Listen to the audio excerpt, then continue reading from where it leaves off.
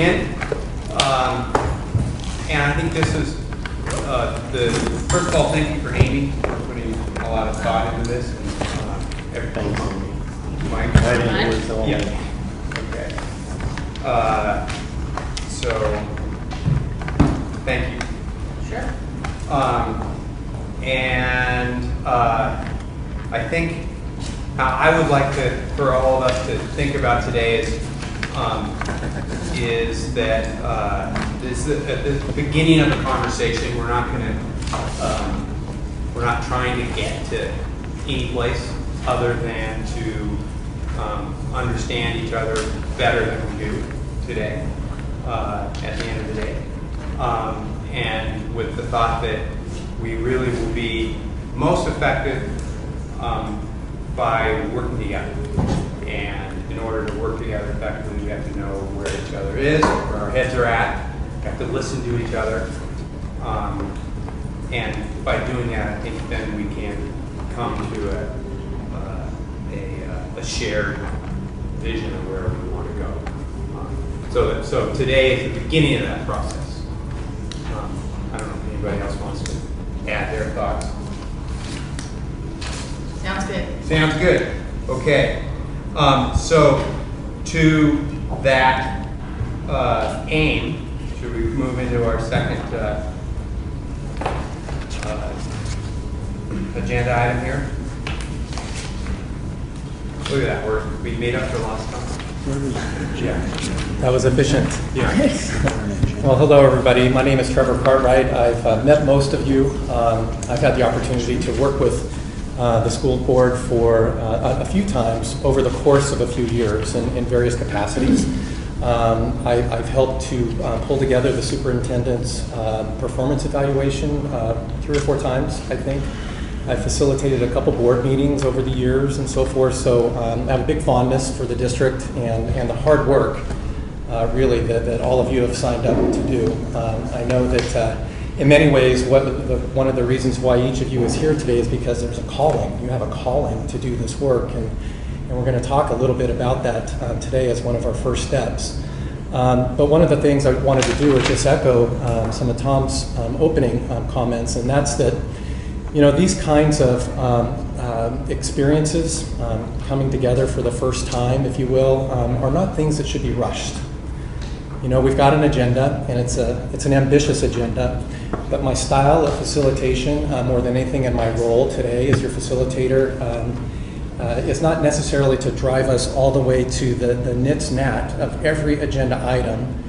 We will go where we need to go, but I will make sure that we don't go down rabbit holes that aren't productive to what we really need to have happen today. And I think what's productive to what needs to happen today is that you have the chance to get to know one another in a different way.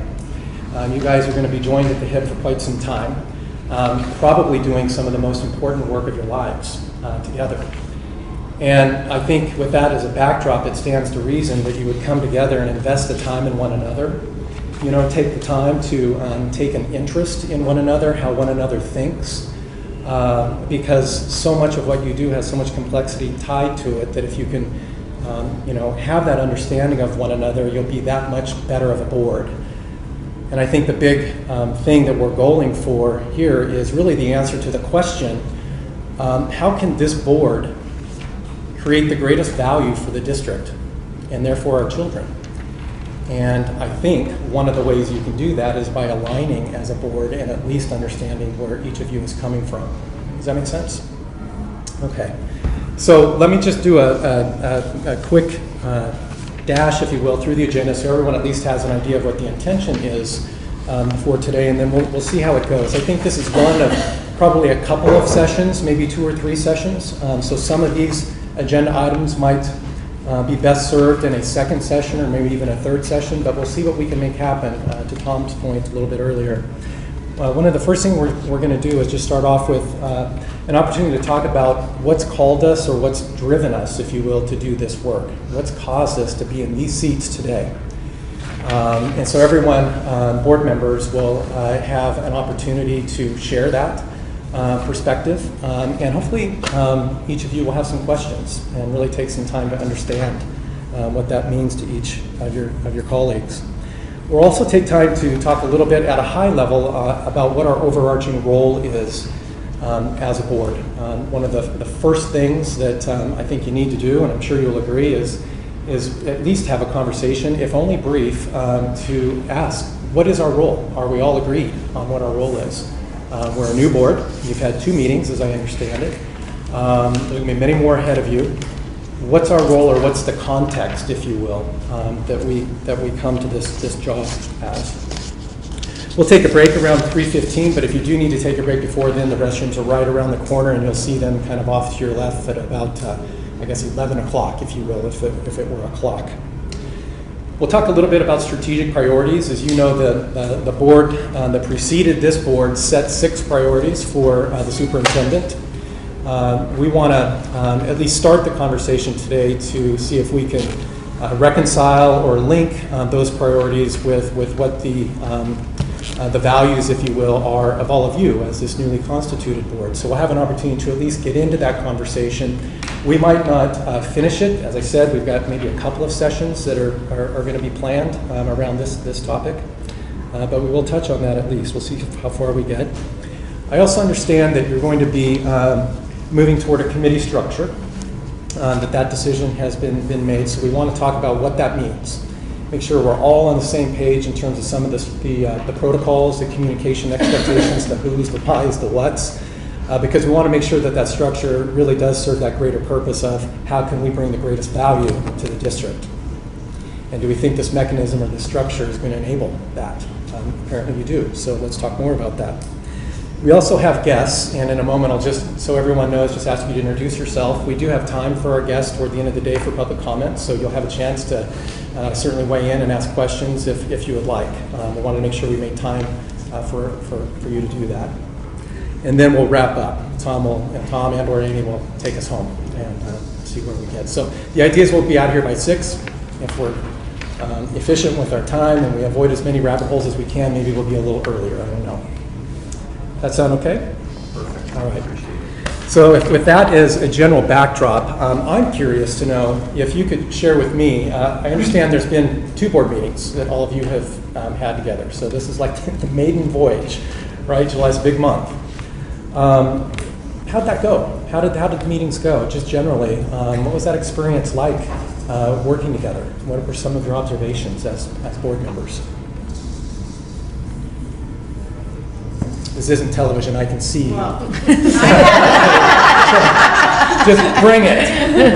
I had kind of an epiphany this week after our second meeting. Yeah. I mean, I think they both have gone well. I felt good about the first one. And this week, you know, there were times during our second meeting where I felt like this is messy and we're making these amendments and we're spending a lot of time and, you know, wasn't there some way where we could have had our act together a little bit more, you know, just feeling very conscious about this all unfolding so publicly, and you know that I had an instinct to want to improve upon that, or that there should be some expectation that we are able to just flawlessly execute in that realm. Yeah, you know, so I was kind of feeling a little antsy in that way, and then I just had this epiphany that this is where we communicate. This is how we communicate. You know, we don't have other opportunities as a group. We have it individually. And so that messiness is just inherent to the process. And it doesn't mean we can't aspire to be, you know, efficient and to be conscientious about communicating with one another beforehand about the things that we're addressing. But that was just a revelation that I had. So it sounds like, you know, it was a little anxiety provoking, at least in the moment, but you were able to just kind of see it for what it was. And okay, all right. But isn't that the process, though, of how it's part of that transparency too? That's what our public is there for, to hear our thinking behind decisions and to see kind of that messiness of how you know, we don't come with necessarily preconceived ideas, and we're supposed to be open anyway to everybody's ideas. So I think it is part of the process. It's scary. I mean, I find it frightening, but I think it's really important. I agree. I completely agree. Yeah. Yeah, I definitely felt the same way in portions of the meeting. And I agree. I mean, that's the process. And one of the things I thought was really interesting is that you can have individual discussions, but the dynamic of us all together changes your perspective. Yeah, that group dynamic kind of fits in, doesn't it? Yeah. The thing that's challenging about that is you're kind of on the fly, and it's like, well, this does make sense. Well, you know, and I think it's important not to get stuck, obviously, in your preconceived outcomes. So that was really my thing. The first meeting seemed like it was just fun and easy. I can't really remember what we did. But Because you weren't on the hot seat like the second time. yeah, well, but yeah, I definitely felt that stress and some tension and anxiety, but I thought it ended really nicely. Good. Ended on an uptick. Paul, how about you? Oh, I thought it was perfectly fine. I've been on many committees, many boards for a long time. Yeah. It was actually exactly what I expected. So it met your expectations. Good. That's fantastic.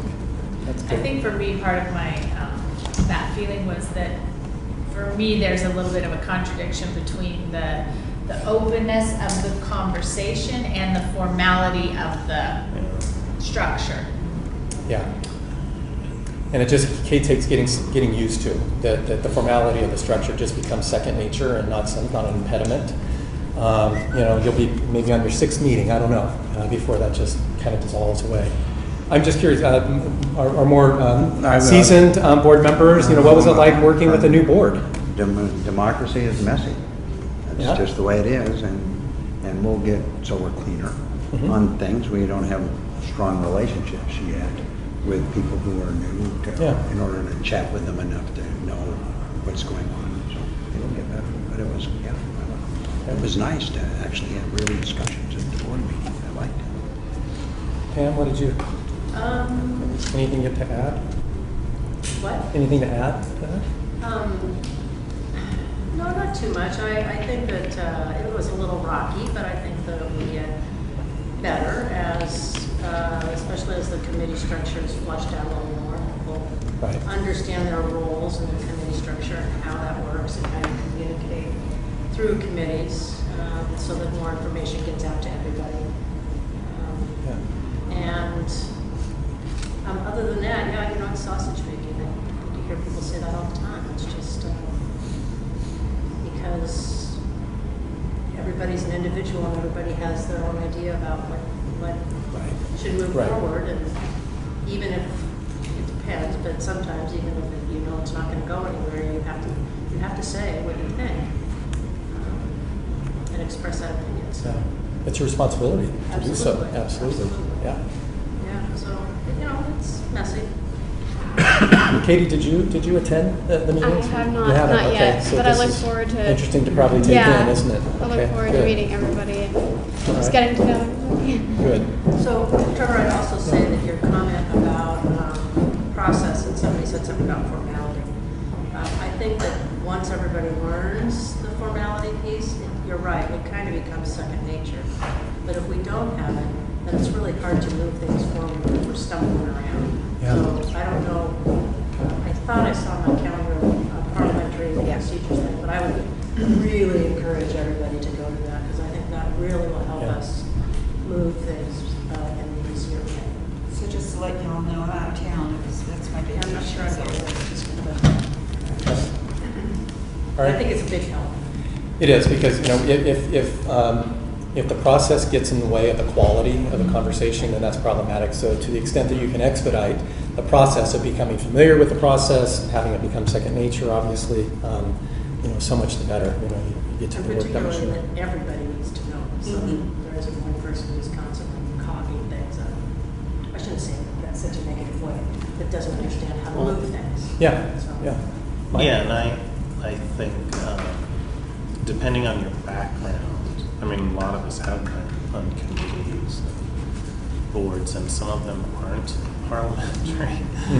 And I don't know that they always have to be, and I'm not objecting to that, of course, for the school board, but I think there should be patience for, I mean, the expectation I would want people to have is that if, and I hope not to do this, but if I'm moving out of process in a consistent way, if I'm not getting something, yeah, I want to, tell me. Mhm. And, you can do it on camera. So I want to be patient about that. I think it can be really complicated, especially if you haven't used it a lot. It's your first go around. Great observations. My takeaway from the 2 meetings, I agree with everything that's been said.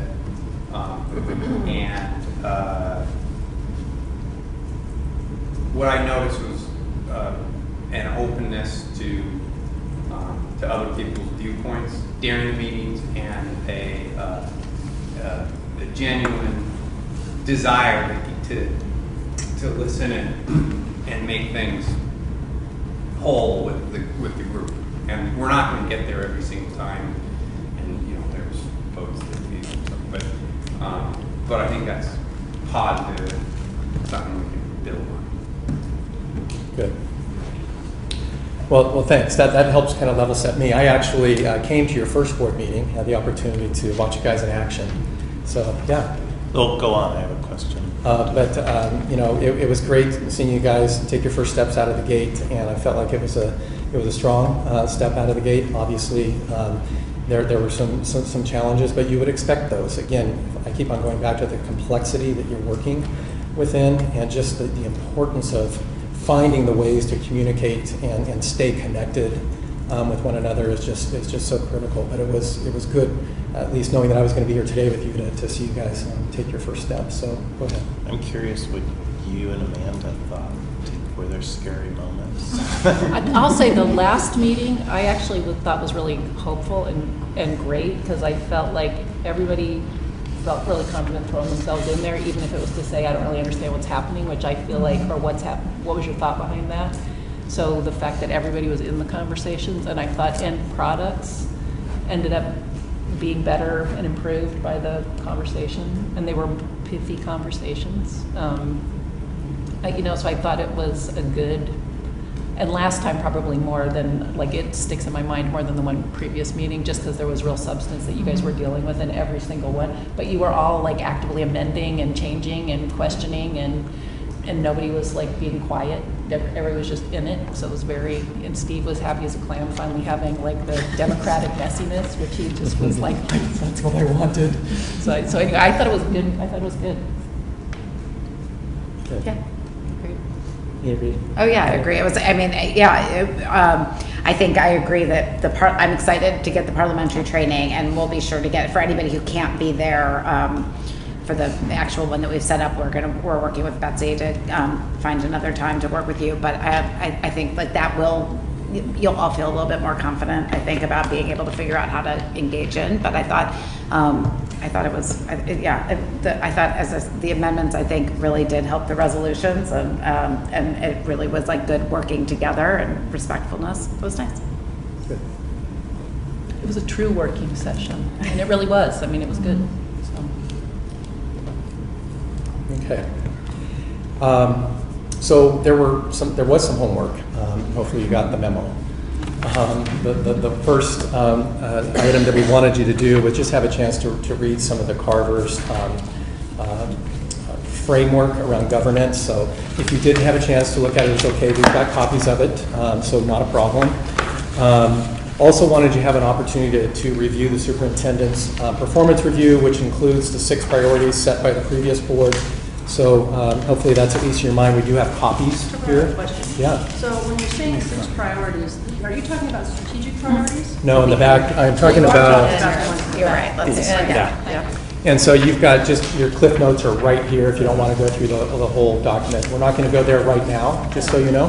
So areas of focus. Right? Areas of focus. Areas of focus, Yeah, yes. thanks, Pam. I was mixing it up with priorities. Yeah. So is that those documents, are those the cliff notes? Yeah. Yes, they One are. page Those were in cliff the note. packets. Yeah, these were. Do you need us? This one, No. Yeah. Oh, actually, I do it. Okay, and there's more here. We're not going to jump into this right now, just so you know.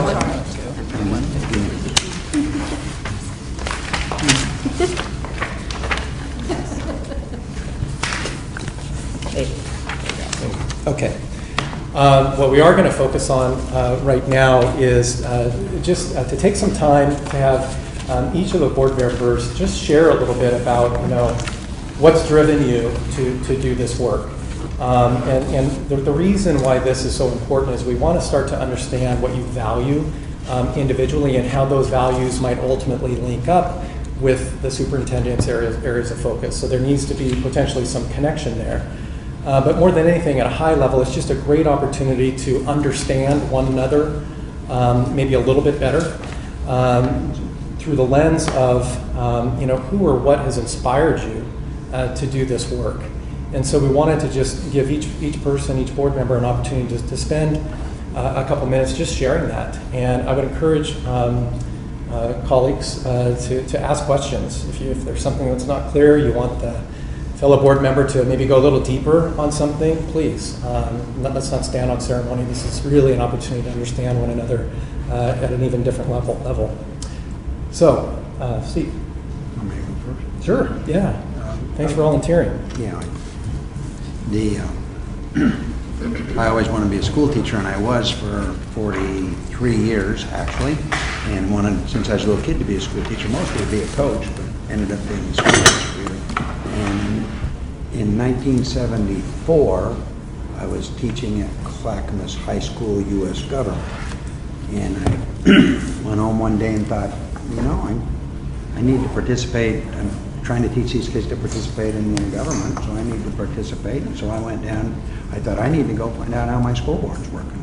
And I went down in 1974 and sat through my first school board meeting and went, "This is horrible. This is terrible. How it works. They're not focusing on things that have to do with children and that." And so I started getting interested, and for the next 9 years, I went to every school board meeting from beginning to end. I think I missed one in that period of time, but then I spent 4 years on the school board and ended up having to, basically we were fighting the racial discrimination within the district, which there was quite a bit, really. And that kind of took over the whole situation on the school board. But what really drives me is not being on the school board, it's what can you do to make improvements. That's really all I care about is what are we doing? Specifically, can we do this to make it better by doing this and by doing this? And that's, for me, that's the drive. That's really all I care about. I like being on the school board. It's enjoyable, but I'm retired. I could play golf 3 times a week instead of 1, I mean, there's a lot of things, but that's the idea that drives me is what can we do to make things better? What can we change? What can we fix? So that's where it is for me. So I'll go next. Okay. So for elementary school and middle school, I was going to Southeast schools. So I went to Glencoe Elementary and Mount Tabor Middle School. And then for high school, since I'm in the Northeast district for my neighborhood, I'm going to Grant High School. I'm going to be a junior next year. And all my friends went to Southeast, they went to Franklin, and it was a big transition for me to go to Grant at seeing, detaching from all my friends, having to make new friends. And so I think when that transition, I realized that there was a lot of things that I felt like I could do in my school to kind of make the transition better from going to middle school to high school. And I felt like something needs to happen that's different than what has been in the past to kind of make that transition easier and to make the student's voice, appear, So that's what's kind of inspired me to be in this position. Great, thank you.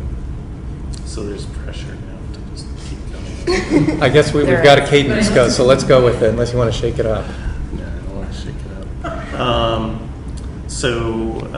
My kids have gone through Portland Public School from kindergarten through high school, and it's been pretty inspiring to me.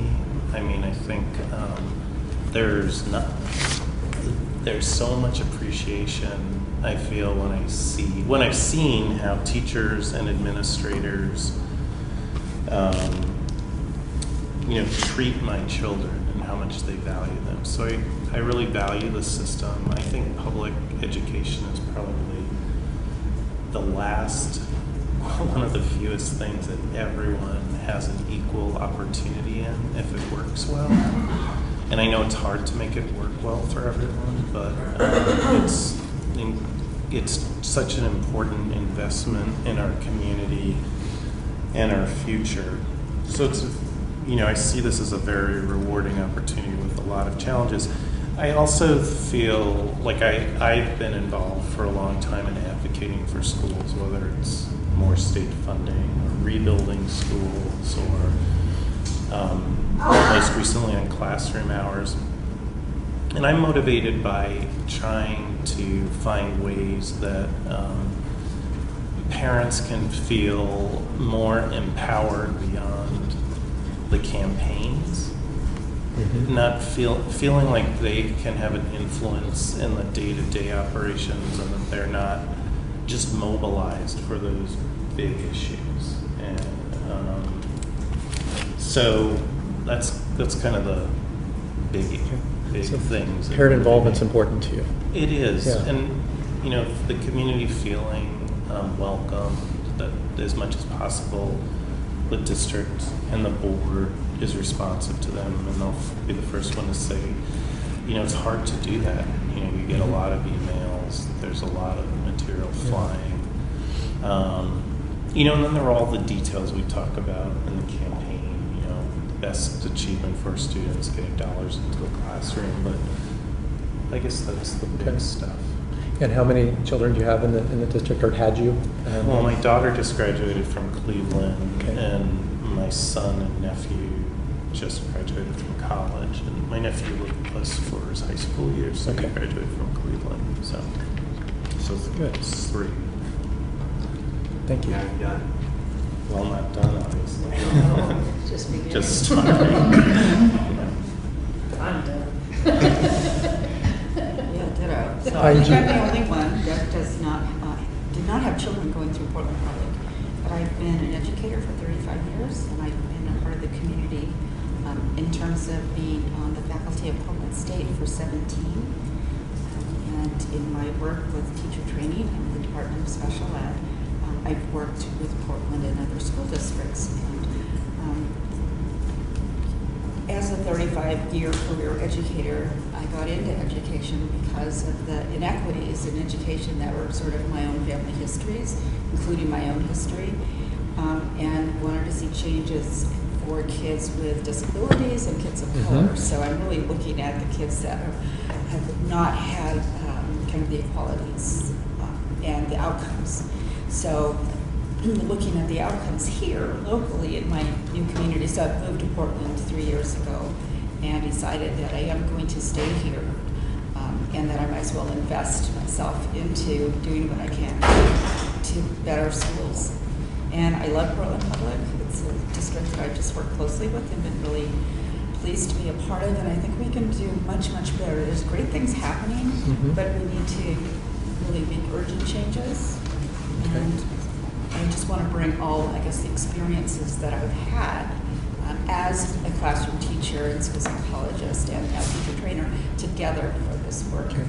And it sounds like challenges around inequities in education is a sweet spot for you. Yeah, Okay. and really around both of those groups, kids of color, English learners, and kids with disabilities. And my work really is about the interface of those populations. Thank you. It's nice to meet you. I don't think I've actually fully met you. Nice to meet you. Thank you. Tom. So, I came to this, our kids have all gone through, we have one left in Cleveland. And I guess my perspective is more of a civic one,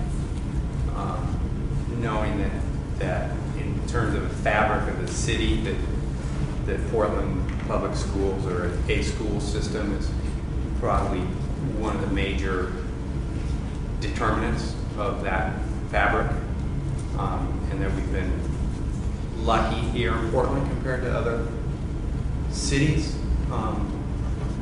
and that, like you feel, we can be a lot better.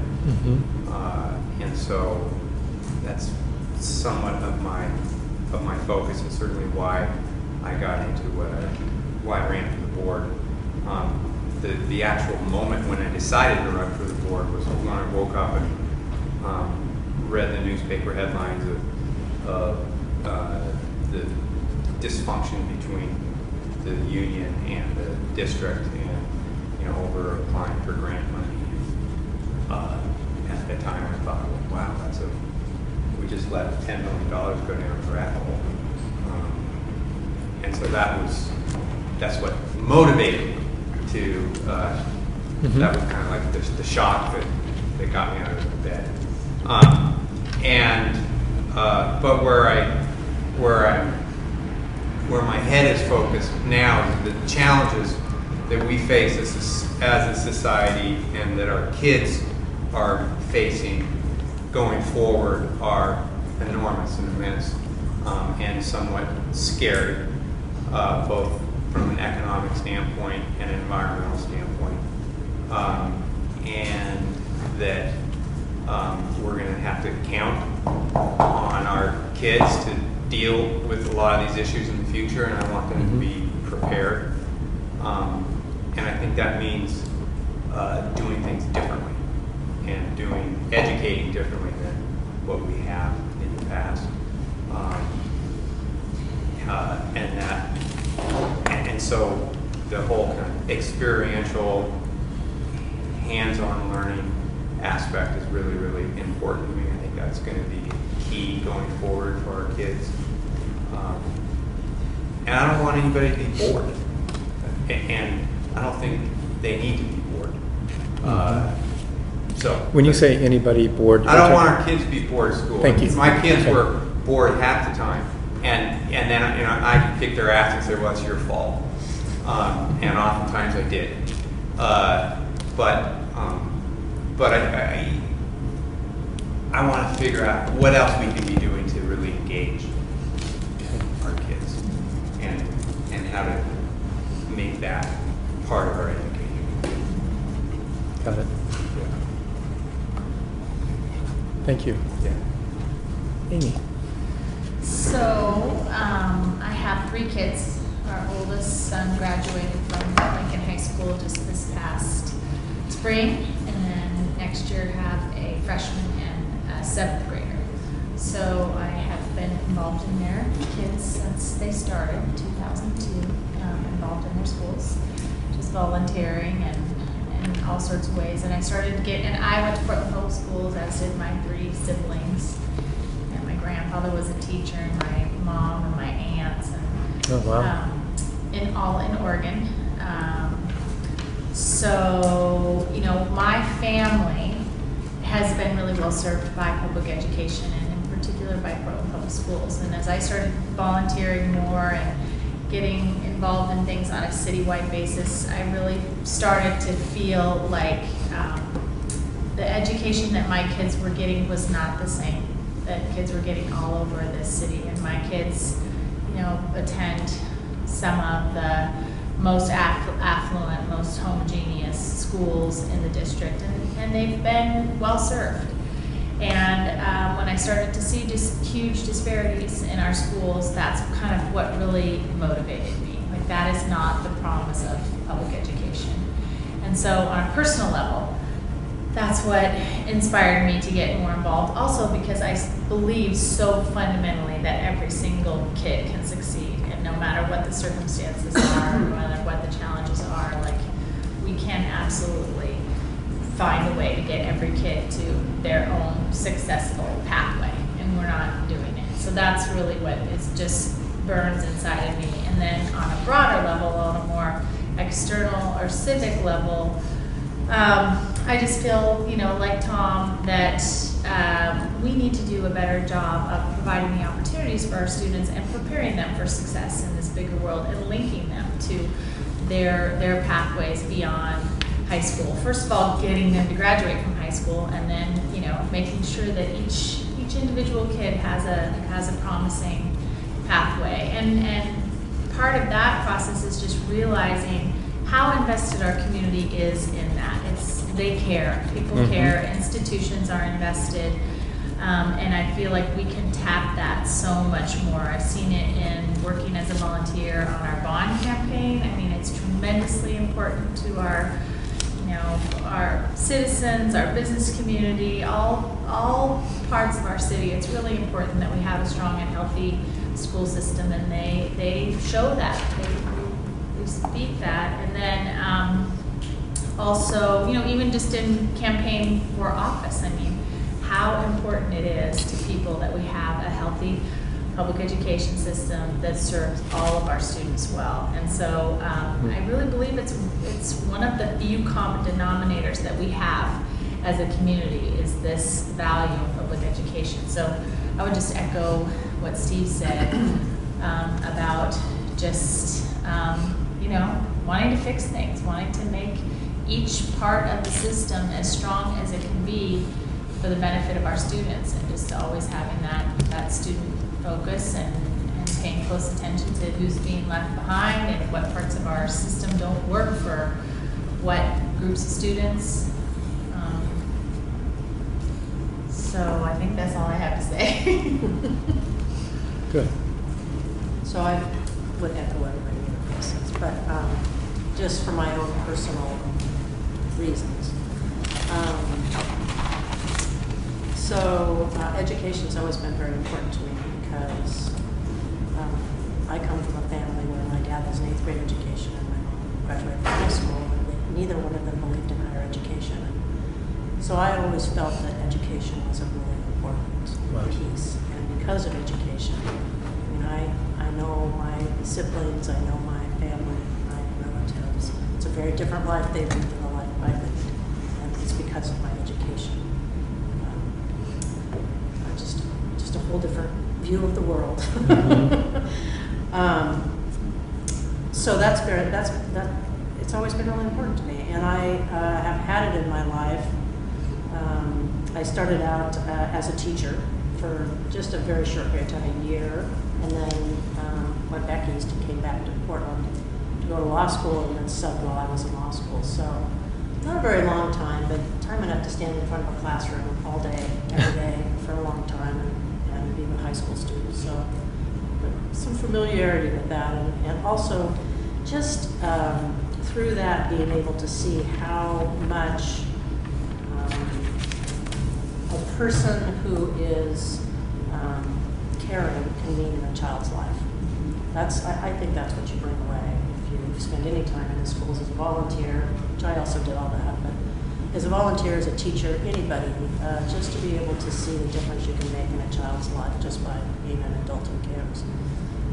And our public school system gives us the opportunity to do that with every single child if we have great people there, either volunteers or teachers. So I agree with these guys. I mean, public education is a great leveler.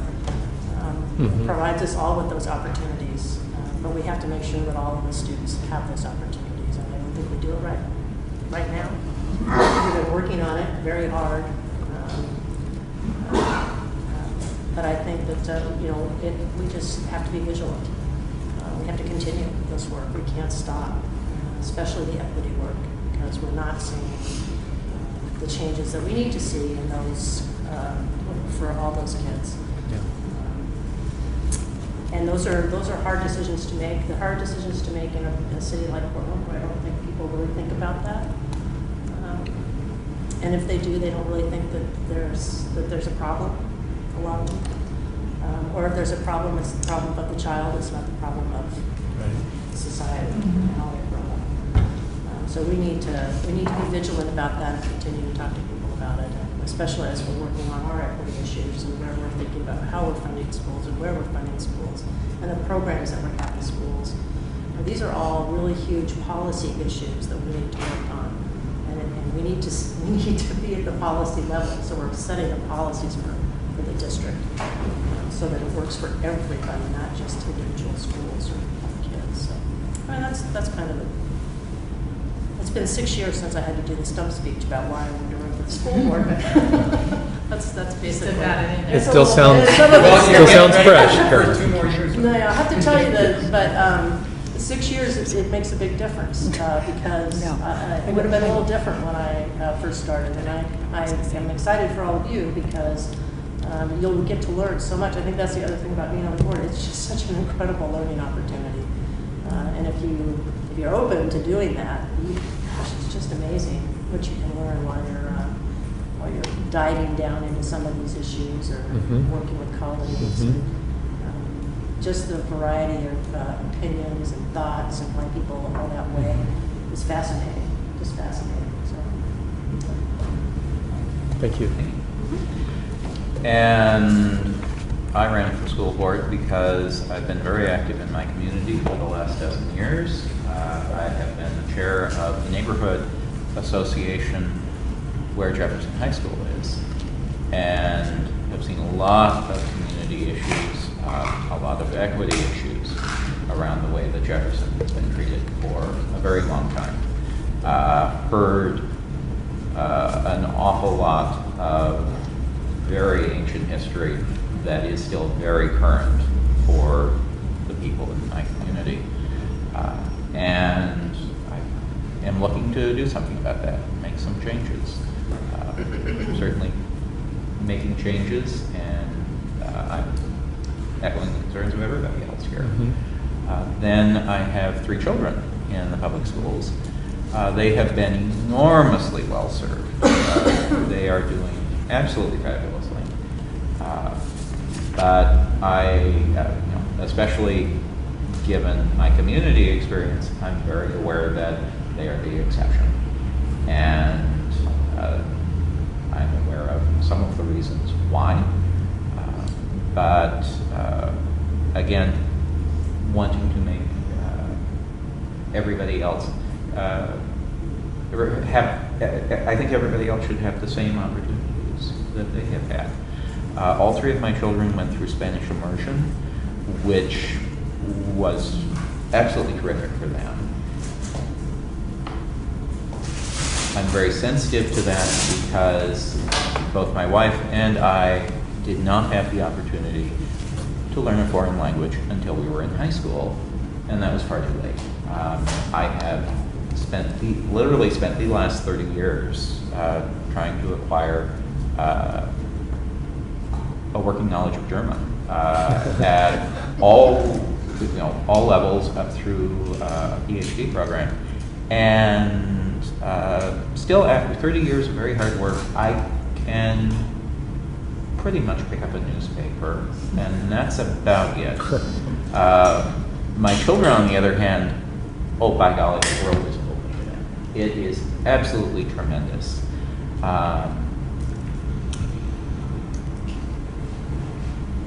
And at the same time, obviously, huge benefits for Anglo children, but I'm very aware of what can be done with immersion to address some of our equity issues with an awful lot of the children we have in the schools now.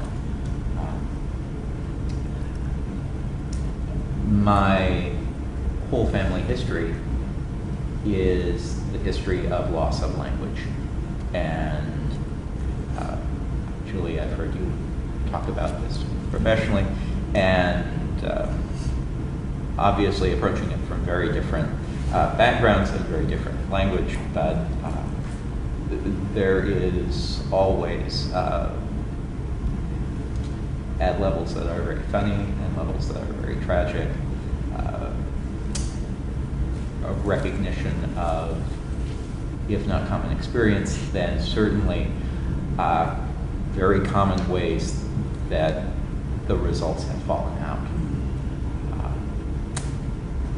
which often haven't been good. Both of my parents were public school teachers. My father for more than 40 years, not here in Portland. I grew up in Spokane. My father taught in 3 schools in the time that he was there, and they were the 3 poorest schools in Spokane. I've grown up hearing about issues and consequences and what education can do for people and what it's often not doing for people. And I do see enormous potential in Portland. I always have, and I'm hoping that we can do something to realize that. Thank you. Carol, can I ask you to share a little bit about what you're calling around this work as our superintendent? So I would echo numbers of the things that you guys have said, but I worked for 23 years in a program that was a partner with Portland Public Schools that worked with kids that did not find their niche in Portland Public Schools. And part of what inspired me, I think, is the power of being someplace where the adults believe in you and you figure out what you're passionate about and you are able to make that happen. And so kids that did not see a hope of graduating, letting alone finding their niche in the world, how straightforward it was to help them figure that out, and then have them just like go amazing places and do amazing things. And so like where that's what lives in me. And I think the opportunity to do it in a system this big, both beyond anything I ever thought I would do. So like the opportunity was not something I sought, but the opportunity to then try and do that and believing it's possible for every kid to have that is what drives me. So I didn't know I was going to start crying, but I'm serious. I mean, that is what drives me. That's It's what important drives for us me. to know that you're not jaded. Well, that's what drives me. And even given all the challenge of this system, which I believe both that we've got, like it's also the belief in public education and the role it plays in the fabric of our city and the future of our city. And I believe in Portland that the adults in the city at large don't understand the changing demographic that we see in our school system and the challenge that we're not preparing our kids adequately, and the adults aren't prepared adequately to meet the needs of our current student body. So like for me, equity at the center has been the driver, and really figuring out how we're adequately preparing our adults to really see our kids. And I mean see our kids and figure out how really truly how we meet their needs and help them realize that potential. So I'm inspired by both what we've accomplished and how far we have to go and what I believe still is there to be done to, because I believe Portland can be the best. We are lucky still to have one of the healthiest public school systems in the country, and I don't think people here realize that, both in terms of how many families send their kids to public schools, what kind of ballot measures we're able to pass, what the volunteer, and people love their individual schools, and that inspires me, just how people are willing to show up, and I believe we can be so much better. So anyway, I love my job. There you go, as you can tell, I do my job. And I think we get to do something that's really, to get to do something you believe in as what you do for your work is, it's phenomenal. And to get to be elected officials who get to do something you truly believe in, I think is also, like, we're really lucky to get to do stuff we believe in. So I was always the student voice kid. Like, so I was even as a high school student, really trying to get involved in a lot of social justice issues. And I went to law school thinking that learning how to do advocacy and becoming a lawyer was the way that I really wanted to impact youth, like at the time in Chicago. And I became a juvenile defender. And so I was defending kids who were 17 and under, accused of serious crimes, so primarily murder was what I did. And all of my clients were Black and brown. And I really felt, I wasn't discouraged. I really loved what I was doing. But my former boss asked me if I wanted to come work in the school system with him. And I jumped at the opportunity because I really felt as though hitting them when they had hit the juvenile justice system was too late, and that wasn't the place I wanted to do my advocacy. I wanted to be able to do my advocacy on behalf of 3-year-olds through, all the way through, and really figuring out the way that was the place where you could really impact the lives of kids. And so I worked for Chicago Public Schools, and then we moved to Portland and really came in knowing that what I wanted to do was come back and do straight education.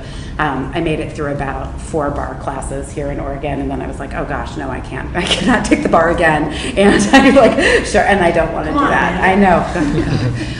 So anyway, and I've been working for Portland Public Schools for 12 and a half years, and in a variety of jobs. I started as the volunteer public school choice grant coordinator, where I helped to write the policy around enrollment and transfer and do a bunch of that work. And then I was in the general counsel's office for a lot of years, and I love working for the school district, and it is amazing to be able to come to work, and I love the people that we work with. And I really am so proud of the equity focus that the school district has taken on, and it's amazing. Thank you all. I'm curious, as you've listened to everyone around the table, what impressed you about some of the things that you heard? I can think of a couple of things, but I want to see, were there any themes that popped up? Julie? Just the theme that everybody, it's just, it is a passion, just the passion coming from everybody. Mm-hmm. I don't know, it was really a great experience. Yeah. The belief, we all have that common belief in public education and that this can be the best district. I think that's really important. Yeah. No, it's great. Anybody else? Everybody wants to make it better. Mm-hmm. Yeah. I've heard that from everybody. Yeah. But I would expect that kind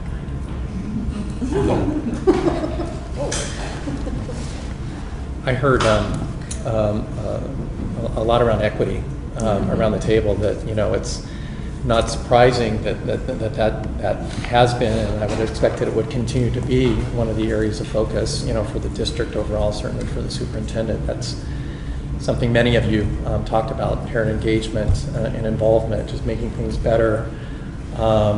All stuff that I know I've heard in terms of my exposure, at least to the district. So it's good that I'm just as a facilitator and experiencing this with you now. I'm seeing a lot of very early alignment with this board, and that's really nice. It's got to feel good. I think there were a lot of people who talked about how good things are there too, how different pockets of things, how they liked or they were impressed by them, and how can we do that better or more. There really are bright spots. On Mike, I was thinking specifically, you were talking about how great experience your kids had, and I wrote down, it's inspiring, it's just kind of like, that's great. Well, and I think I was really thinking about what Amy said. For so many of us, our kids have had great opportunities because the circumstances, their support circumstances are very solid. And it is discouraging that it's always been discouraging to me that there's such inequity between schools. And it's not willful. It definitely needs to be corrected. And I don't know what the solution is, but I'm interested in the solution. But it really comes down to the capacity of the parents in the community. And when there's a significant difference in the capacity, it seems to have a direct impact, clearly has a direct impact on the kids. And it has been very encouraging for me, for my kids. But I think if I was in a different socioeconomic status or color, the challenges would be very different. So I feel very lucky, and I would and solving that or addressing that, improving that is a really big deal. So. It's like I said in some of my, campaign stuff, it's like the kid's success shouldn't be just by luck. I feel like I got here by luck because I did not have the experiences that I needed. And even my mother, who was this poor Mexican housekeeper going to principals to saying, my daughter needs a challenge, and being shut down. I mean, just thinking back about the courage that it took for her. But we can't shut kids down. And so we have to have those, that everybody knows that they will go somewhere, that they will have opportunities. That it's a reasonable expectation. It's not predestined.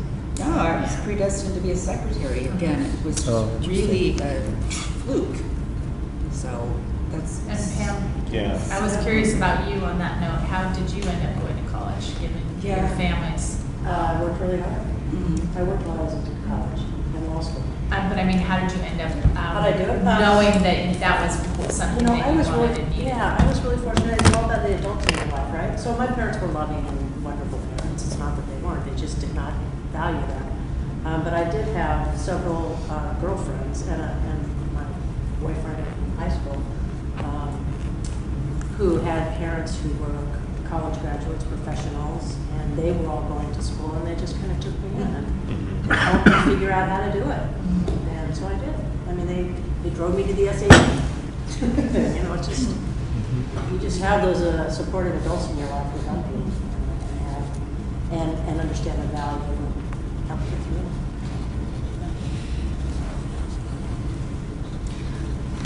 One more thing. Please. The big thing was I had one teacher of color as a senior in high school that started to make that difference.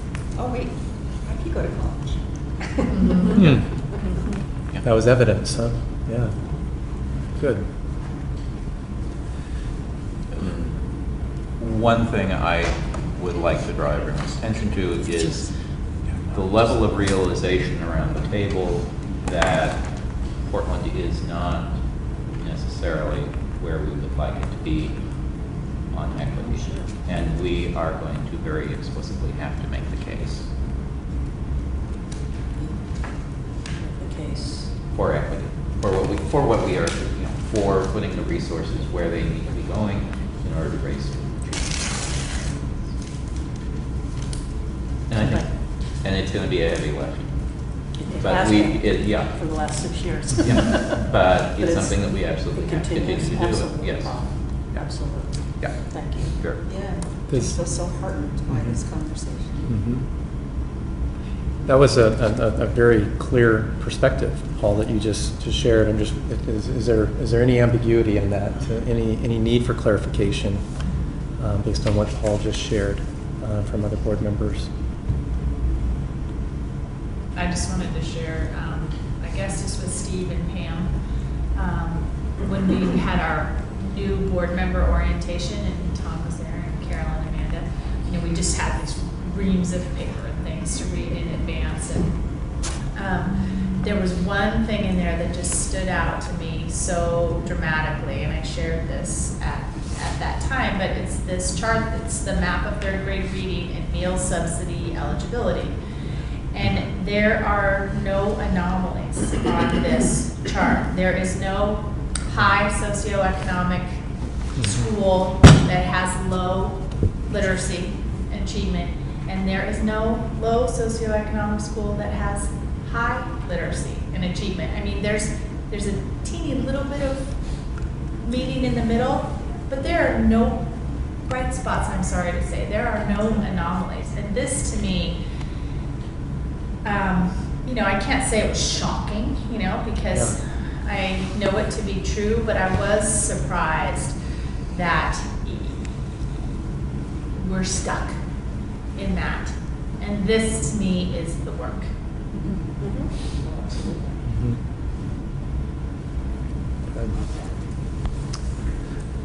Okay.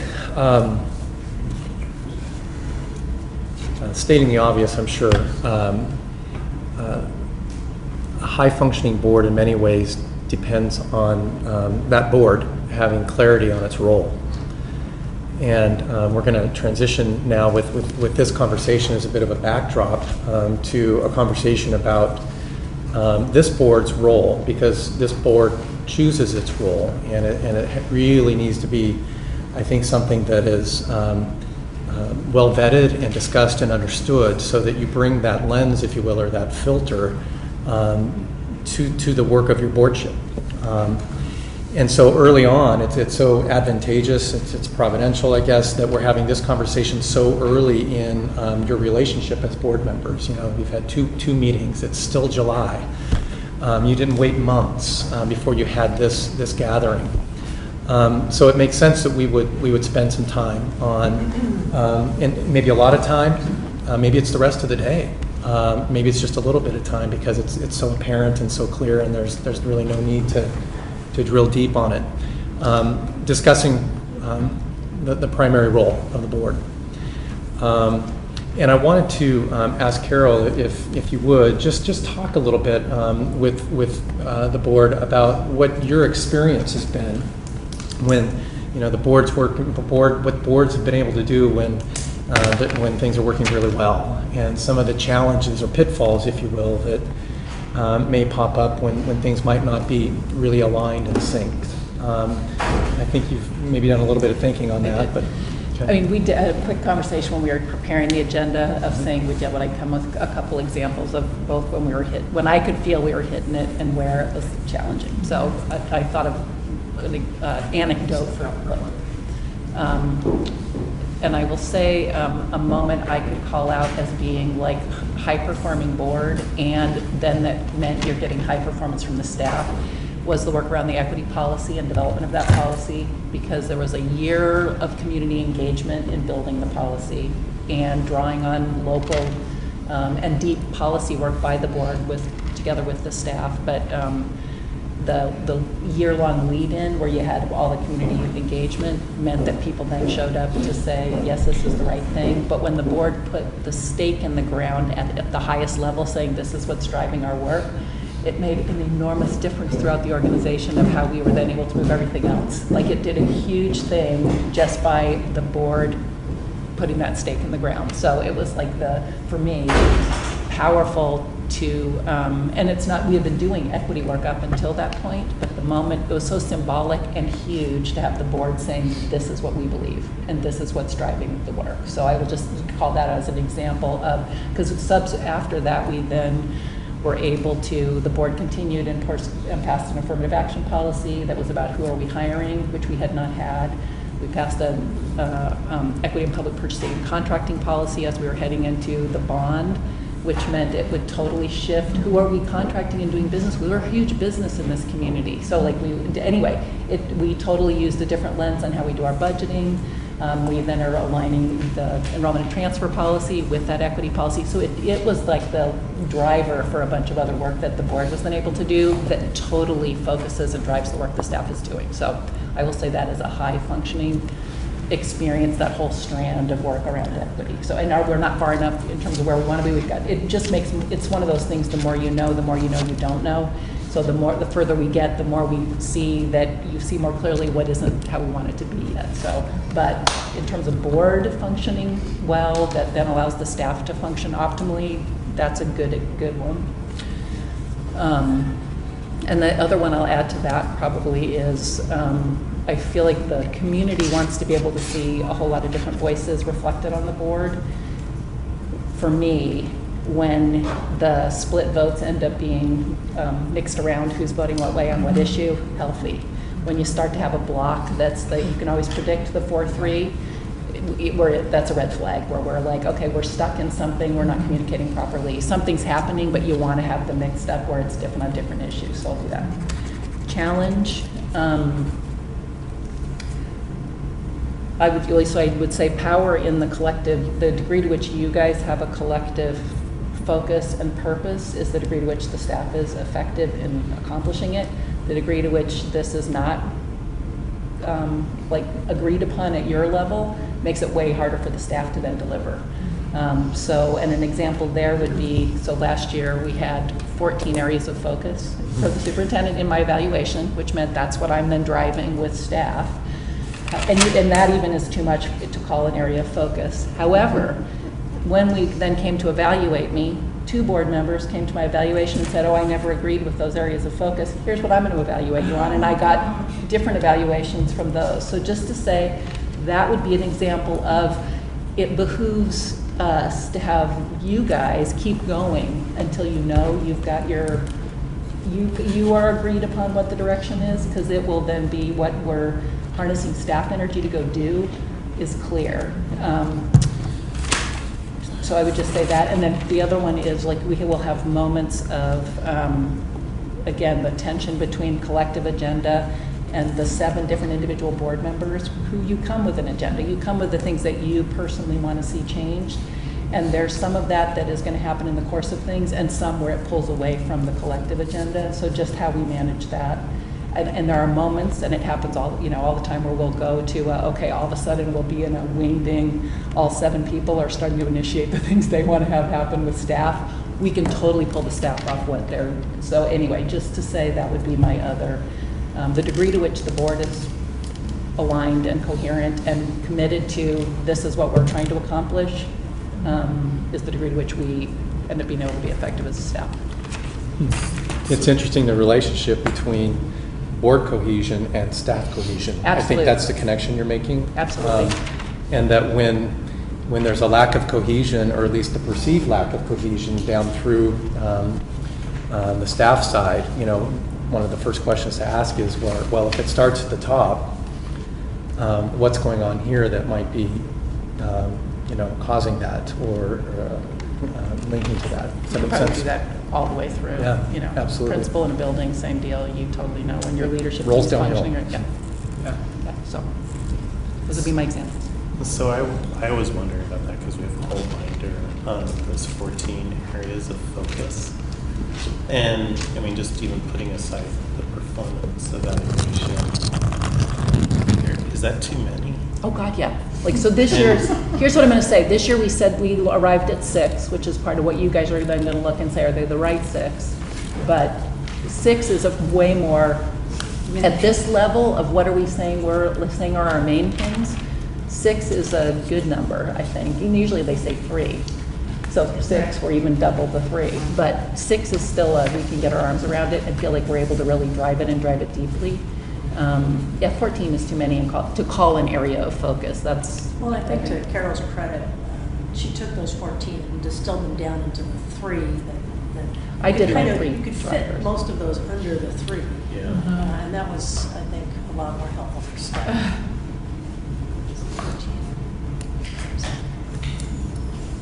Other questions with that context for, when things are really swimming versus when they're not? Mike, were you going to? Well, just to clarify, so the current 6 areas of focus, that was developed coming out of your evaluation. Yes. This year. Yeah. This year, at the end in June. Yeah.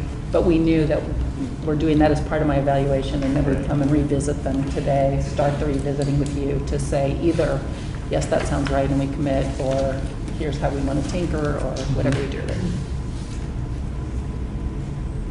Okay. And we're going to talk about those areas of focus in a few minutes, so we'll have a chance to dive in a bit on those.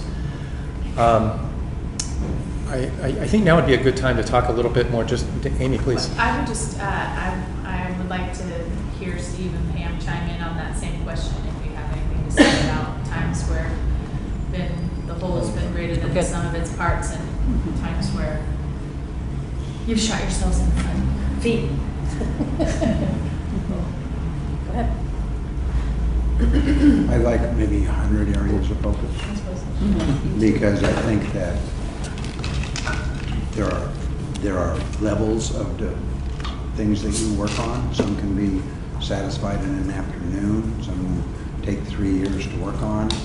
So I think they all kind of come together. I don't like just having a small number.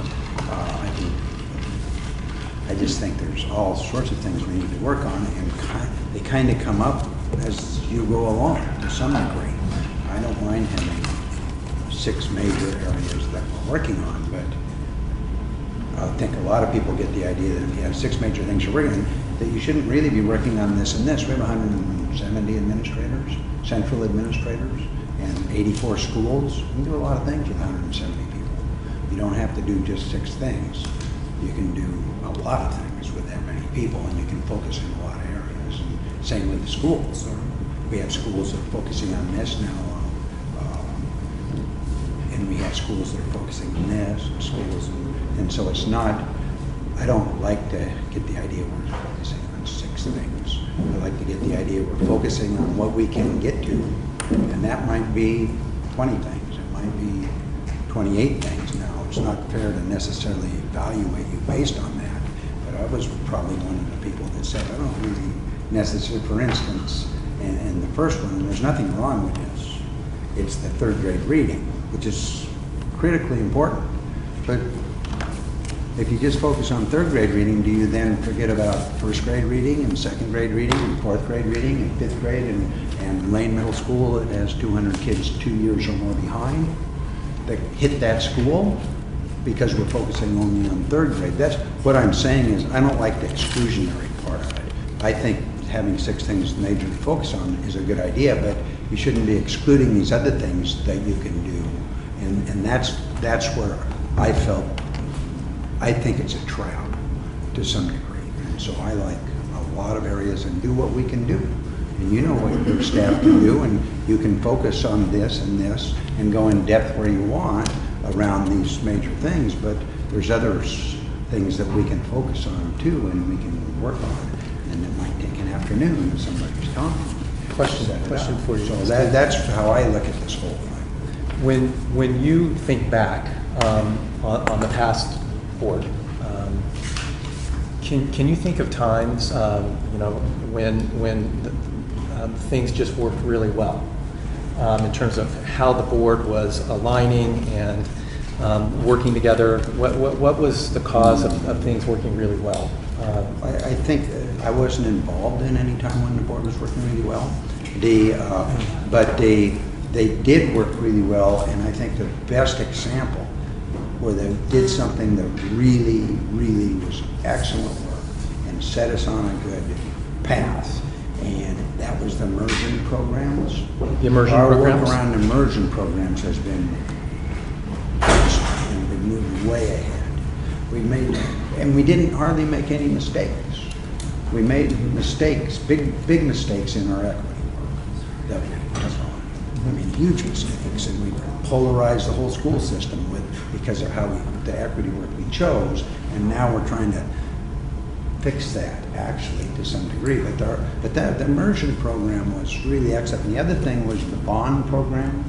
The last bond that we passed was terrific, and the board was together and really worked excellent, and the staff and the board were all on the same page, and that bond work was really excellent. So those are the 2 places where I thought they really did a good job. I was not a leader on the board in the bond, but it was excellent. Good. The job we did there was excellent. Thank you. Those are the 2 places. Carol? I think I'd speak a little more generally, and I'll try and think of some examples for you. Okay. I'm not sure I can.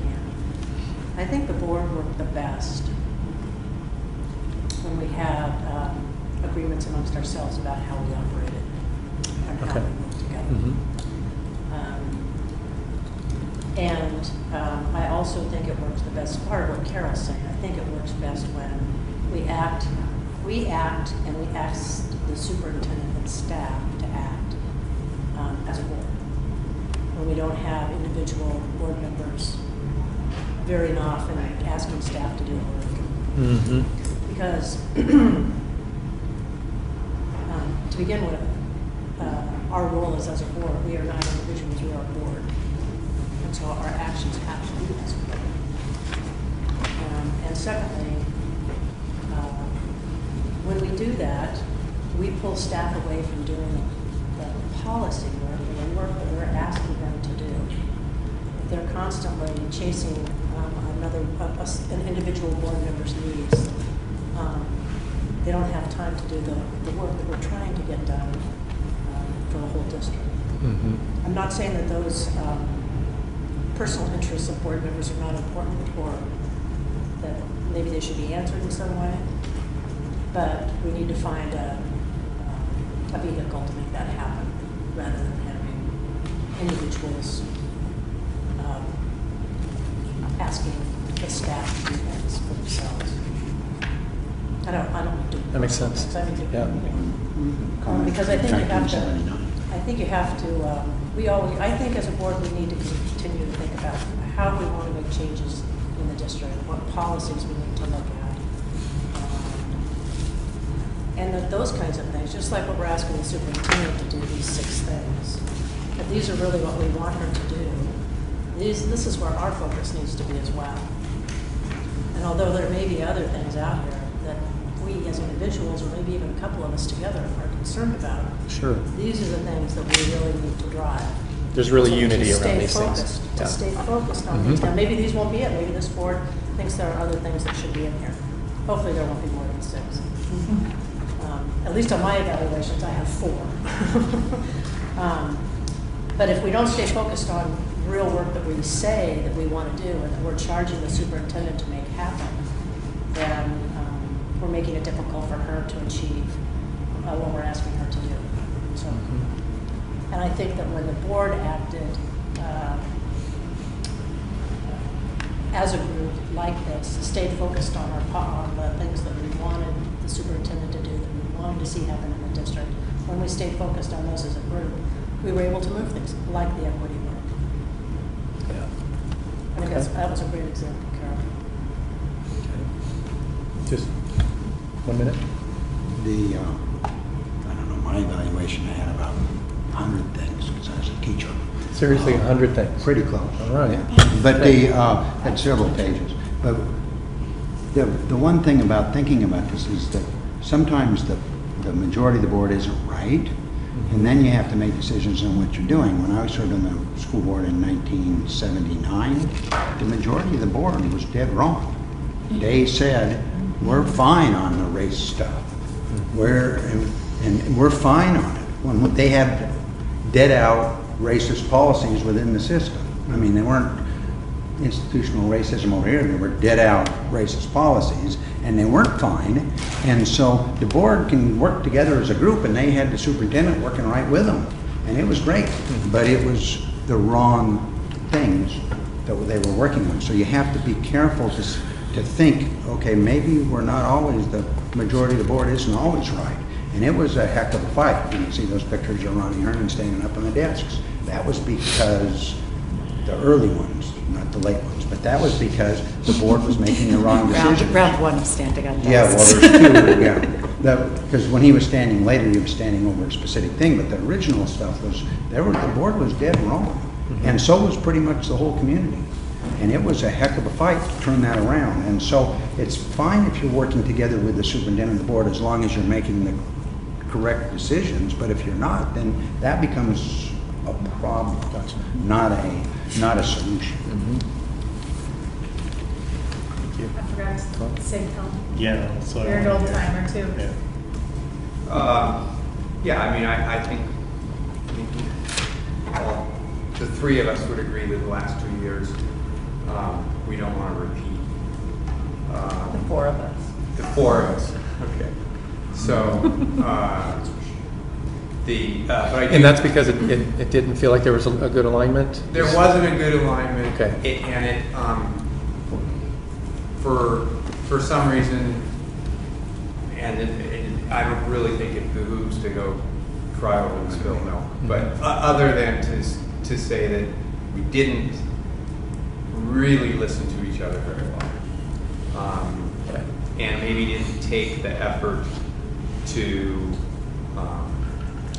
get beyond just your kind of your original opening bid and get beyond that into where is there common ground, because clearly we all share the same values of what we want to get done. So my hope is that this board does that, but so the question, 2 things that come to my mind. One is the work around CTE.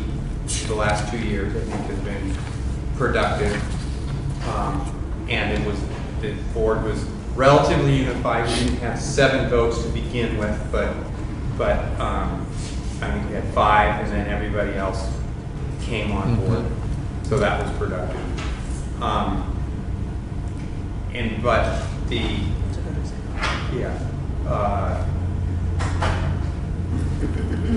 where the other, this is a bit tangential, but where I think the board, where we need to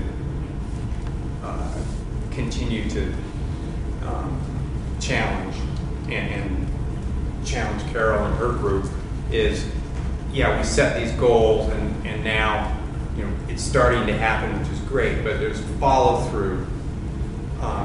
I think we have to be careful not just to set goals, and we have a follow through role and for the board to make sure that these things actually happen and they're happening effectively. So that was a tangent, but it's Helpful. Helpful. No, I think that when we put language in our resolutions, it calls for the follow. I think Yeah. that helps. Yeah. Helps us, reminds us. Yeah.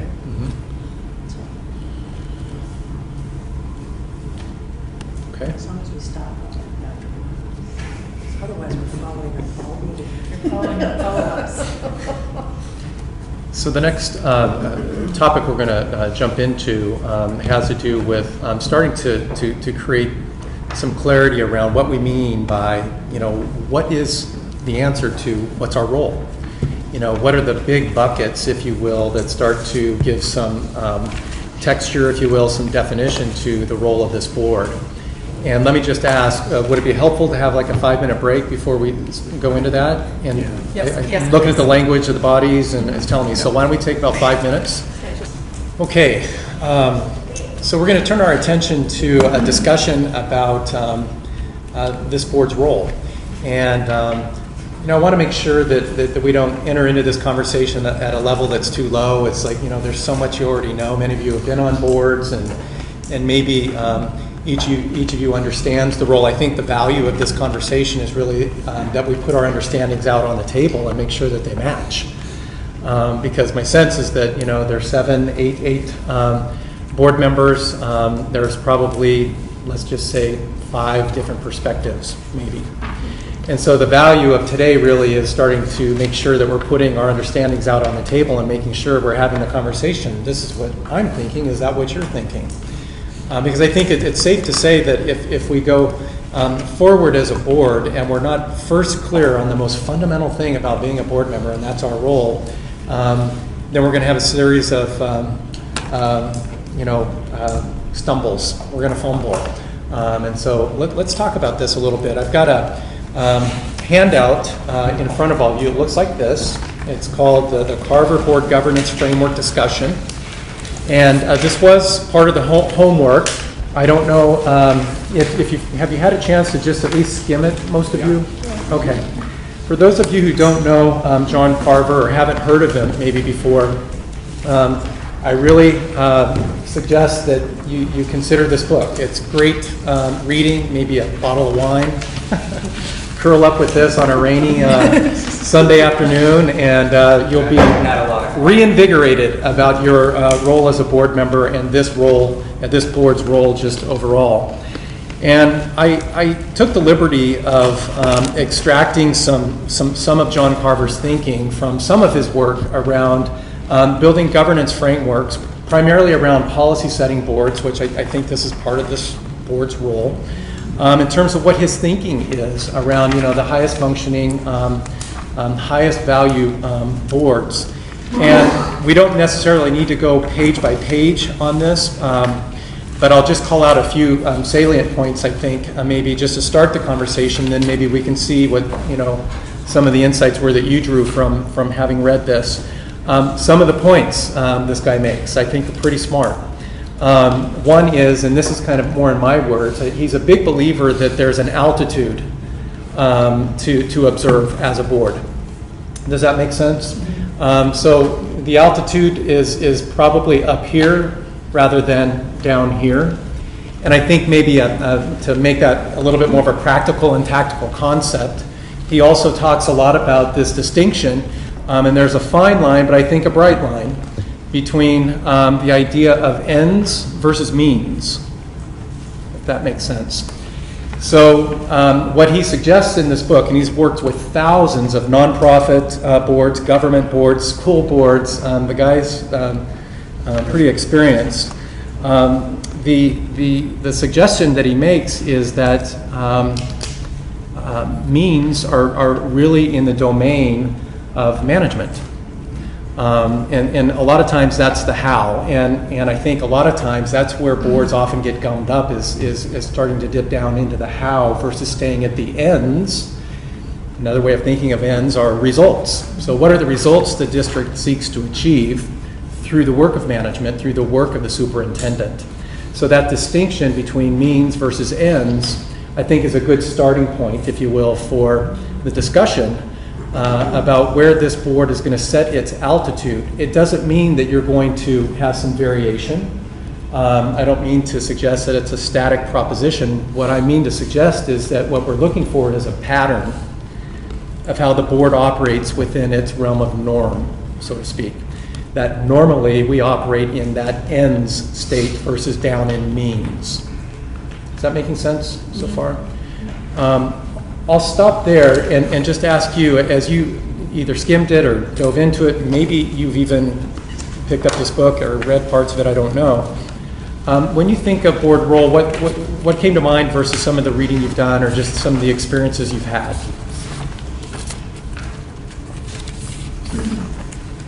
OAR 332.072, legal status of school districts. All school districts are bodies corporate, and the district school board is authorized to transact all business coming within the jurisdiction of the district and to sue and be sued.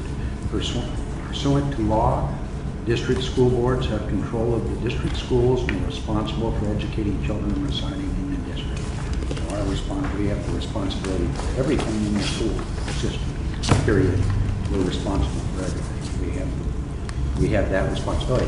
That's the up here. I don't know what down here is, but that's the up here. Okay. And that's a responsibility that we're elected to So fulfill. are you saying that, so we have responsibility for the ends and the means? I'm saying that we are responsible for making sure that the school district works well. That's our responsibility. If it's not working well, then our responsibility is to take the steps necessary to make it work well, and that is not limited. That's what I'm saying. Now, that doesn't mean you can just go do what you want, but it does mean that you don't limit yourself to put yourself in a position where you can't fulfill that role, because that role is to make sure everything works. That could be a kid out at one school who's having a problem. It's our role as a board to make sure that all the children are educated well. And we recognize that role. That's as long as I'm saying everything else should be within that umbrella. That's what I'm saying. And so to make that manageable and so that we can be effective as a governing body, how we recognize whether or not the school district is working well, I think that makes great sense, Steve. But we have to quantify that, right? We have to have some way of recognizing what working well means in its end state. So we recognize that. Isn't that at each individual situation though? Like a kid who's reading at the second grade level when he's in the fourth grade, we all know it's not working well. We've got hundreds of those kids. So we know that's not working well. We know it's not working well if a parent is complaining about, there's millions of little things that tell you that. It's not I don't think there's a big way you tell whether it's working well. You tell by adding up all the things that are there. I'm just giving you my opinion. This is the one place where I would. So when you think about the level though, so here's my question, Steve. If you know you've got a kid in second grade, he's not reading, are you at the level of you're going to go into the classroom as a board member and teach that kid to read? No, wait a minute. You're going to make sure. Or are you going to go talk to the teacher about making sure that kid reads? Or are you going to go talk to the principal about making sure the kid reads? Or are you going to set a policy about how we do reading and tell the superintendent, you got to make sure this, make this kid read? I don't think And it's then any. I don't think it's any. I don't accountable think for results. it's. I don't think it's any of those. If for your specific example of making the kid read, I don't so think what we is set it? up What is policy. it? What do you I do? think what we do is we do a combination of setting up that, and it's not a policy that we set forward to have the kid read. But we make that once we make that clear that that's what we want, then the superintendent makes that, works with that policy to get those children to read. And if they don't, then we have a responsibility to come back and do that. To go to the second Maybe to go, classroom and meet with the to go to the superintendent and say, this is not working. Right. This is Right. not working, we're not getting enough of our children to read, so what are you going to do about it? And it becomes our responsibility to say, what are we gonna do about it? And if it's not gonna work, then it's our responsibility to figure out how to make that work. Steve, just let me jump in just a second. So what I'm wondering is, how do we create the basis, if you will, for the conversation with the superintendent? So in other words, if we call it a policy, or maybe there's some other way we recognize it, we have to have that basis to sit down with whoever the superintendent is and say, we put forth this expectation through this policy or whatever that all third graders would be reading at this level. As we look across the district, we're seeing that that's happening. Great job. In fact, we've exceeded that set expectation, or in fact, we're falling short. We expect, a course correction, very quickly. So what I'm missing from what you're saying, I'm getting most of what you're saying, but I'm wondering just what's the basis for the conversation that we have with the superintendent if it isn't some form of policy or some agreed upon expectation that the board would have set. Otherwise, it's subject. The expectation might be brought forward to the board and not necessarily been agreed upon ahead of time. You can bring in something to the board and say, hey, this doesn't appear to be happening, and then you reset your expectation maybe. But it's not like you do one overall thing and then you have to go according to what the situation is. So I understand the ends versus the means, that the policy in my mind is setting the end point we want to achieve. Exactly. The managers make it happen. And so, Steve, what I'm hearing you say, or I'm wondering if what you're saying is, I don't know that you're disagreeing on the end part, that we would be responsible for setting the policy. Is it more than when we don't see the ends being achieved? What's our responsibility? Yeah, What's the it's next not step? necessarily just with policies we've set. It's with the whole idea of what's taking place in the school district. So if you see something that's not taking place in the school district, maybe we don't have a policy. You still have a responsibility, according to your role as a school board member, to bring that forward, maybe. So if So there's it's not a just gap, yes. Yeah, we we're address filling the the gaps, and we're filling the gaps to make it better. And I don't have a problem. This is such an incredibly complicated thing, and it's, talk for an hour before you would go, oh, I see, maybe. But it's addressing the gaps. Where are the holes?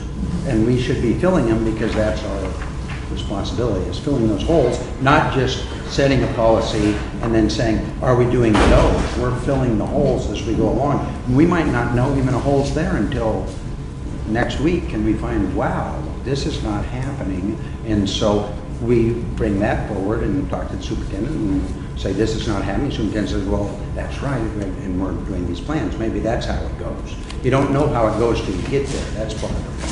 But are you saying still at a policy level? Like when we see those holes, we respond to them through some kind of policy modification? Or are you saying sometimes it necessitates moving kind of Depends on the below hole. the level of policy into Sometimes. more of the operational? Sometimes you call a director and say, hey, I saw this, what's going on? You might do that, and then you might respond. You might bring it forward in a committee, in your committee, and say, we'd like to see what's going on here. And then you might come back to a policy, but a lot of times it can get taken care of without having to come back to a policy. Once it gets pointed out, maybe the superintendent will say, yeah, that makes sense, and works on that herself as her choice. But it's not all just from policy. A lot of it is, the responsibility is to fill those holes and fill those gaps the best we can as a board. Now, nothing official is ever done without 4 votes on the board. In other words, I say to the superintendent, hey, you should do this. It's meaningless, because you need 4 votes, and the board does that. You might say to the superintendent, I think I can get 4 or 5 votes. Why don't we get started on this? And she said, yeah, it's a good idea. You don't even have to. It's different almost with everything, that's what I'm saying. Well, is the concern that you feel like your ability to address issues is going to be limited if we set a general tactic for governance?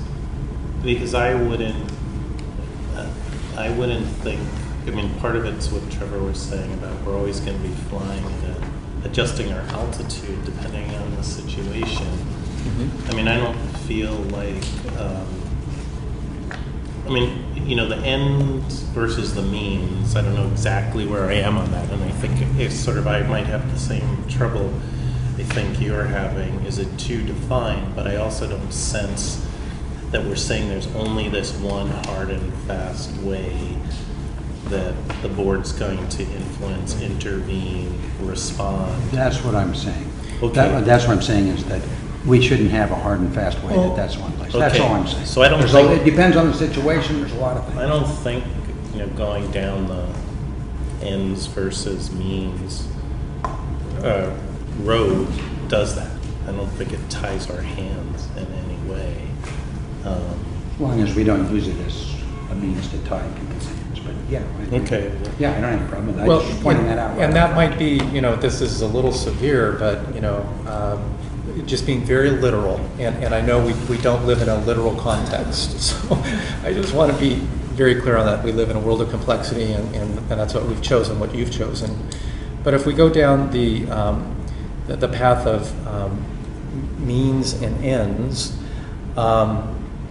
the extreme view on that, I've said that twice now just to make clear what I'm saying, is that the board would be saying, these are the policies, the ends, if you will, that we expect, and we assign those to the superintendent, and we basically are asking the superintendent to then go make this happen. And you're also saying at the same time, don't give us a reason to drop down into the means. Right. Because we will. And you should, because this statute says that you will. So I think we're in agreement. That's all I'm saying. What you're saying is basically what I'm saying. But what we're trying to establish is what's our primary method of operation. Right. Our primary method of operation forces patterns of behavior in the organization, and a pattern, if you will, in terms of the relationship we have with management. And what we're saying here is that one of our primary roles is to set smart policy for the district. And that policy isn't set in stone, because again, we live in a world that's spinning about us as we sit here and speak. It has to be nimble and agile, but we're setting policies based on the information we have at the time and our deep understanding of what's going on in our district. What policies, what framework of policies will allow us to bring the greatest level of value to the district as adults who care, right? And if I could digress, I'd like, go ahead. Well, I just, in terms of the literal versus the real world, I mean, it's not just policies, it's priorities. I mean, the priorities, we're not going to be looking to set a policy for every priority. Mostly what we're going to be doing is saying, these are the priorities, how are we going to achieve them? But it's still the ends versus the means. Priority, we all agree? Means it gets managed. If it doesn't get managed or the results aren't being achieved, then we have an alternative approach. Yeah. Okay. I'm just going to start to record some things. Steve, you were going to start to say I was something. just going to say that part of my gun shy thing is that I've Yeah. done a lot of study and a lot of reading on this particular topic. And there are national movements, huge national movements, big movements in this country to try to limit local school boards' ability to deal with the problems and push them in and push it down into the administration, say. And we had a board retreat, so to speak, last year, where we went down with Salem and Beaverton and us. And one of the things that they talked about there was that school board members should not visit schools. Now, anybody believe that here? But it's a national, it was at the thing. In fact, her brother was the one who was there when they did it. And the whole idea is that you don't want to limit there's this movement to limit local school boards' authority. And I'm pretty much opposed to it because by statute, it's not really limited. And so anything we do should not limit our own authority. It should be, how is the best way to work with the superintendent? Not to, and I just want to make sure that we're using that philosophy, not the school board members shouldn't visit too, because Mr. Anthony is in serious trouble because in a couple, 3 weeks, he visited every school. And there's this movement, and you're not, if we're not all familiar with that movement, then you can get trapped into it. Got it. And I know, that's all I'm saying. I just want to be trapped into it. All right, that's fair. all. I won't think talk anymore. I see a lot of heads nodding. And I think the context for this conversation is an important one to consider, and that's that, you know, this is a big system.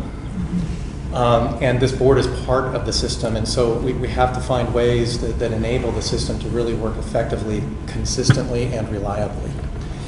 And to the extent that our board is, or excuse me, our role is part of that system of effectiveness and efficiency, then, you know. Yeah, that's all. I think I made my case. Okay. So one thing I think we can all agree on is that first, one of the primary roles this board has is oversight of the superintendent, right? Is that fair? That's an easy one, right?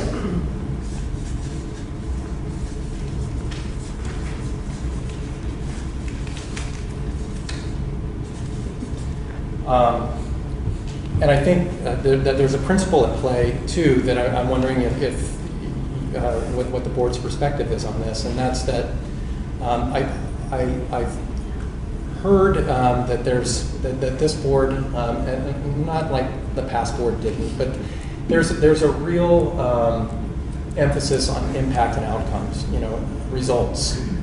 That's something that is really important to this board. Is that fair to say? Yep. It's not that other boards didn't have a same allegiance for that. I guess I use that as a basis to share this idea, and that's that the results are always going to be the most objective measure of performance. Right. Always. And so part of what we're talking about when we talk about the ends and why they're so important is because we have to locate, we have to find and agree upon that most objective measure of performance so that we can all say, yes, that is what success looks like. Yeah. And it doesn't mean that there aren't other things that don't factor in as success and that we're going to turn our backs on other things. But overall, we have to have a general understanding that this is how we measure it. Were you going to say something? No, absolutely. Just because of my background, I mean, when I look at goals, it's like, okay, that's a goal, but wait a minute, what's the outcome? So it's just perfectly aligned with my thinking. Okay. I'm just shaking my head. Yeah. All right. And so. Well, and also, you can't achieve what you don't name. Yeah. Right. You can't achieve what you don't name. That's perfect. Yeah. Otherwise, we're all disappointed for different reasons, but we can count on just being disappointed if we haven't communicated what specifically we were expecting. And disappointment is a very easy choice to make. When you step back and really kind of examine your disappointment, it's just like confusion. It's a very easy choice to make, but when you step back, yeah, exactly. Did we really ever have an agreement? Did we ever really set that as a policy? Is there any wonder why that result hasn't actually presented itself the way we thought it would? Well, there were 7 different perspectives. Of course it hasn't. It's anybody's guess. And you can turn it around the other way. And when you're all working together and you all have the consensus and you have it, then it's much easier to make the work happen. Right. Yeah. Right. Yeah. And when those ends aren't being met, you can bet that we're going to start diving deeper and start, what's the course correct? What's the action we're going to take? Were these the right results that we were going for? So I'm going to put policy setting. And if you're looking at your document here, why don't we just actually take a look at page 7 of the document. And this might help our conversation kind of move down its path. I thought these were interesting principles to grab from John Carver's work. The board speaks with one voice. I heard somebody mention that already today, that is important. That doesn't mean that there isn't spirited debate. And in fact, you might have an agreement that you said today that we will have every debate with one another that we need to have, and you will hear me. Because that's why I'm here. That's why I was elected to sit in this seat, is to put my perspective forward. Ultimately, though, we act as one, as a board, ideally. Secondly, the principles, the board rather deals predominantly with policy decisions, not only, but predominantly, setting those broad expectations for the district and therefore the expectations for the superintendent. Formulates the broadest policies for the districts, defines and delegates rather than reacts and ratifies. So that's an interesting one, defines and delegates. So really being clear what you do versus what's management's role to do. You know, you've all been on different boards. You know, when things start to go sideways is when the board members, for example, are calling up staff and saying, do this, do that. And all of a sudden there's confusion and a lack of focus down through the organization. It could be a school district. It could be a nonprofit board. It doesn't matter. That's just the nature. Forges a linkage with management that is empowering and safe, so that management actually feels that the board is accessible and is really there with a genuine interest in supporting the plight, if you will, of management in achieving those ends, and monitors performance of the superintendent rigorously against the policy criteria. That's kind of what we've been talking about so far. Ultimately, the board is a civic trusteeship representing the voters. Let's not forget about them and why everyone is here today. Okay, so again, that's context. On the next page, We got a few live ones in the back of the room. great, welcome. Back there. Go ahead. There's a lot of details, I think, or some details that go with each of these boxes. Yeah, there's a double click. And Yeah. perceptions about what each of these can mean. So, and I'm not saying we should sit and talk about all of them, but it is important, I think. Like, what does it mean that the board speaks with one voice? I think there may be more than one way to interpret that. And monitoring performance of the superintendent, that's also, you know, something that there are details to be worked out.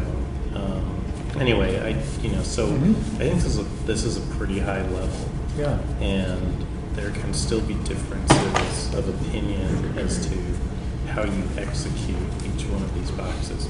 Although, I don't know, is that? That's right on.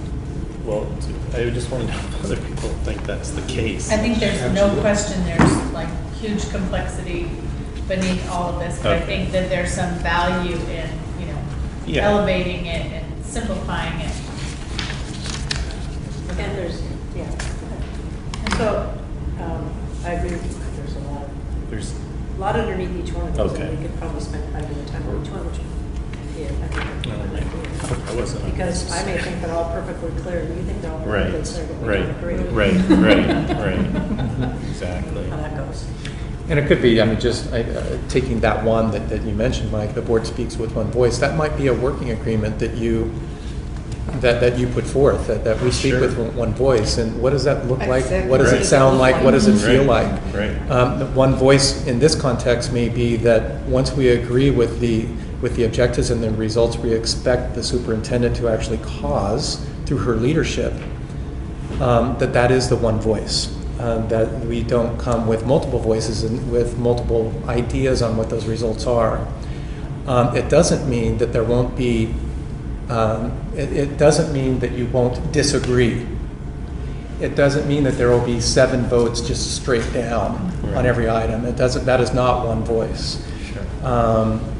At least that's not how I interpret that. You all have your own minds, certainly your own perspectives that might not give us a unanimous vote every time. And it would be probably a little suspicious if it were that way every time. I'm guessing, I don't know, as a voter. So some of this might become a little bit clearer if you look on the second pages. And again, the reason why I'm sharing this work is not to say that John Carver's work is right. It's simply to set a basis, if you will, for our conversation in terms of how you want to set the role for the board, at least as the primary pattern of working. Some considerations in setting the role, at least as our author has created his framework. The board maintains a strategic orientation that supports agreed upon principles. So I think the key word is strategic orientation. The board represents the community and focuses its effort primarily at the policy and strategic levels. The board chair maintains an appropriate role, including that of speaking for the board. That makes sense. We have to have some way of aligning communication. The board engages in ethical, professional, and lawful conduct, continues to invest in and improve its own governance capability and effectiveness.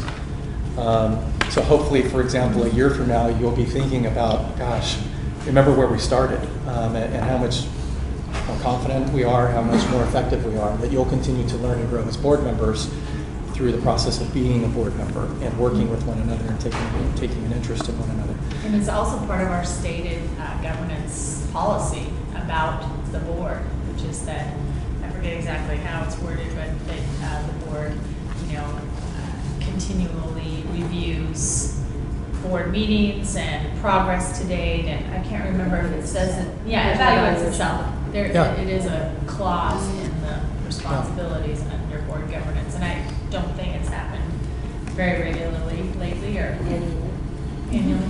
Yeah. Not And- last year because everybody was leaving. So it didn't make much sense to do it. Makes sense.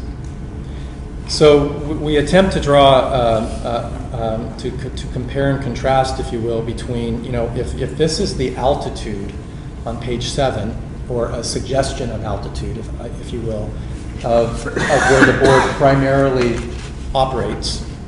And again, it operates in variability, typically. But you want that through line that's clear. How would we compare and contrast that to the linkages and considerations for management? And we see some ideas here on the next page. Actually, that's page 7. The superintendent, on the other hand, is accountable to the board for all district operations. So when the board asks a question, the superintendent should have the time to be able to pull that answer together and present that answer. Within limitations established by the board, the superintendent works toward the outcomes established by the board. So those policies, those strategic outcomes, those things like that, those things. And the superintendent will be regularly and systematically evaluated on the basis of achieving outcomes specified by the boards. Again, probably some pretty obvious stuff. I don't think there's any huge light bulbs maybe going off on that. But again, context setting more than anything. So, do we want to continue pushing forward and maybe get to a point where we can at least identify a high level of, categories that would help to define the role? And maybe it's not our time today to say yes, that's it. But I think we're thinking about coming back together in a couple weeks. It's really important that you have the time to think about this role. And to the extent that it can feel rushed to completely solidify it today, I want to make sure that you're just having that opportunity to think through. Should we keep What would moving? that look like? Well, today what it would look like to me is that we say, at a high level, we think our role is oversight of the superintendent, policy setting, setting a smart strategic direction for the district. It would look like sound fiduciary management, that the district is solvent under our leadership.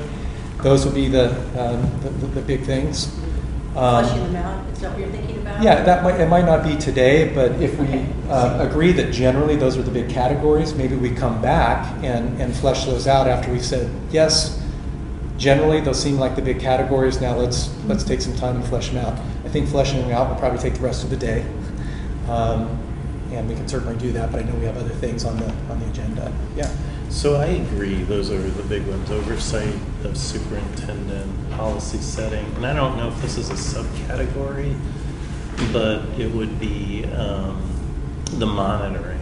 Yeah, that's Monitoring what I wanted performance? to throw in. Yeah, monitoring. Accountability. because one of the things that Mike, can I stop you there? I want to Sure. make sure I'm clear. When you say monitoring, what's the context? Is it the superintendent's performance or the district's results, or both? Well, to the extent that the superintendent's performance is based on the district's results, just simply put, and I think we should include the board in this too. I mean, like Amy said, we're supposed to evaluate ourselves. I think it's important for us to define what that monitoring is and what the frequency is. And I think too, I've been concerned, and I'm only putting it up there because I think it is a major thing in our role, and people can disagree with that, is the frequency is too infrequent. Stretched out, yeah. And that doesn't give the superintendent, the district, the community to adapt to a changing situation or adapting to the solution. And so, anyway, so I'm just throwing that out there. I don't know if that doesn't make sense to people. No, makes It's sense. fine. Exactly. So are you Okay. saying, Well, just to clarify, Mike, are you saying that, what are you saying we need to monitor more frequently? Is it the superintendent, like do a mid-year C or, I'm just trying to Well, get I think it- clarity here. Or against the priorities Quarterly we've set. reports on our priorities. Yeah. It could be that. It could be. Like a dashboard, something like that? It's whatever. Yeah, I just want to talk about monitoring, and you're right. That's a big issue. There are details to that. Is it just monitoring the superintendent? So, that sounds so formal. Is it like having quarterly evaluations?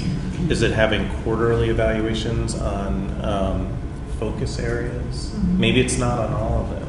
But I guess what the concern I have is we think annually. At least that's my perception, and I want to be able to talk about whether that's the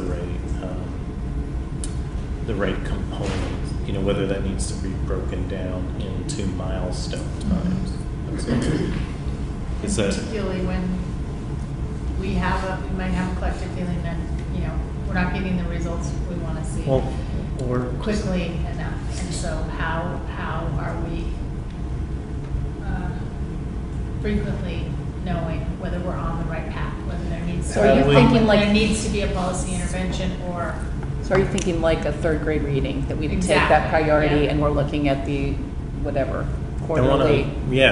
what is the frequency Yeah. of the monitoring? And you can just put that in parentheses. I just Okay. want to say that I So think this is something our we get role is more than just broad oversight at the end of some time period saying it worked or it didn't work, or policy setting. There's got to be, and maybe simply put, there needs to be a time expectation associated with that and looking where we are in increments of time.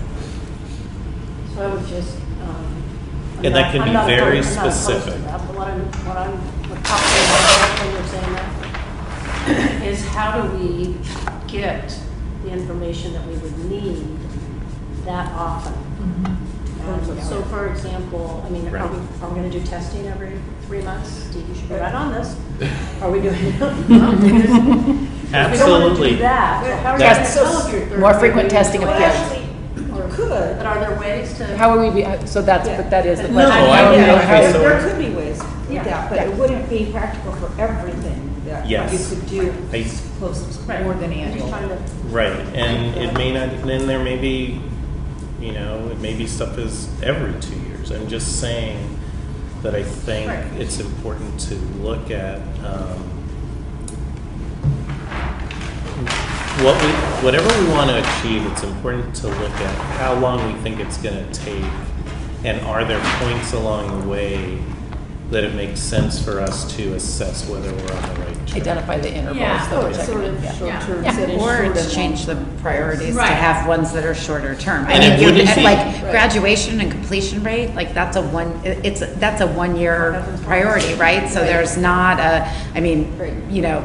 that's not one, there are components of it that you can break down, but we're not gonna be able to give you an update on that until February of the following year, of course.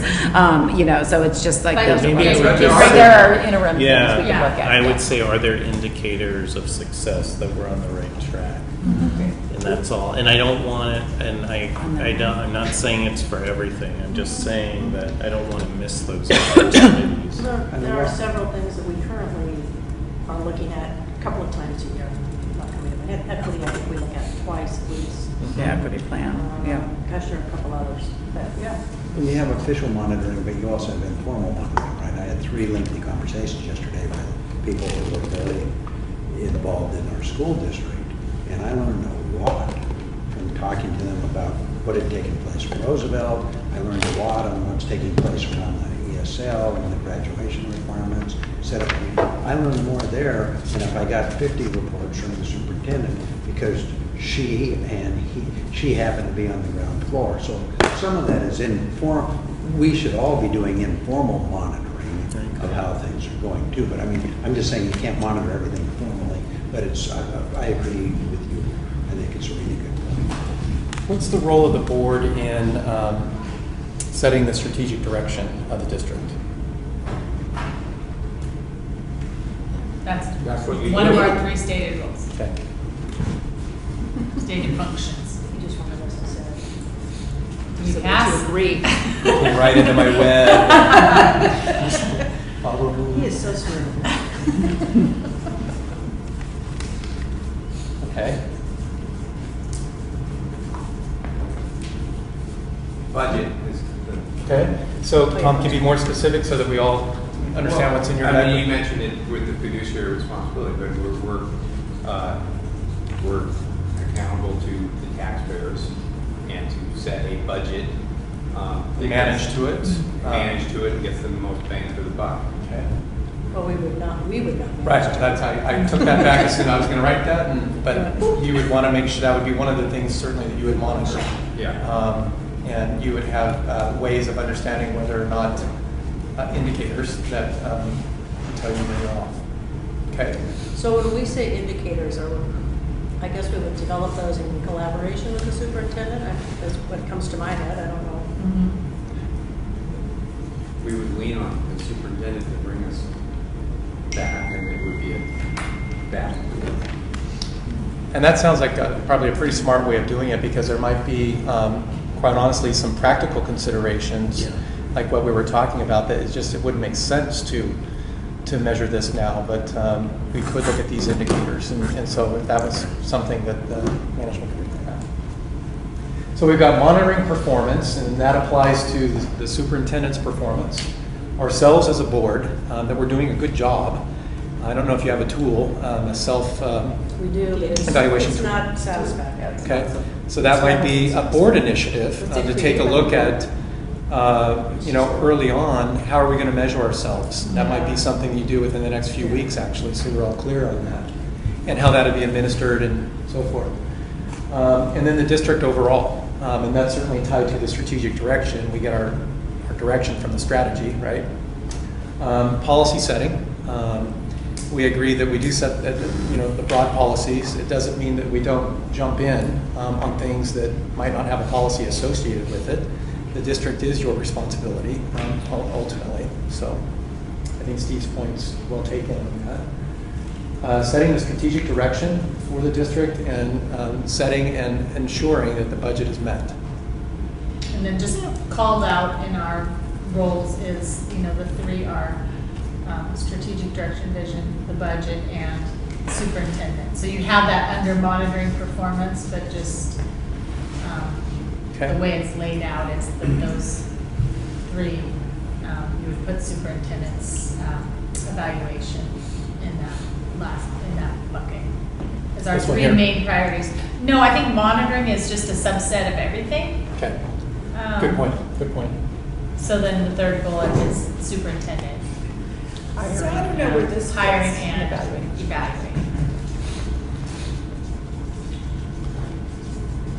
That's our job description. Now, I don't see anything up here that says directing staff. You missed that bullet. That should have been in there. just kidding. What did I miss? No, Directing staff. yeah, no. Wasn't that a trick question? Yeah, it was. I wanted, are people comfortable saying policy and priority setting? Yeah. I just keep getting Okay. hung up. That's with- priority there's setting so- and strategic Strategic direction. direction. I think it's too broad. It's priority. I just don't. We know that there are priorities right here that we want to set. We don't have to What do have you a mean, add policy priorities to for it? that. Yeah. So I just, Just want to add that. and I'd rather, yeah, perfect. Thank you. Okay, Julie, I don't think we got you there. Yeah, and I don't know, maybe it goes under our responsibilities, not necessarily our role, but I'm thinking, I've done equity work, but I don't totally understand the context of the district. So somewhere along the line, how do we come also to have the knowledge base sort of be on board with the district values and priorities? I don't know quite how to say it. It's like So- really understanding the direction that the district is taking and their whole, and my specifically, just for example, like the equity policy, I haven't had any training in that. So I might have my own conception of it, but that may not be helpful if I don't understand their definition of it and the way that they work it. But it's interesting, Julie, because it's Yeah. the same point that you made the other night in our meeting about the central administrative salaries, saying that, it would be useful for us to have a broader context about I guess how I have has that this context, huh? expanded and contracted. No, but just when you said that, I thought you're exactly on the It's same about pathway that you were on the other board night. development and training. Right. So let me try this, and I think you as much said that it might be in our responsibilities. And if I could push that just a little bit further, I wonder if it's, maybe we find, where that sits in our working agreements with one another, that could work. we will never set a policy we don't understand. That might be an agreement, that it would be irresponsible of any one of us to agree to a policy that I don't understand. So that's just an agreement that we have with one another. I don't know if that would be the right I don't place. think that's quite, No? well, I'm just really more, I guess you named it, it's really about context. Again, I think that it's our duty to understand the context of the district in our work. Because we may have then ideas about policy setting or priority setting that may not be aligned with the values and the direction in the context of the district's work. So I think we should. And you may, as Steve pointed out, decide that you want to change that as the board, But you but first you have need to to know it. understand what Right. is in Exactly. place. Don't come in assuming you know something that we should build a collective understanding about. Yeah, that's it. It's Yeah. more like, How do how do how do we get build our ourselves- You understanding? have to Yeah. know it and how it connects to everything Yeah. else. So if you push that lever, Yes. what else is Right, going to happen? right. And I think that's a That's really a really good important one. thing to be reminded of in all the decision making. Yeah. That's good. Is that an agreement back there? Paul, what are you thinking about with some of the stuff you're hearing? Is this making sense? Yes, what you're writing down, that's Okay. perfectly fine. Okay, good. Katie, how about you? Anything that's not feeling clear, anything that, okay, good. So Trevor, Yeah. everybody here, how about expanding Julie's to just an obligation on our part to be fully informed and educated about That's good. Portland Public Schools, national policies, just all those kinds of things. And some- not afraid to ask. And sometimes you get stuck, right, Pam? I mean, there's sometimes you get stuck on things and you don't know. For instance, I don't know some things about the budget and how it works maybe, whereas I may really know these other things. And so sometimes you have to kind of count on somebody else's, that they have that responsibility. None of us know it all. Maybe you have to go and talk to somebody, or maybe you have to count on somebody else in the board's thing. I mean, it's just the way the world works. You don't get to know everything. So sometimes you got to make a judgment about something that you don't know exactly about. You make a judgment based on what you do know. That's all you can really do. You had to wait, monitor the impact or lack of You had impact. to wait. Right. If you had to wait to vote on what you actually knew everything about, we would never pass Fair any point. policy. But Fair not point. to extend the metaphor too much, but that's kind of the turbulence of the altitude that you're operating in, you know, without Right. being responsible for all the operational concerns and implementation. How much do I need to know? How much context do I need to have to ably perform my duties at that altitude? To some extent, you have to be willing, and I would say that this is true in business, just in general. You're all in business. That sometimes you have to, as leaders, you have to take the leap, and the net will appear. And not to suggest negligence at all, No. but Yeah. that is part of, you know, taking calculated risks, and That's leadership. that is leadership, absolutely. I still think that we're getting into working agreement land down here, so I'm gonna come back to that if it's okay. Because I do think what we're asking of one another is a commitment of engagement, full engagement, and that if we're not showing up fully engaged, all 7 of us, then we are causing the system to spin off its axis, right? So the system depends on each one of you being as engaged as you can. Being fully informed, educating yourself, taking that initiative, understanding the policies that you're agreeing to or you're creating. All of the things that you've all mentioned here is about being fully engaged, I think, too. And explaining to other people. Absolutely. And if you want to bring something forward, then you need to make sure people understand it. That's your responsibility if you bring something forward, say, a solution or something.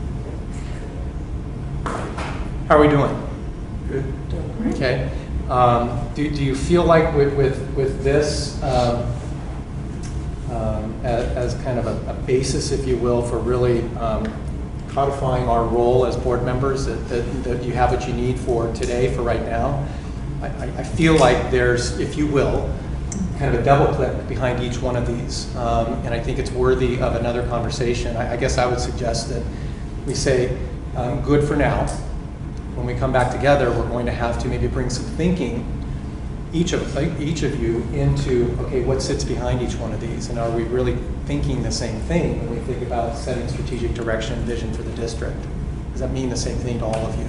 Because that's where it's going to go astray, is in the meaning behind each one. But generally, these are the big buckets.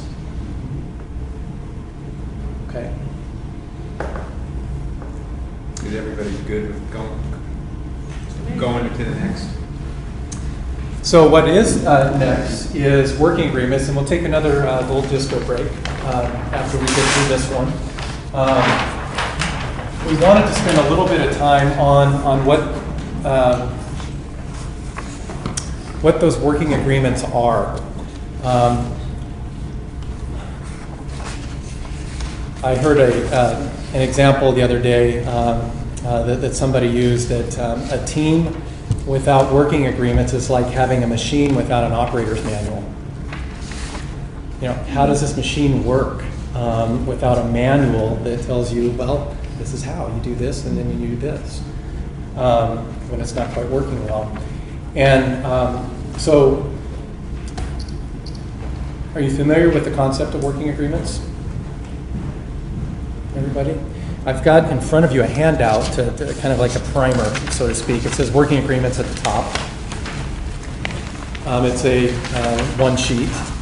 And what I did is just provided some examples of what working agreements kind of look like. They're down at the bottom. And I mentioned earlier, because it's true, that disappointment is such an easy choice to make.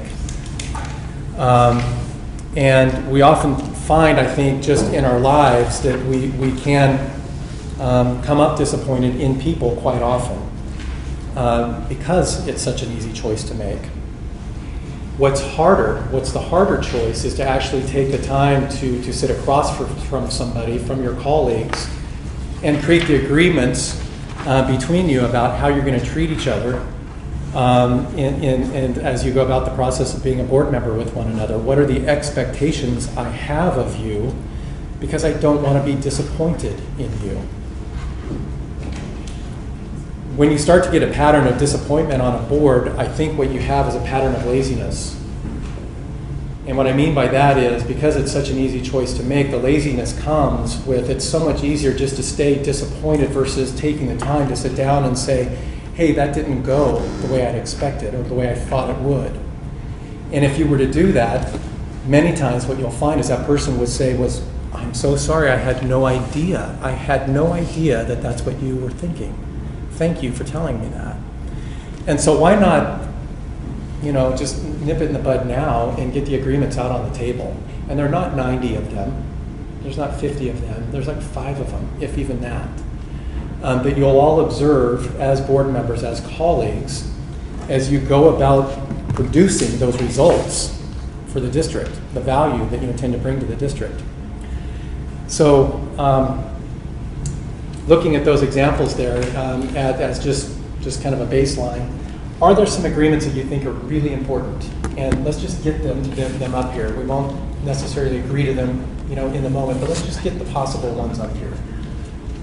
What would you want to create as an agreement that we can all expect from one another? I personally like these spots. Yeah, I think these are great. The encapsulated in this is treating each other with respect.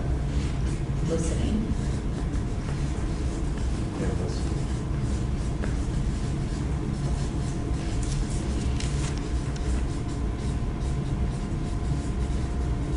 What does it mean to treat each other with respect? Does that mean you can't argue? No. Debate? Means that the other person's view has value. That's what it means to me. And you don't So that's the- personalize. Kind of honoring the perspective of all board members. That's kind of the piece that you were saying. I feel duty bound to just tell you I had not intended these as a recommendation. It's great. They're great. It would flatter me, certainly, if you took them, but that was We not my can flatter intent. They really do need to be yours. They look familiar. One of the thing about listening, and so one of the challenges I have is listening without reacting. You personally, or Yeah. when that happens to you? It's like the active listening is listening without thinking about listening and not thinking about what you're going to say next. And one of the things that I've wondered about is, since when we talk, we're on camera, there is, it's not like we can't show emotion, but I wonder what you are thinking about. Is there a general thought about how we want to be viewed? Because, people say controversial things when we're having our discussion, and I'm not excluding myself from this, and I look around and I see, some very immediate reactions that may suggest that, and I'm trying to be really diplomatic, a significant amount of discomfort with what was just said. And so maybe this isn't a judgment. I'm asking, especially for the people that have been on the board, what do you think about that? Like, if somebody says something and another board member rolls their eyes, or somebody says something and another board member expresses frustration. They're not always going to be on camera, but we're always in front of an audience. And I think that's a tough question. It's hard for me to ask that, So but I want to know can I what people interject think. something on this one? Because I feel like one of our opportunities as this public body is modeling for kids how you disagree in a way that is respectful and Right. civil discourse. And I feel like we get watched in that way. Right. And the degree to which we're able to do like real disagreement and substantive disagreement about things, but still conduct ourselves in a way that's respectful and honoring others' perspectives, and there's a call for us to be able to try and elevate it to that level, even though it's challenging. Because I do think it is when you're hearing somebody say something that you don't do, whatever, all those things. But I feel like that's a call for ourselves to say, think about what are we modeling for kids. And I'll do you an example of it. There was a moment we were in a at Open Meadow, we were in a conditional use permit hearing and went all the way to City Hall. And neighbors at 0 hour after tons of process came out of the woodwork and were like, we don't want juvenile delinquents in our neighborhood. And so we're up there with neighbors calling names, like calling kids names. And I had a student who like all of a sudden said, may I speak? He gets up to the mic really quietly, Native American young man, long ponytail, just like really erect posture. And he said, in our school, we practice disagreeing with each other while still practicing respect, and I think we should honor that here. Really soft-spoken, and it was this moment, it was Bud Clark, but it was this moment of calling the adults to have a different kind of, conduct with each other that I was like, okay, just bless you. That was like so elegant and eloquent, but I think that of us, that if we can call ourselves to that, it's productive, and it's a challenge. Yeah, I do think. And I think, to be really frank, at this moment in time, we're digging ourselves out of the hole in that regard. Exactly. There's public perception that it has not been a very civil and respectful body in recent years. Which is part of why I say this is an opportunity to, as you guys are setting a tone for this board, I feel like it's an opportunity to do that very intentionally as a way of doing the how do we do that. No, I agree with you that this has been a really rugged little stretch here. And I think this is an active call to how are we thinking about what we're modeling for kids and how we interact with each other there. So Yeah. I agree. I do too. Yeah. So, What do you think, Katie? You think the kids think the grown-ups or the school boards? I don't know. Yeah, I don't know. Yeah. I mean, you can go either way. Yeah. Go my way then. Be careful when you follow after.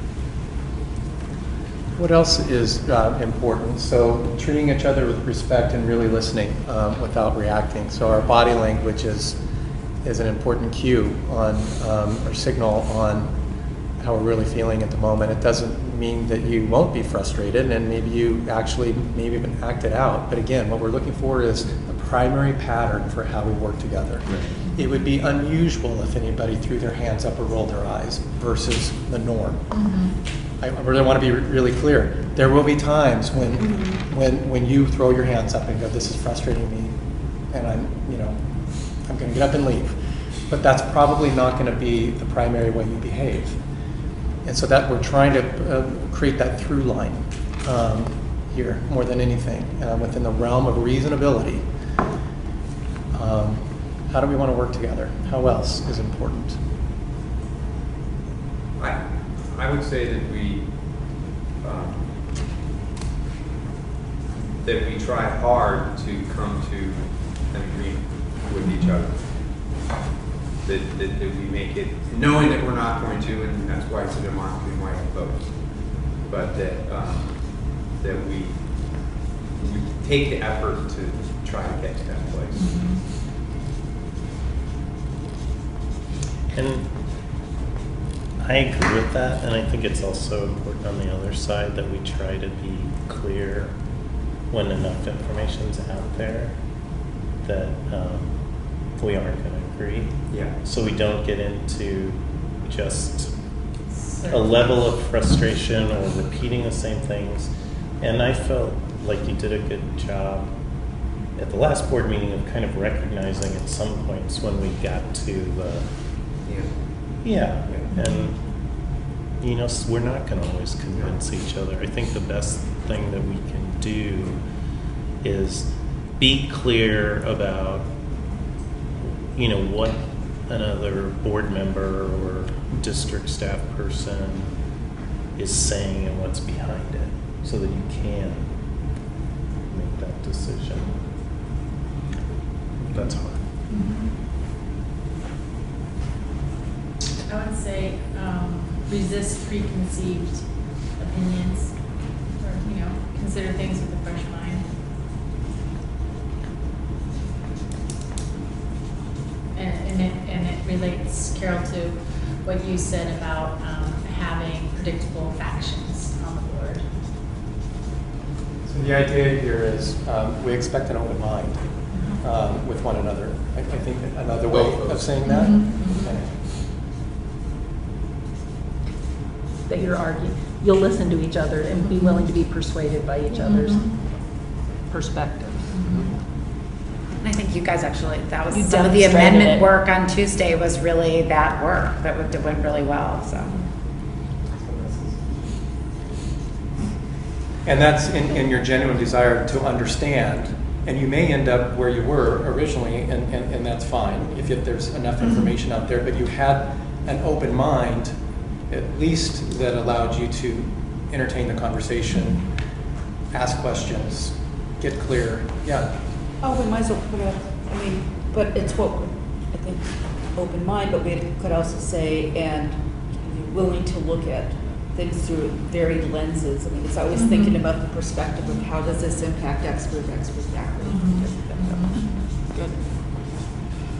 And also just on the open mind, there's the personal aspect, which is, appreciating someone else's point of view, but also kind of the philosophical, political, ideological sense too. Like an issue could be coming before us that we think, well, I come down over here on this, but to really be able to freshly evaluate things without getting Which is trapped. part of that. Yep. Steve. Yeah, I think keeping in mind our role, which is to deal with the education of the children in our district, and the alternate role with that is there's three parts of it. I think that an alternate role is to remember what the taxpayers. We have that responsibility to taxpayers, but we also basically, in my way of thinking, we should be centered on making decisions which help the education of the children in the district, and then centered on what helps our staff. Really, after that is what helps our parents, but taxpayers are here. But trying to make decisions not based on our personal, kind of our personal whether or not I don't like Curler or not, but make decisions based on what's good for the kids. That's my role, and that's all of our roles. So I think that's at the forefront. We should try to keep those forefront in our decision making. So when Julie brought up about what are the ramifications for these other schools, she was thinking beyond and thinking about the other children, and that was what she was concerned about, not what was the ramifications for somebody down in central administration or her constituency or what. It was kids, and I think we should try and do that as much as we can. Okay, I've got that. Have you, are you all familiar with, some of you may, maybe others aren't, with the 5 dysfunctions of a team? No, but it sounds funny. So I I think let me just maybe quickly share with you what those dysfunctions are. And the reason I'm sharing this with you is there may be some basis for some other agreements. Could we do it like here. Family Feud? Have some fun. Yeah, The first one is a lack of trust. That when you find dysfunction on a team, that the lowest, if you think of it as a triangle, the widest, the widest part of that triangle, Maslow's hierarchy, the first gate into a high functioning team is trust. So the dysfunction is where there's an absence of trust. And when we think about that within the context of team dynamics, what we're talking about is the willingness, and maybe there's an agreement somewhere in here, it's not a recommendation, but maybe there's something to think about, when there's a willingness to be vulnerable with one another. And I'm not talking about crying on somebody's shoulders. This is a professional environment. What I'm talking about is being okay with maybe not knowing all the details of something, or not fully understanding even though you've read it 5 times, and putting yourself out and saying, I don't understand what this is about. I'm just not getting it. That is vulnerability. If you're not able to, or if you have an unwillingness to be vulnerable with one another, and I know it's hard because you're in the public light, so that can be problematic. The second is That's the second. That's the first one. No, Oh. that's the flip Trust. side Trust. of lack of Oh, trust. okay. Sorry. People to be Okay. vulnerable. Sorry about that, yeah. Oh, okay, so. So the first one is avoidance of, a lack of trust, rather, sorry. The second one is lack of conflict, or avoiding conflict. And basically what that means is if we're not willing to actually have spirited debate about, how we feel about an issue and we're willing to listen to it, then we never really speak our minds. I was sitting next to some people at dinner a while back, and it was a married couple, I assume, and the lady said, "Well, if it makes you happy to make me unhappy, then please be happy."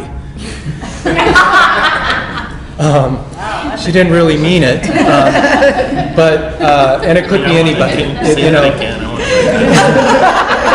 The idea is it was just easier to acquiesce or capitulate rather than enter into the messiness of conflict.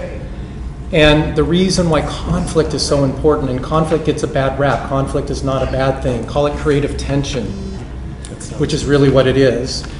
That is where the brilliance of this board is actually going to emerge, is when you can come together and you can trust one another to be vulnerable and maybe be wrong, but you're going to get into conflict and not have that person be a jerk. If you can't enter into conflict, you enter into the third dysfunction, which is a lack of commitment. And that's terrible. And the reason why it's terrible is because what actually is the sponsor of a lack of commitment is when you haven't had the comfort to enter into conflict and you haven't felt like you've been heard. And why would you commit to anything that you haven't really even voiced your opinion on? You can't commit when you haven't fully expressed your view.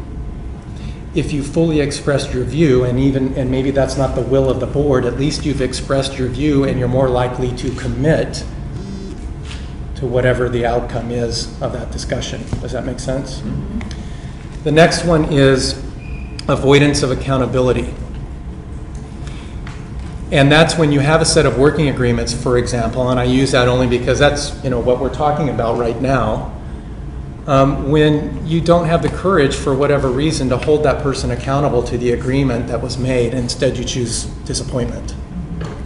So you have to have the willingness to a person to hold one another accountable to their role and the responsibilities that come out of that role, to have that conversation. If you don't have accountability conversations, then you get mediocre results. And I think yours is primarily a role around accountability to the district, to the students, all of these things. So can you just say more about that, Trevor?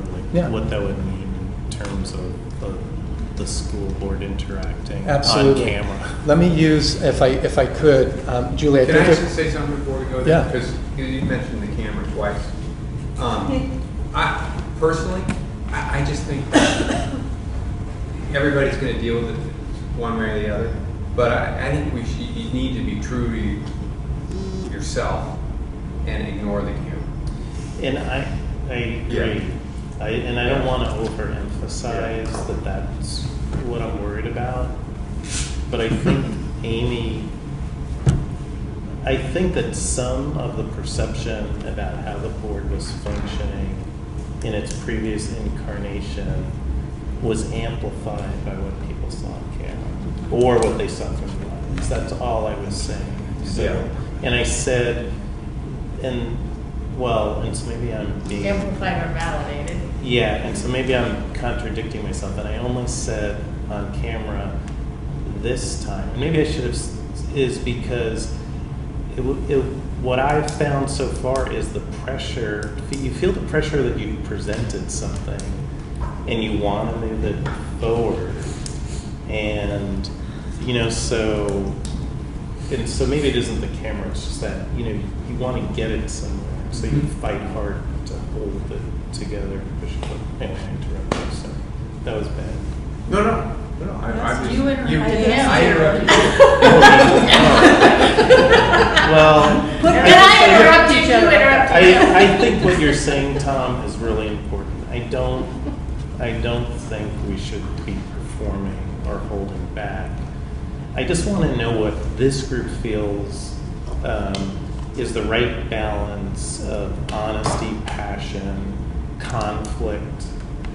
And that's a discussion we're having. Yeah, right, and I really appreciate that discussion. Yeah. And I don't know that we can feel it yet. We've No, only- I know. I mean, I think that's, And I wouldn't try and gauge everything by the last board, because so far everything, what's number 5? Yeah. Well, Well, wait, Trevor was Every gonna, single one of these occurred in the board for the last 2 years. Every single one. yeah, well, Yeah. There's horrible. maybe not 5. but Very nice level. so Trevor, you were gonna tell me Yeah. what avoidance of accountability might look at I a think- board meeting, just a board meeting, Yeah. whether the cameras are rolling or not. Anybody have any ideas on that before I blather? No, No, what a lack of Mike's still accountability, buzzing. what lack of accountability, how that might show up in a dysfunction, well, it would be dysfunctional. How would it cause present Sorry, my itself in ringer one does of our not meetings? work, so it's gonna ring all the time, sorry. We're glad we know that. Thank you. So a lack of accountability, how would that show up? Sometimes it shows up by people just not saying, or saying, I don't agree with that, and so I'm not accountable for it. Yeah. It's not my problem. I'm Okay. not gonna deal with it. I'm opting Perfect. out of this whole Yeah. issue. Because I choose these other results that I'm going for over here. And so I think lack of accountability really starts to tap on the door just a little bit, if you will, on what we all agree to be the direction of the district. And those ends that we all agree are the ends we're going to measure performance by. If we're not accountable to something that we can have a objective conversation around, then we're accountable to something else, which causes the fifth one. Let me go here and let's see if we've answered here, Mike. The fifth one is inattention to results. Well, I was going to say lack of accountability to me is a slippery slope Why? to undermining. Yeah. If you're not part of the solution, you're part of the problem. Yeah. So if you And don't accept accountability for, Exactly. being a positive participant, then that's undermining. very undermining. And I think at a basic level, Julie, if I can just pick on you for a second, not because of something you've done, but actually you said something really great earlier that I was pushing back, saying, I wonder if maybe that's a working agreement. And that's what I took from it was, we agree with one another that we are going to show up engaged. Because if we don't to a person show up engaged at every meeting, then this system called the board of directors is not fully functioning. And that is irresponsible. And inattention and accountability would be not to call Julie on that. And it doesn't mean you're going to call it out in a public way. You're going to take her aside and say, this is really unusual for you. You usually show up so engaged. What's going on? So an accountability is not a jerk conversation. It's not about being a jerk. It's about going, wow, something is not right. That is not the pattern I'm used to in Paul. He shows up and he's on his game. What's going on? Yeah. If Paul shows up and he's not on his game over and over again, you owe it to yourself out of the accountability you have to one another and to your role in this mission of the district to sit down with Paul one-on-one. Let's go to coffee. That's such a good point. It doesn't mean you're calling him out and making him feel small or stupid. Right? And the reason why we do that is because we've all agreed on these results. And these results depend on trust. They depend that we enter into conflict. They depend that we're committed. They depend that we hold ourselves accountable and the superintendent accountable in order to achieve these results. The reason why the results are so important and they're at the top of the pyramid is because it makes every conversation below that level, easy. You take the subjectivity out of it. I'm having this conversation with you because we all agreed on these results and I'm concerned. Our results are at risk. Those are the 5 dysfunctions of a team, and Patrick Lencioni deserves credit for that. He's the author of the book called The 5 Dysfunctions of a Team, but I think they're universal. And Pam, you as much said that, when we look back over the history in terms of board performance, we can see evidence, maybe the fractures of that. And so you can flip that obviously on its ear and say the 5 functions of a team is when there is trust, there is, it works that way as well, and maybe a more positive framing of it. So with that long-winded backdrop, to help the conversation around our agreements, we've talked about treating each other with respect and genuinely listening. We've talked about genuinely finding an effort to, and we'll wordsmith some of these and send them back, efforts to agree with one another, and that means seeking to understand. That's part of it too, Julie. No, keep going, and then I have a... Okay. Sorry. All right. Just thought of something. Resisting preconceived notions or opinions, also known as keeping an open mind. Because there might be something really enlightening that if you really listen to somebody, you'll go home from that board meeting on your drive home going, I never thought of it that way before. And the lights will shine and the music will cue, and it'll be really a breakthrough for you individually and therefore the board. So this one is wonderful. Great things can happen there. Willing to look at all sides of issues, because there are many. There's not just 2, there's probably 10. Otherwise, this education challenge would have been figured out by now if it were just 2 sides. Honor our role. That we agree on a role and we're going to honor that. We're not just going to have a nice session someday about our role, but we're actually going to live it. And then I put down here, modeling for kids how disagreement works. That we are in their spotlight as well. I don't let my kids watch the Julie, go ahead. Sorry. Do we want to put something about, holding each other accountable? It is that piece of, I guess, calling each other out if we need to in a polite way, but I don't know. What do you thought? What do you think? Yeah.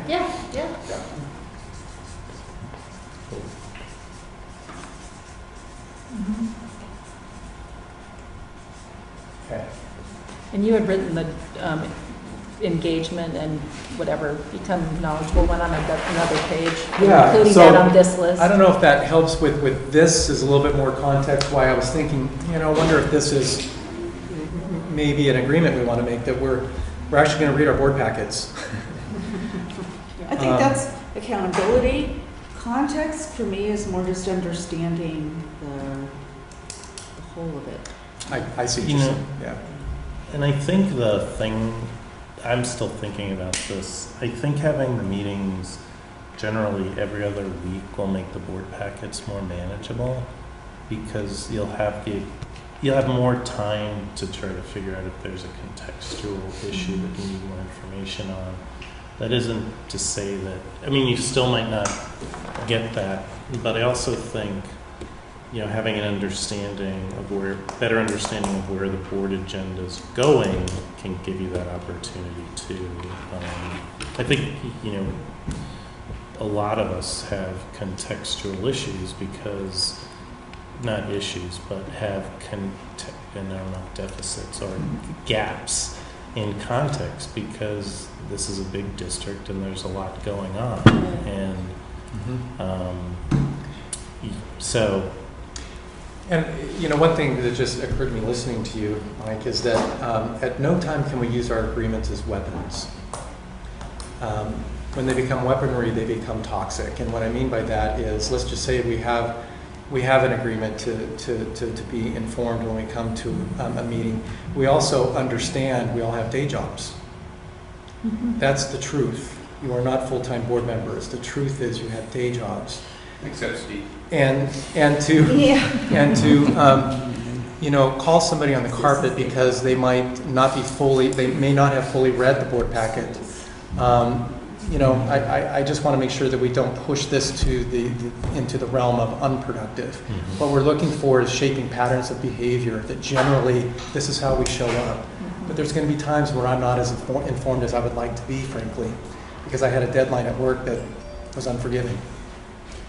And that sort of, to me, goes to your vulnerability piece. So I'll call Steve out as a great example here. So when Steve has a question of something on the agenda, he will always call ahead of time and just say okay, I have a really specific question. I don't what is this contract? What's going on? And like, we are all, I mean, part of the beauty of having moved the board meetings to Tuesday night is there's sort of the little bit of extra built-in time there to get questions you need answered from staff in order to be On that able to Monday come or whatever. on that Monday, or, you know, so that we have that space to do it. And anyway, so just like trying to, anyway, it's just, but it is the vulnerability of sort of saying, I have a question about what this is, like somebody I just need to be walked through it with a little bit more detail, Yeah. so.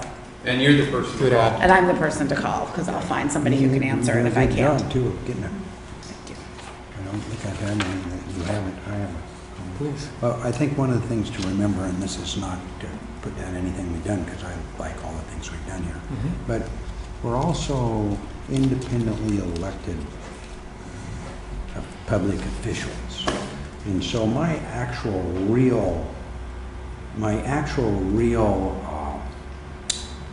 what my job is not really to get along with all these people. It's a nice part of my job, but it's really to serve the people who voted for me and to serve the community. And that, sometimes those things will come into conflict. And so I'm just saying that that's something we just need to kind of have up there and go, yeah, sometimes that comes into conflict. What you really need to do is not necessarily make sure that I get along here, which is what we're kind of talking about, how to get along here, but it's to make sure that I'm also serving that and doing what I think is best for the district. And so sometimes those will conflict, not very often, but once in a while will, and you have to understand. I think there needs to be an understanding of that. You know, we thought you should do this. Well, that's nice, but really I'm independently elected, so is Paul, and so is Pam. We're all independently elected officials. And our responsibility is to the community, not really to each other. As much as each other is a good thing, I like this, what we're talking about. I mean, I think it's real positive, but good thing to keep in mind. Anybody want to add to that? I think that's a valid point. But I also think each of us has to consider how our behavior can impede the board from doing its work. I think you have to weigh it, and we have to be able to hold each other accountable when we see someone who's acting in a way that keeps us from doing the work. So I think, yes, you have a role to represent and be an elected official, but part of your role is to make sure that the district's running effectively and the board is running effectively. You can't do that if someone's constantly. Depending on if that's effective. And I it's think an that effective there's thing that you want to be effective. Maybe sometimes you have to be, I can remember back in 1981, the board being effective meant that we didn't solve the problems in the black community.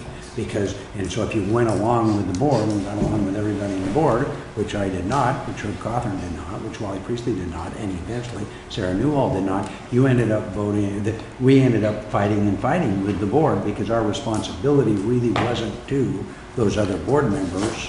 They were different than what was good for the district, and they were different than our responsibility to the community. So it depends. That's all I'm saying. That is, you have to make an independent decision down the line sometimes in those cases. I mean, I made a lot in the last 2 years. and you're But I mean, I think the point of Steve, your point of is recognizing clearly we all do because we all are That's all. elected officials. And It's no big deal, but And it is. it's an interesting confluence, I think, on some of what Julie is talking about in terms of understanding the context within which we're working. We do have a responsibility to those who put us in this office, you in this office. And I think there's a third dynamic too, at least a third consideration. And that is that there's value in the collective wisdom of the board. That you come together and you create a collective wisdom that is brought by the individual perspectives, and it funnels up into something, hopefully, ideally, into that which is truly best for the district. And so that's just a third, part of the triangle, I think, that's something to consider. Okay, so our commitment to you is to take this back, and if it's okay, to do a little bit of wordsmithing and then get this back out to you. And maybe the next time you're together, you agree or ratify, however that works, that, yeah, this is how we'll work together, generally speaking, our primary pattern method. It's getting warm in here. It's probably about 103 outside. And so let's get the blood moving just a little bit. Down to desk, they said it's 101 downtown, 100 across the street. Okay. Well, we're starting to feel it in here, aren't we? It's really, there's like the video going. So let's take just 5 minutes, and then when we come back, we're going to talk about the priorities that have been set for the superintendent and how those might align with what is the will of this newly constituted board. So 5 minutes, and then we'll reconvene. I don't know how to do it. You gotta have an avenue, because in the last one, probably 2 years ago, I was getting no avenue. My only avenue was because I had no avenue. In fact, I was told specifically, you have, by the important, they actually pulled me aside and said, by the way, nothing you've been told in this 2 years will get addressed. Period. They told me that. This week she got shingles. And so, and it didn't get addressed if you go back. Really? And some things that were obvious didn't get addressed. So I don't know. I just said, what's My that? mom had it. That was my point. I'm going to start with that, so you see the six, and on the back. How you doing, girl? Doing okay. Don't be afraid to say what you What do you think the best way into this Well, would so be? tell me, sorry, I was thinking of it. Yeah, I would imagine, like, putting out, what I was thinking is, Birthday's today, 27. is to do use the cheat sheet first, and just take out the six as part of this. And then what I put together, and I'm gonna go through pretty quickly just so that they know they have it, but is all of the things that have been the context for the priorities, so the vision, the mission, the milestone framework, which the board previously said established, the for every school, successful schools framework, which is supposed to be about every kid, every school, our district framework, and then each year we set areas of focus for the superintendent as part of my evaluation process, some of which don't line up with what we've actually put in the budget, because we do this after the budget's already established, so again, you can sometimes have a lag of what we actually operationalize. But that said, then this, I put in data of how we measure it, so people get that we have to doing it.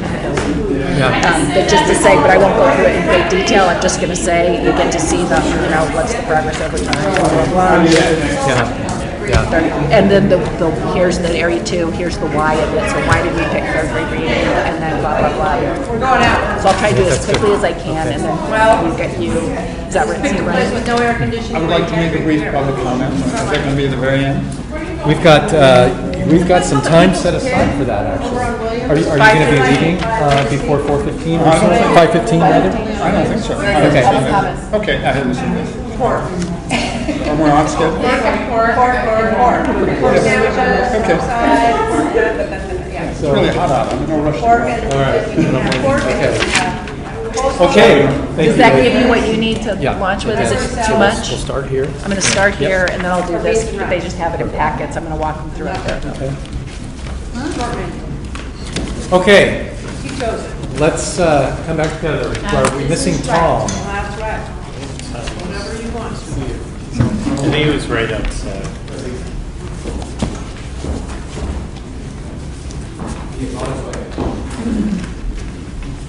Good job, Trevor, keeping us on track. Hopefully. What time is it? 4:20. Okay. What time is it?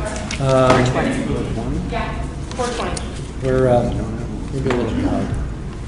So we're going to talk now about the superintendent's areas of focus, and the context is in the last performance evaluation that was submitted in June, 6 priorities were identified for the superintendent, and the object of this conversation is to start to do some linking, if you will, between what this board is thinking relative to what the last board was thinking, given those 6 priorities? And is there alignment? Do we need to make any changes? I think the superintendent would agree that the sooner the better if there's going to be changes. But it may be one of those times where we take the time to really understand what's behind the 6 versus jumping to changes. And certainly if there are changes, you'll make those.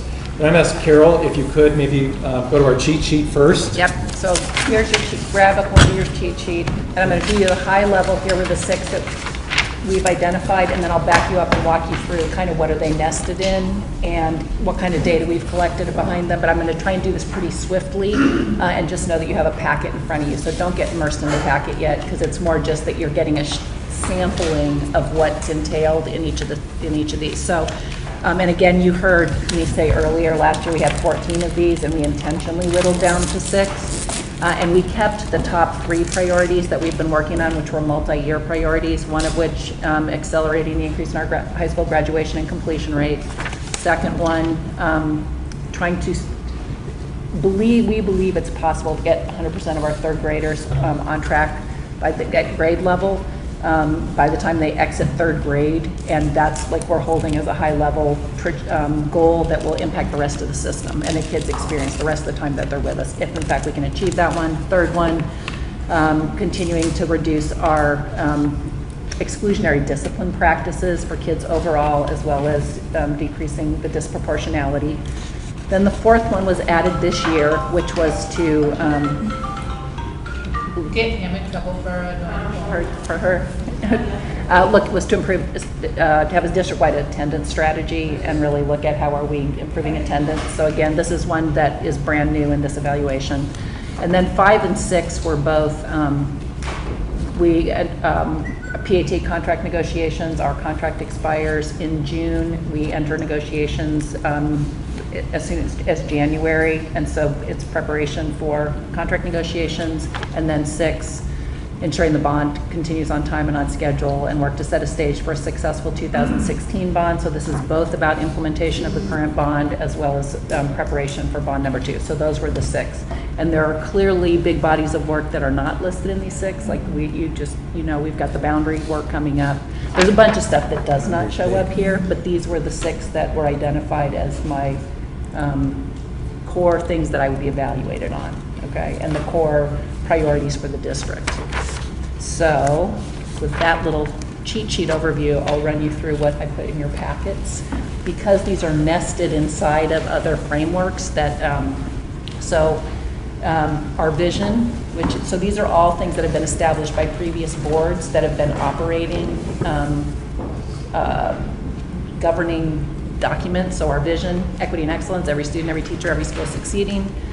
Our mission, every student by name, prepared for college, career, and participation as an active community member, regardless of race, income, or zip code. We have a milestones framework that a previous board went through, looking at what was predictive of student success as they move through our system and using those as our high-level indicators. This then has morphed with the achievement compacts, which have since gone away. And this, we then would have whittled down to our 3 priorities: the 3rd grade reading, the discipline, and the... Are we planning to look at these? So you can look at anything you want. What I want to do right... Trevor, are we planning on looking at these? Not today. So here's what I'm going to tell today? you. I'm telling you Right. existing frameworks that you can bookmark anything you want to go back and spend time. We're planning on looking at this. Those 6. But not these. Not this at this We're going to moment. look at these at another time. You could say that you'd like to. So, Onward. yeah. What I'm telling you is existing documents that we utilized as strategic documents, but bookmark anything that you want to be going back and looking at as a board. Then we have every school, a successful schools framework, and this was looking at what are the best, where are we getting the schools that we're getting the outcomes we're looking for, what are the practices they have in place, and then establishing that we wanted to see these things in every school. And as a district, this has been our strategic framework with the values that we were looking for across the top. The 4 effective educators, rigorous relevant programs for all, collaboration with families and communities, and individual student supports as our core overarching strategies. And then the foundational elements, modernizing infrastructure, so essentially the bond and a stable operating model, which has been about our legislative platform and our budgeting. Okay, so then, inside of those frameworks, we have done each year in my evaluation, then establishing what are the areas of focus that we're agreeing to look at for the coming year. So this year we said, with a continued overarching focus on equity, the board outlined the following areas. High school graduation, and with, here are some data slides that I'm just going to do really quickly for you. So this is, when we're looking at accountability, what are the measures we have used? There's our, over the last 4 years. Steve, what are you? I wanted to read what the previous was. Continue to increase high school graduation rates and work to narrow the achievement gap with an emphasis on taking steps to ensure students graduate from PPS college and career ready.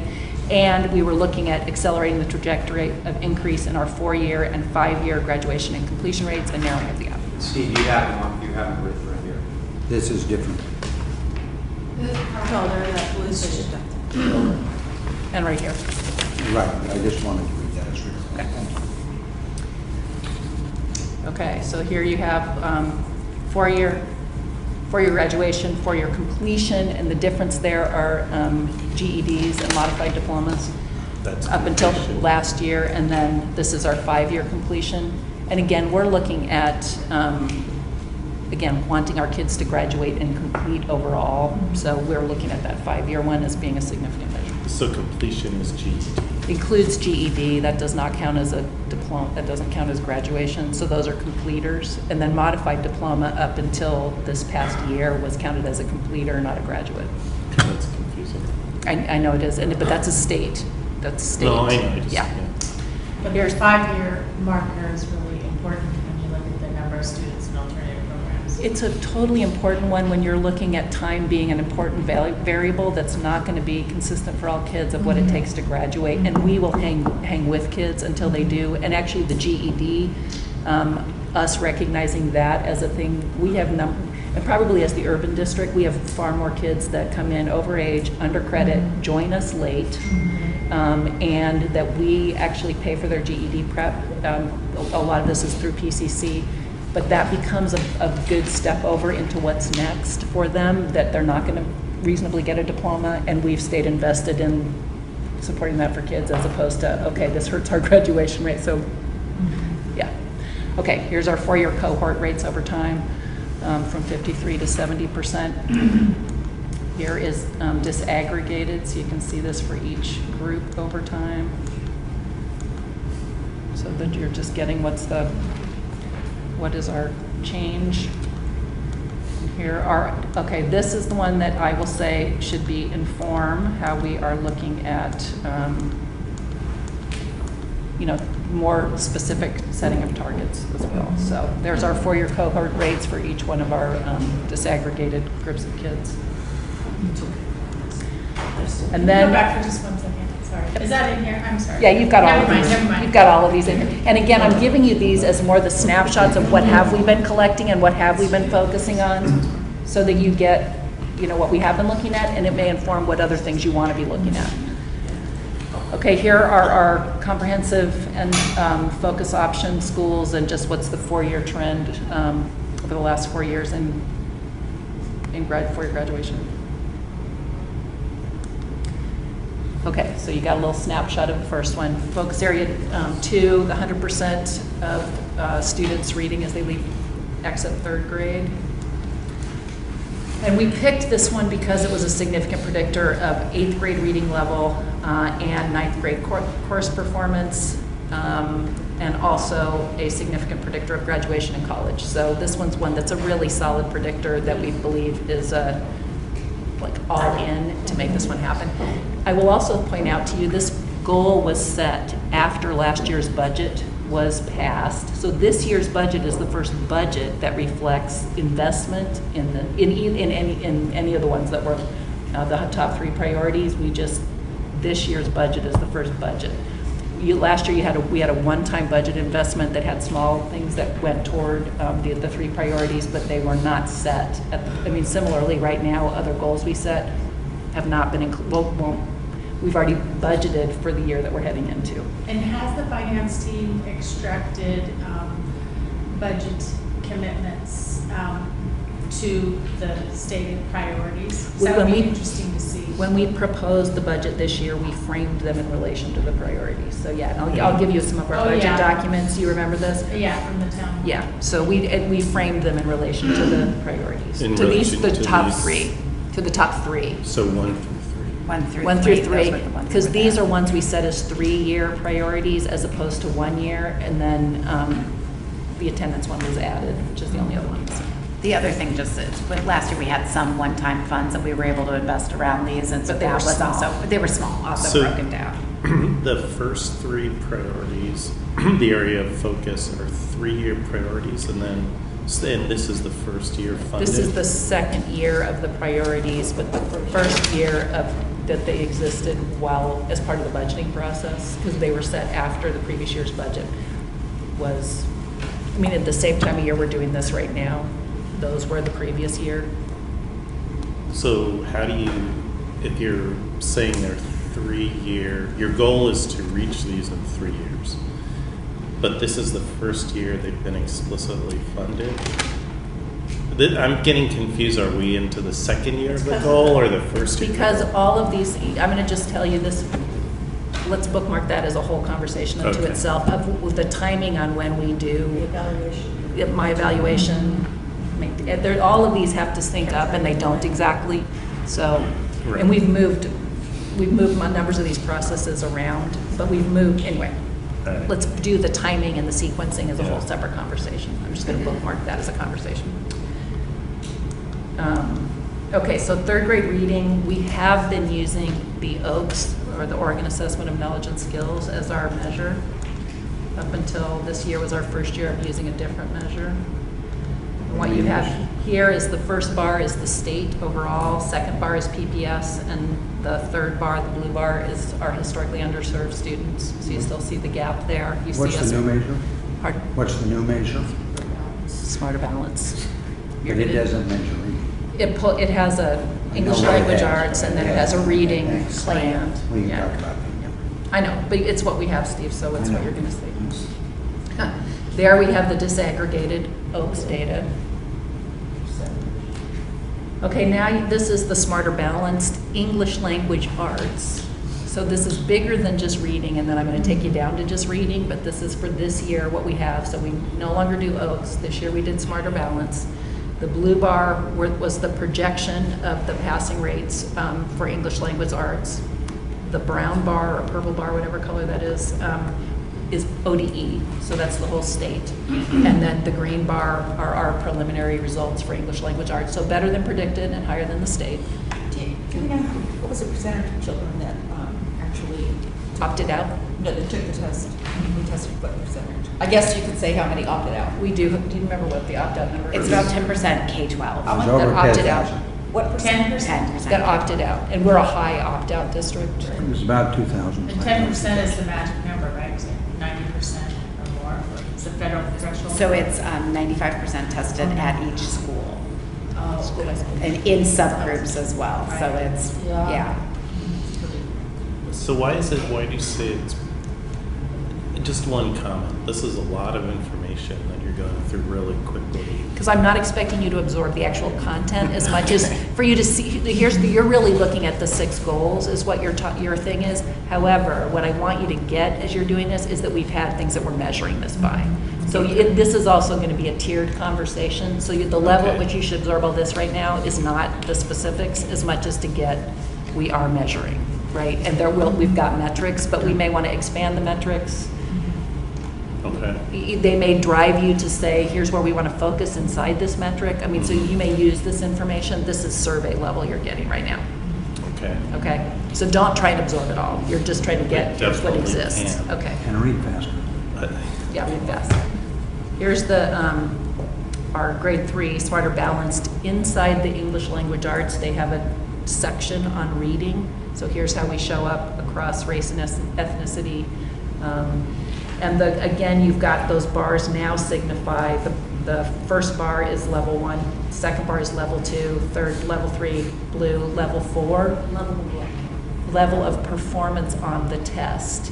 So, and they haven't actually said here's the cut yet, but the assumption would be that level 3 and level 4 are going to be like meeting and exceeding, and that level 1 and 2 are the below where you want kids to be. 59% is based on, Level 3 and level 4. Level 3 and level 4. It's assuming The 3 and 4, the green and the blue. overall 59%. Yeah, green and blue. And that was ELA, this is reading claims. This is reading specific now. Inside the English language arts, now we're talking reading specifically. Again, we've had a number of things that where, like we did our milestones framework back, 7 years ago, that we then tried to crosswalk over into the achievement compact, so that we weren't measuring multiple things, some for the state, some for ourselves, but we wanted something high level over time that we could track our progress over time. But we are constantly, as the state recalibrates, we've got to walk ourselves over to be in sync.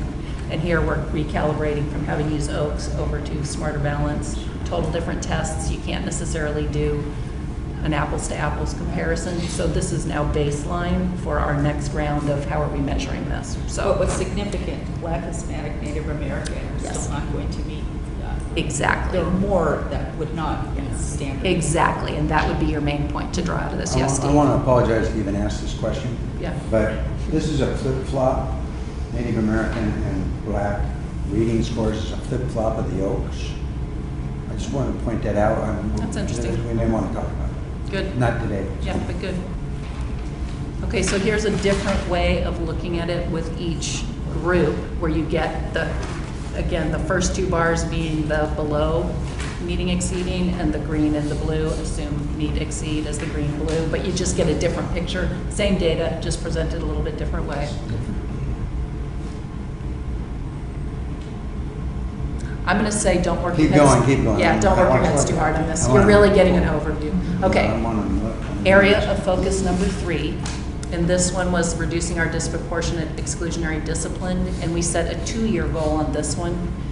So last year we had 12 pilot schools that actually had strategies in place, and had target populations that we were trying to impact, that we were saying, okay, we're going to look at these 12, even though we're setting the goal for the whole district, we're going to look at these 12 schools and really try and hold it. This goal for these 12 schools with the idea that by this year, year 2, we are accomplishing and meeting this metric. And we wanted to decrease our exclusionary practices overall by 50% and decrease the disproportionality by 50%, which means it's got to be greater than the 50% for our students of color, that we're decreasing the amount that they are suspended or expelled. Do you have this by grade level, or at least by? So here you go. So the why of this one, here's where you look at for 4-year graduation rate. If you've never been excluded, 69% on-time graduation. If you've been excluded once, drops down to 43%. You've been excluded 2 to 5 times, 34%. You've been excluded 5 to 10 times, 18% graduation. So a big why of how does this connect to our graduation rate? I think it's also important though to look in elementary schools. I mean, what does it look like K-5? And where you're going to get some of that, and it's dramatic. The impact on being excluded on the 3rd grade reading, here you go, Julie, where you're starting to see. So if you've never been excluded, 76% meeting or exceeding, and if you've been excluded, 47%. So again. I mean, is this like retroactive? Like if you're looking at an 8th grader who's been excluded, and did they meet when they were in the 3rd grade, or this is all kids who have been excluded before they test? Before 3rd grade. Before That's 3rd what I'm grade. saying, we need to look The at elementary K-5. is true, it's Yeah, huge. But It's there's a huge. new law. But really big reason why we're including the disproportionate discipline and the exclusionary practices as part of our targets, because it has a huge impact on the other 2. It's correlating, though it's not causative necessarily. And that may be true. So here's where you've got our exclusion data over time. So again, dropping dramatically, but still significantly disproportionate, where you see. How come Hispanic isn't on there? I don't know. I think we did the top excluded. I know why. We did the top disproportionality races. So it was Native and Black were the most the 2 top. Were the most disproportionate. Disproportionate. We can do Latino on there. It just is. You're going to see Latino in a minute. The graph gets crazy looking. So our headlines from 2012 to 2015. distinct students experiencing exclusionary discipline have decreased overall for students by 49%. They've decreased for Black students by 54%, decreased for Hispanic students by 53%, decreased for Native students by 55%. So significant decrease across all groups. Black students followed by Native students have the it still continue to, in this pattern, even as we've decreased, the pattern of where we have the most exclusions still remains. And our African males and Native males are excluded at the highest rates, continue to be. Here we have from 2012 to 2014-15, it's just the end of the same graph that you looked at. And here you have the one of students excluded at least once by race and gender. This one is powerful in terms of when we've got folks looking at who is being excluded. And this pattern has remained the same, even though the numbers have changed over time. The shape of the graph has been the same. Here's where you have, so the first line was 13-14, the light blue is 14-15. So again, progress, but same shape.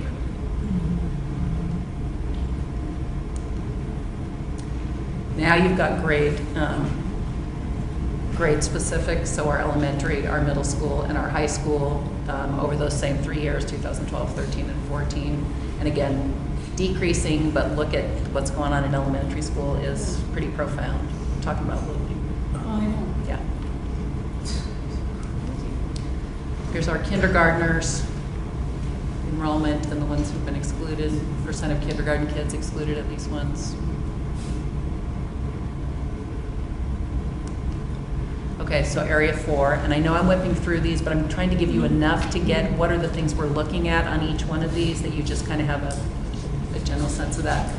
So our attendance, where we're focusing in this first year of the attendance, if you decide to hold this one, continue this one, is on kindergarten, and really saying, okay, kindergartners are where you set your attendance patterns for your whole K-12 experience. So if we're going to focus someplace, we would focus on our kindergartners. So that's true. That's data driven. It's data driven, yeah. Kindergartners who are chronically absent, more likely to fall short of attaining reading proficiency by the 3rd grade, more likely to have poor attendance in later years, and yeah, it is well documented. And part of this also, kindergarten attendance, we're doing a pilot in our early kindergarten transition program, which is where we have pre-kindergartners come in for 3 weeks and practice kindergarten, but we're also working with their parents so that they build community with other parents before they send their kids off to school for the first time.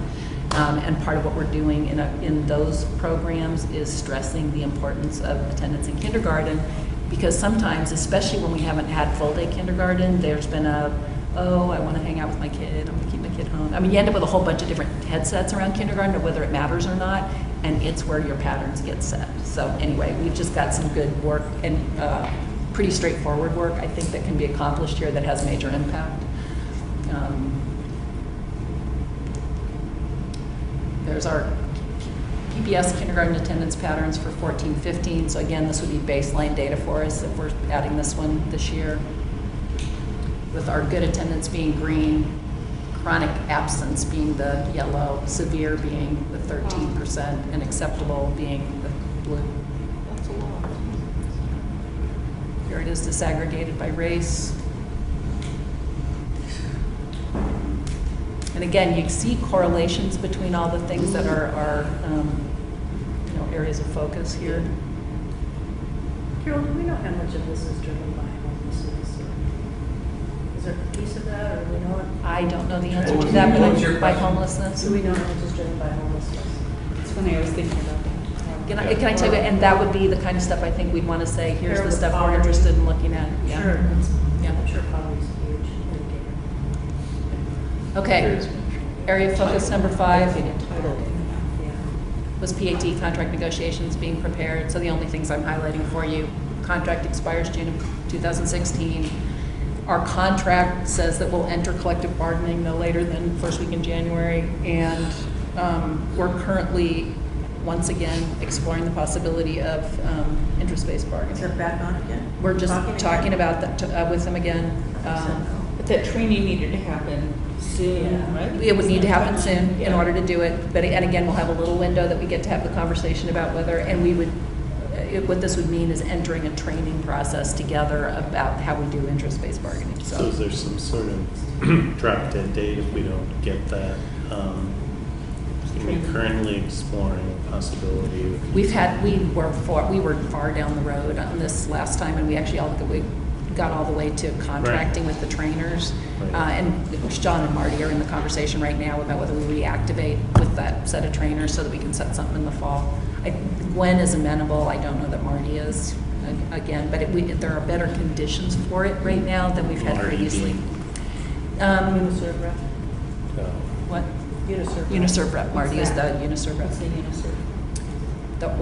The Oregon Association of Education employee who actually does the bargaining.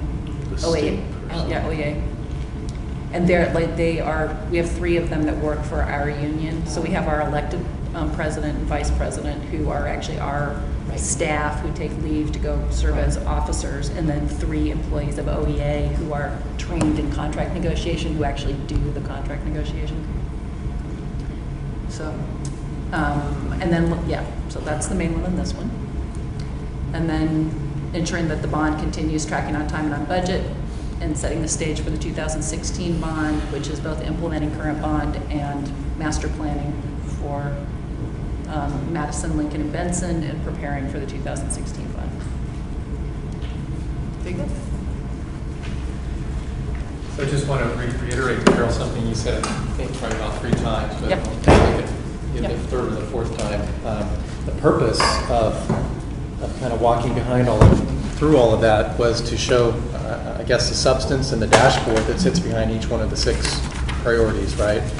And I'm just wondering if anybody, especially newer folks on the board, if they wanted to do a drill down on any of these, would there be a way to do that with you one-on-one or in a small group or absolutely. something? Or we can say that we want to do it and we actually dive in and do it. The other thing I'll say to you, what we did with the 14 last year was we then built our work plan off of it. So what we then did was we did the calendar for the whole year for the board, figured out things that actually had to have action that came before the board, and calendared out how it was actually you're going to get your information. But, so what we will do with whatever we end up with as the priorities, it will then drive the work plan of how stuff gets, what has to go through committees, what's the trajectory to get it to the board, how many times do you want discussions before you're actually at decisions, what are the things that need decisions. So we start mapping how things come to you and what your accountability intervals are of when you see what data, when we have what data. So we take whatever this is and work on building a work plan for you. And we have that for these existing priorities. We right? have. We did it last year. Existing board work plan. We haven't set It's it not yet. still in. Well, you guys, we haven't set it for this year. It will, No, but I mean, is the one that. we have the one from last The year. prior one is still in effect? Or, No, we need to we do completed our- it last year. We're gonna, this marks the beginning of Got you it. saying, here's what Okay. we'll do, and then we'll build your work plan And that with was you. staff. Right. But we work with you guys, and you're going to have a little bit more complexity here as we're trying to map what will go through committees to get back to you. I mean, so you're right now at the first stage of building your work plan, so. Will that work plan be the place where all of the programs and interventions that are the means to these ends be made clear? That's where we would bring you staff reports that's like what we would probably do is here's the work that's in motion, and you hear from the staff who are driving it. Student Yeah. committee, but I don't know what is the teaching and learning, is What- that committee? So there were both like the work plans that we had for each priority so each priority had its own work plan, right? I mean, you had For staff. copies of that for staff, For that you staff. had those in your areas of focus, right? And that had the strategies and the whatever we were working on that, influenced each of these. What I think Carol and Pam were talking about was the work plan we Board work developed plan. for the board, where we said, okay, here were the priorities, the 14 areas of focus that the board laid out for the superintendent. Here are the other things that as a board you have to do every year, approve charters, do the budget, do open enrollment, do whatever. And we laid out a work plan that said, okay, here's what's going to come in September, here's what's going to come in October, here's what's going to come in March. And, and did all of the things that said, okay, like this, we will have the equity plan. We are required to give updates to you twice a year on that. So we built that in. So that was what the board work plan looked like. And we go back and look at existing resolutions that have moments they need to come back to you, and we build that. Like, we're basically building your calendar for the year by looking at what do you need to touch when, and what are decision points? Yeah, what's your regular business? When does budget start? What's your, and so you've got a bunch of concurrent processes moving at any given moment that we map out for you so that you understand how it's moving, and we make sure we have reasonable amount of works hitting each board meeting. Carol, if you were to set your own areas of focus, which actually you should do,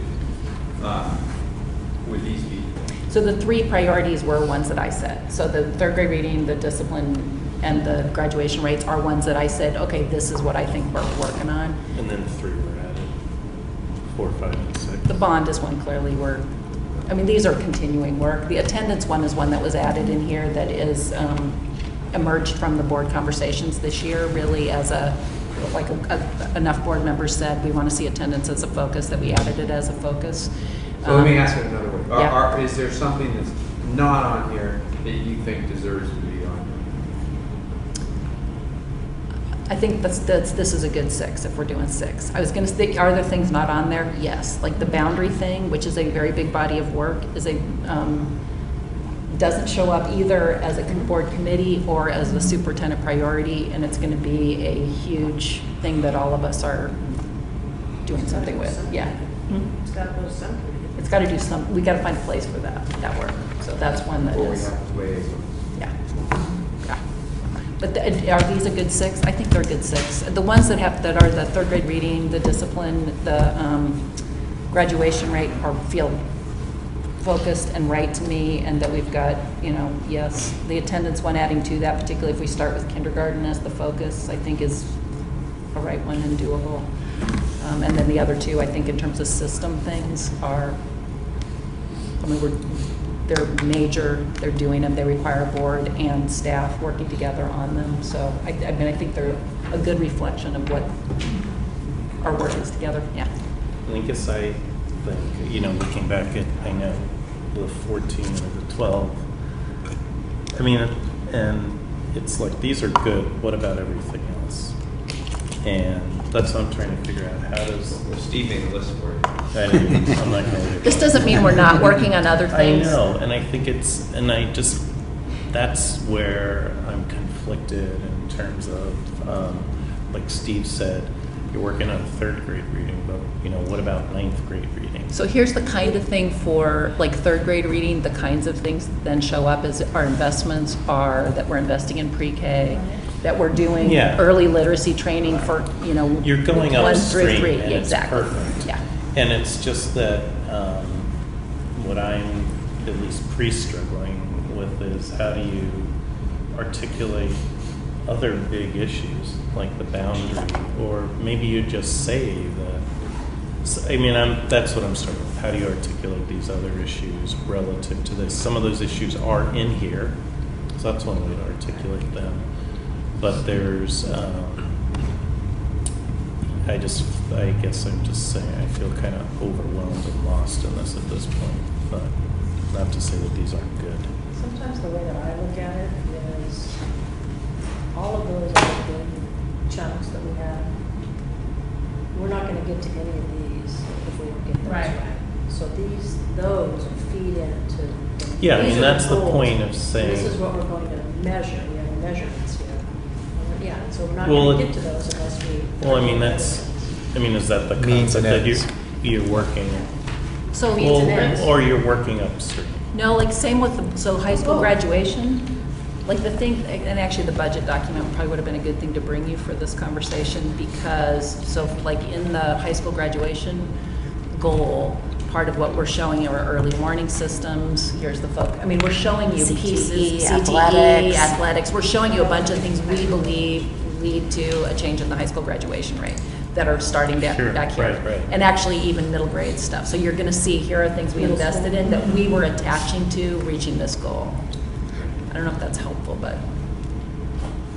That's an interesting way of looking at it, because otherwise it would be easy to assume that things aren't getting done. But if we look at those important items as means to these ends, it starts to give you at least some context for all the work that is getting done.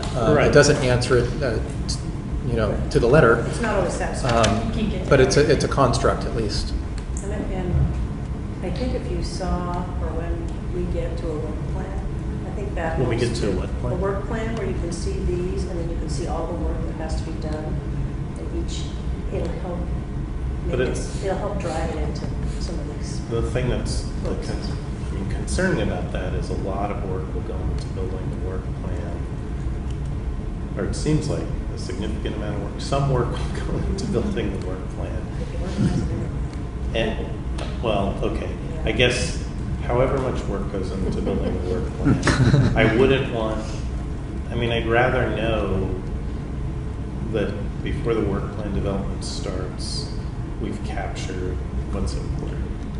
So I'm just trying to figure out, and maybe I just have to have side conversations about that. I think I feel like that will happen more organically through the process of developing our committees, and each committee figuring out, what its priorities are, because. Well, each of the committees have already set their priorities. Oh. I thought that's what we presented. The first time. Broadly. But they shouldn't be setting. Yeah. So maybe there's a way to back up and look at this and say, are these really the areas that we want? Because if you can't fit something in here, then maybe these are the same things you want. Yeah, that's what I just. Then maybe it's too narrow. Then it's either too narrow, or we have to have a discussion about whether you really want it.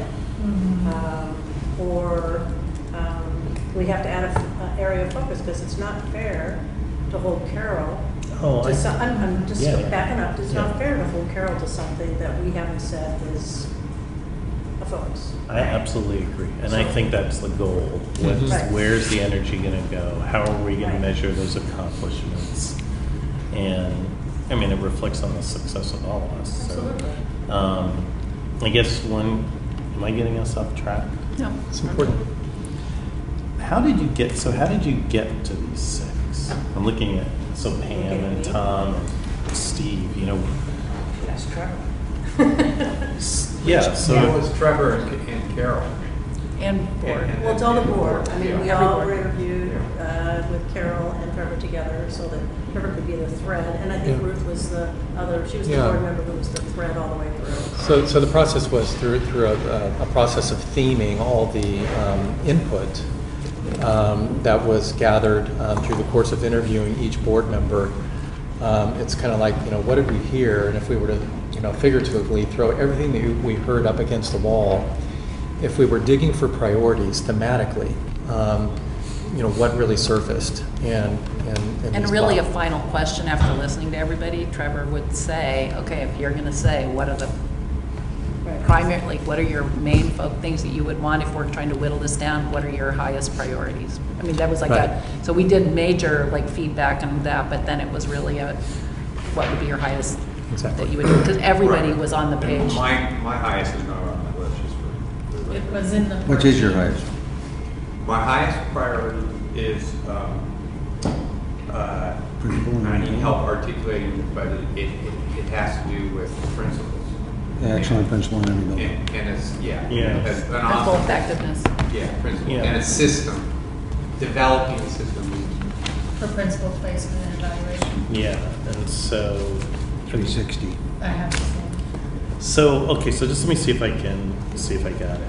So each board member was interviewed and worked with Trevor, and Trevor worked with Carol, and you tried to sieve that all down to these. And Ruth as well. I meant Ruth's the constant. Yeah. Ruth was the constant. She said She was in every everyone. interview. Okay. Yeah. And everybody, I'm in all of them too, so everybody's giving me feedback to on the previous year, and then saying, but what do they think the area of focus is Going forward. going forward? And is there like a report that summarizes that? It's that, yeah. Oh, the It's evaluation. Yeah, that's what that exactly. Exactly. But here we are. Here we are.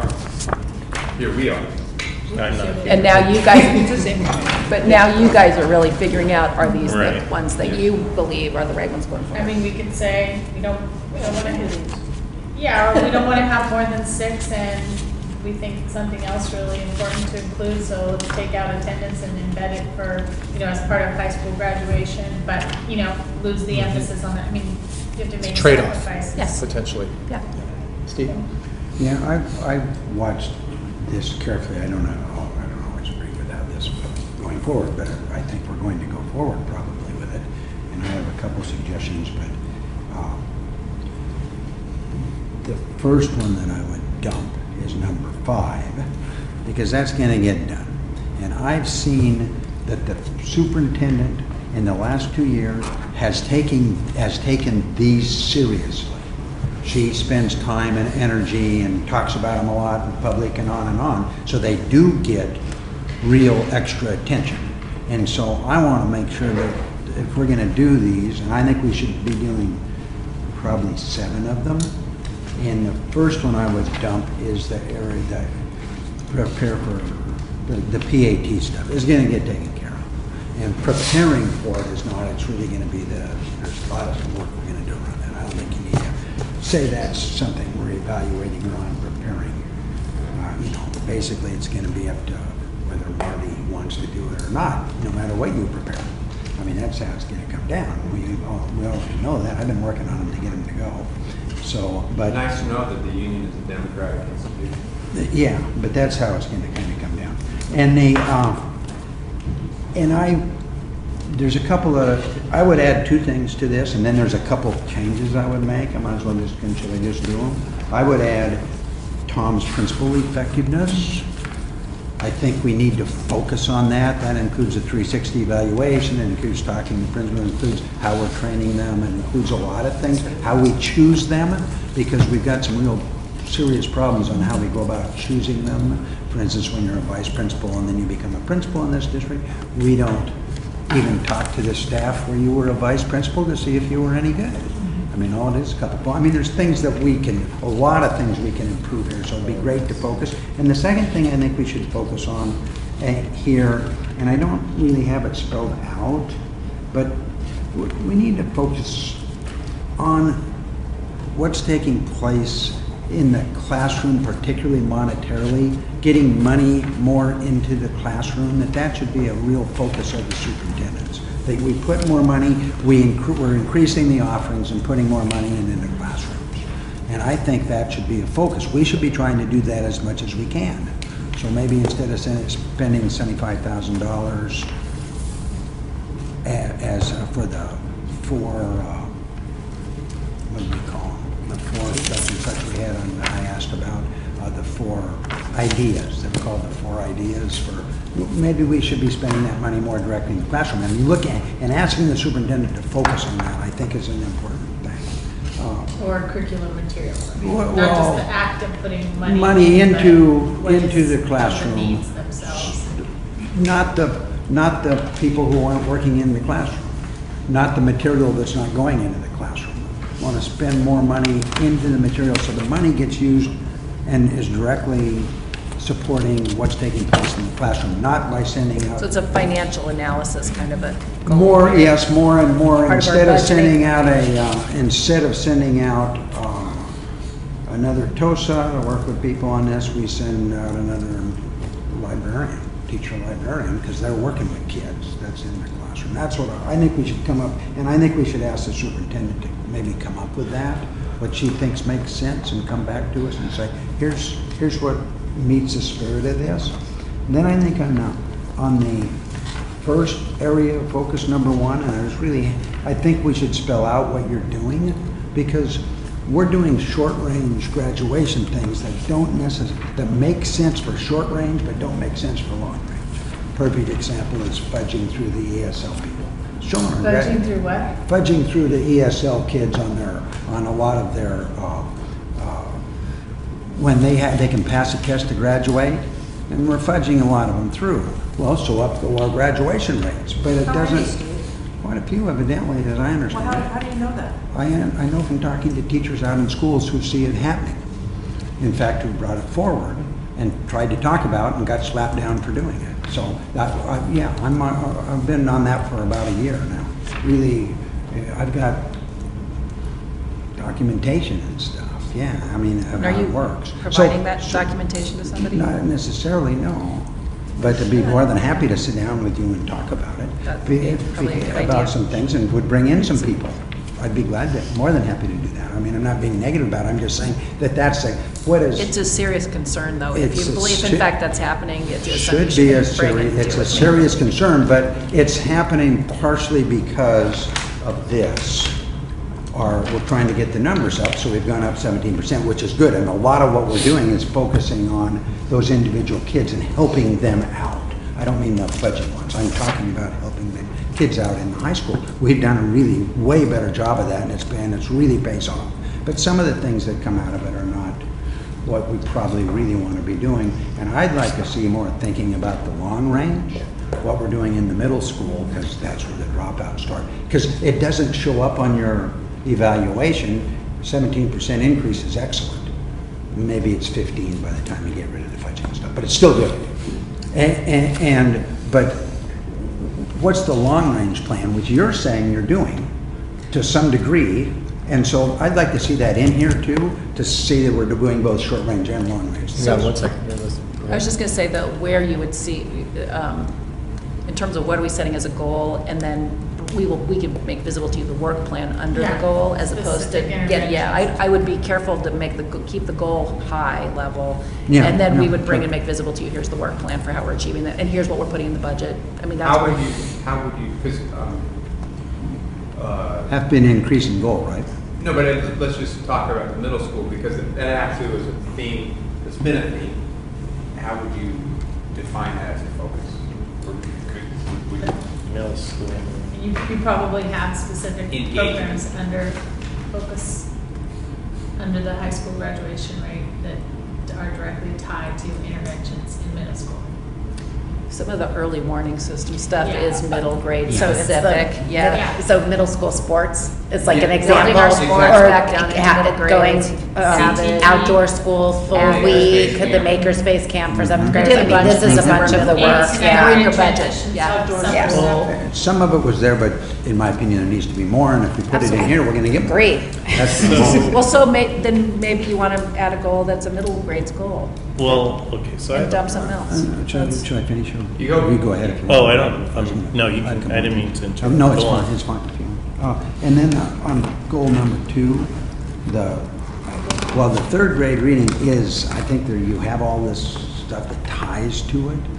But when we state it as third grade reading, it doesn't project itself out to what we're trying to do is get all those kids to read.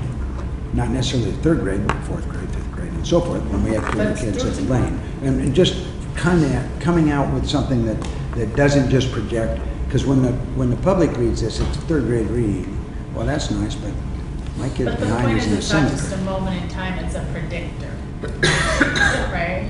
It is, we've had this discussion before, that there is so much data that it is a strong It predictor. is a of strong later predictor, reading. but it's I know what it's- happens as a strong predictor I is mean, it's it not is a- necessarily it's not necessarily causative. It is to a huge degree, but a lot of it's correlated too. And so even though it's a strong predictor, if you look at that research, did they do the research on the fourth grade? Is it a real strong predictor of fourth grade? Absolutely. Kids who can't read in the fourth grade, I guarantee it's a huge predictor of failure. I'm just saying that by focusing so much on the third as our predictor thing, that we end up, See, here's where I do a difference between what are you guys setting as the targets you're going to hold as high-level measures that we then, like, there's no way we only start focusing in third grade and meet No, that. there isn't. Right, yeah. No, there isn't. Like, we have to do, okay, what are we doing as kids are in pre-K? What are we doing in kindergarten? What are we doing in first? We're doing this is an early literacy focus that you guys have said by the time they end third grade, here's where we need those kids to be in order to take advantage of every other opportunity in our system. So, by you setting that goal, it sends me back to work with our teaching and learning folks on how are we building that out, starting pre-K, all the way through. I think that's true. That's what my, I yeah, think I that's just true, think- but it's not communicated out that way. And so maybe That's the one. problem. So then it's a communication issue as Yes. well. Okay. Or maybe it's that we expand on that goal by saying, how we're going to, what does progress monitoring up to third grade and after look like?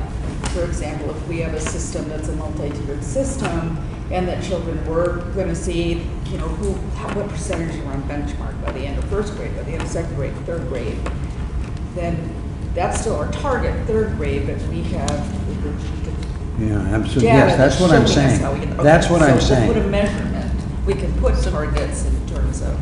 And you're looking at one of the metrics, you want to look at what intervals. Yeah, I'm saying. Yeah, I know. And track the follow-on success of students who have met that third grade benchmark And they don't, and the other section on this is we no longer have an accurate reading test to see if kids are we call it benchmark here, but the benchmarks are gone, right?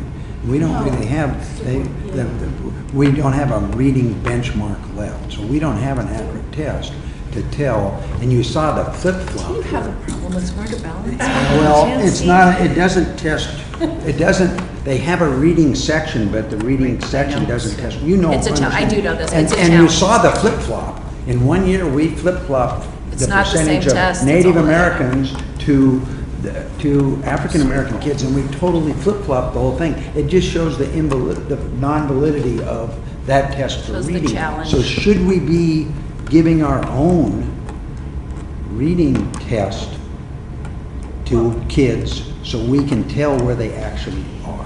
So I'm this thinking might be that's something we should think about. And that's a good teaching and learning conversation. Teaching and learning committee. Yeah, be glad I'm sticking And the I'll stick it in. assessment committee. Because Yeah. I definitely have ideas of how Yeah. we can do what we're discussing. And Steve, I know you know this, but the Native American population is so small, right? That number is very easily flip-flopped sure. from year to year. Well, I don't So, know because if the it's N gonna is small. flip-flop that much, but it is small. It is a And quite the a N bit. is very It can make a small, lot so of it difference. that and Pacific Islander often show up very differently Yeah, year to year because exactly. the N is so small. And you saw it Yep. again in both at the 43%. Let me do just a little roundup on, Nice on job. what we've heard so far, and I also want to just be mindful of our time, and we do have time for guest comment on this evening as well. And another topic was the committees, and so that may be a topic that we have to take up in the next session. That would obligate you to come together sooner rather than later, I think, because the committees are often running. We are running up against time. So let me just reflect back at least what I've heard so far. Thank you, Steve. Steve has offered up that we might remove area focus number 5, and we might add another area of focus around principal effectiveness. I think Tom mentioned that as well, selection and evaluation. It's not exactly the wording, I'm sure, but you get the idea. Steve, I think you mentioned putting more money into the classroom. There's something around that. Okay. And then spelling out with more specificity, if I understood correctly, what goes into, or a little bit below the waterline, my word, on area focus number 1. Correct? Yes. Okay. So let's stop there, and just, if we've got, Amy, go ahead. Well, can we just make sure that everyone has a chance to surface any? That's where we're going to go Okay. next. So that was just an effort to say where are we at now so that we can keep going with the conversation and land it. Well, that's my concern. I'm not ready to tell you what to take off or put on, whether it's principles or getting rid of the PAT stuff. That's really important to me. So was this discussion supposed to be, here's the preliminary information to start figuring this out, or are we really intending to say these are the 6? No. This It's is wherever you just are. the first shot. So we Okay. want Yeah. to hear from each other. Okay. We want, including Carol. We're not doing any false deadlines. I'm just going to say, No. where we want to do is we want to land where you guys have a true collective agenda. Yeah. Yeah, so that helps a lot. Yeah. I just, To the extent that we delay coming up with our own priorities, we are acquiescing to the current priorities because that's what you're managing. That's what I'm managing at the moment, because that's what I have to manage to at the moment. Well said, yeah. Right. And that's right. So I'd like to hear from everybody, if you have your top line, other things that rise to your, Paul, anything surface for you? Some things, but I think they'd be appropriate to talk with Carol about privately. Okay. Well, I'd really be interested.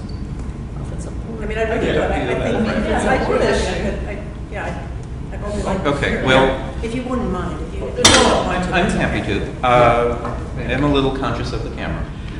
I have, Mike has made me very conscious of the camera. Thank you, Mike. So sorry. Your contribution, Trust me, yes, nobody's gonna be watching my this. therapist, thanks. This has been very interesting because it's made clear a discomfort that I've had with this list, which is that it seems very political. And not having been in the process before, I look at this and I think, you know, if I were to go to 100 likely voters in Portland and force them to come up with 6 items that they would think would be priorities, I think it would look almost exactly like this. And again, not having been, because these are things that I have heard about campaigning a lot. Yeah. Not having been in the process, I look at it and I'm concerned, is this really what's best for the kids? Is this really the best pedagogically informed set of priorities that we could have for the district?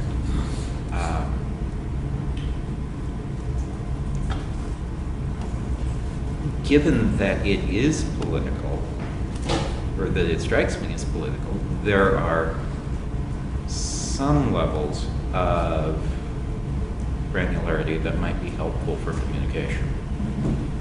There's a lot of concern around graduation rates, and I guess a political issue, people want to know, what are we doing? I think that's also true of 3rd grade reading. But on the whole, it is something I really, having said that, they are priorities that I think are perfectly appropriate. I think are good, given that discomfort. The one thing that I think really does, I will assert, needs a little more language in it is number 6. Because over and over again, I have heard concern that on time and on budget means we're letting quality fall by the wayside. Quality. Whether we are or whether we aren't, I think the absence of any kind of language around that is a big problem. I agree with Paul. That's one obvious thing. It seems just, too narrow. and Paul, I mean, I appreciate your comments about the political nature work, which is why I asked Carol, you know, because this is your job, your professional job, so that's why I wanted to make sure that you feel like this is the best for the kids. In terms of the goal, I'll tell you, the first 3 goals, I feel like make sense to me in terms of things that we're setting at this level, that we're building that underpinning for. Like the 3rd grade reading matters for if you can't read by the time you leave 3rd grade, you are missing out on a whole lot of other opportunities. That one just so makes the gut sense to me. The graduation rate, absolutely. Like, we've made good progress, but oh my God, we're at 70%.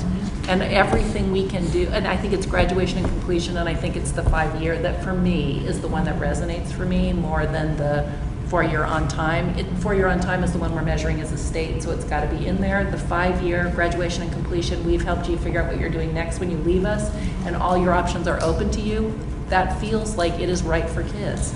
And I feel like the way we're going at it is building athletics, building hands-on experiences, building our CTE back in. You've seen huge investments like this past year as we've had money to invest again.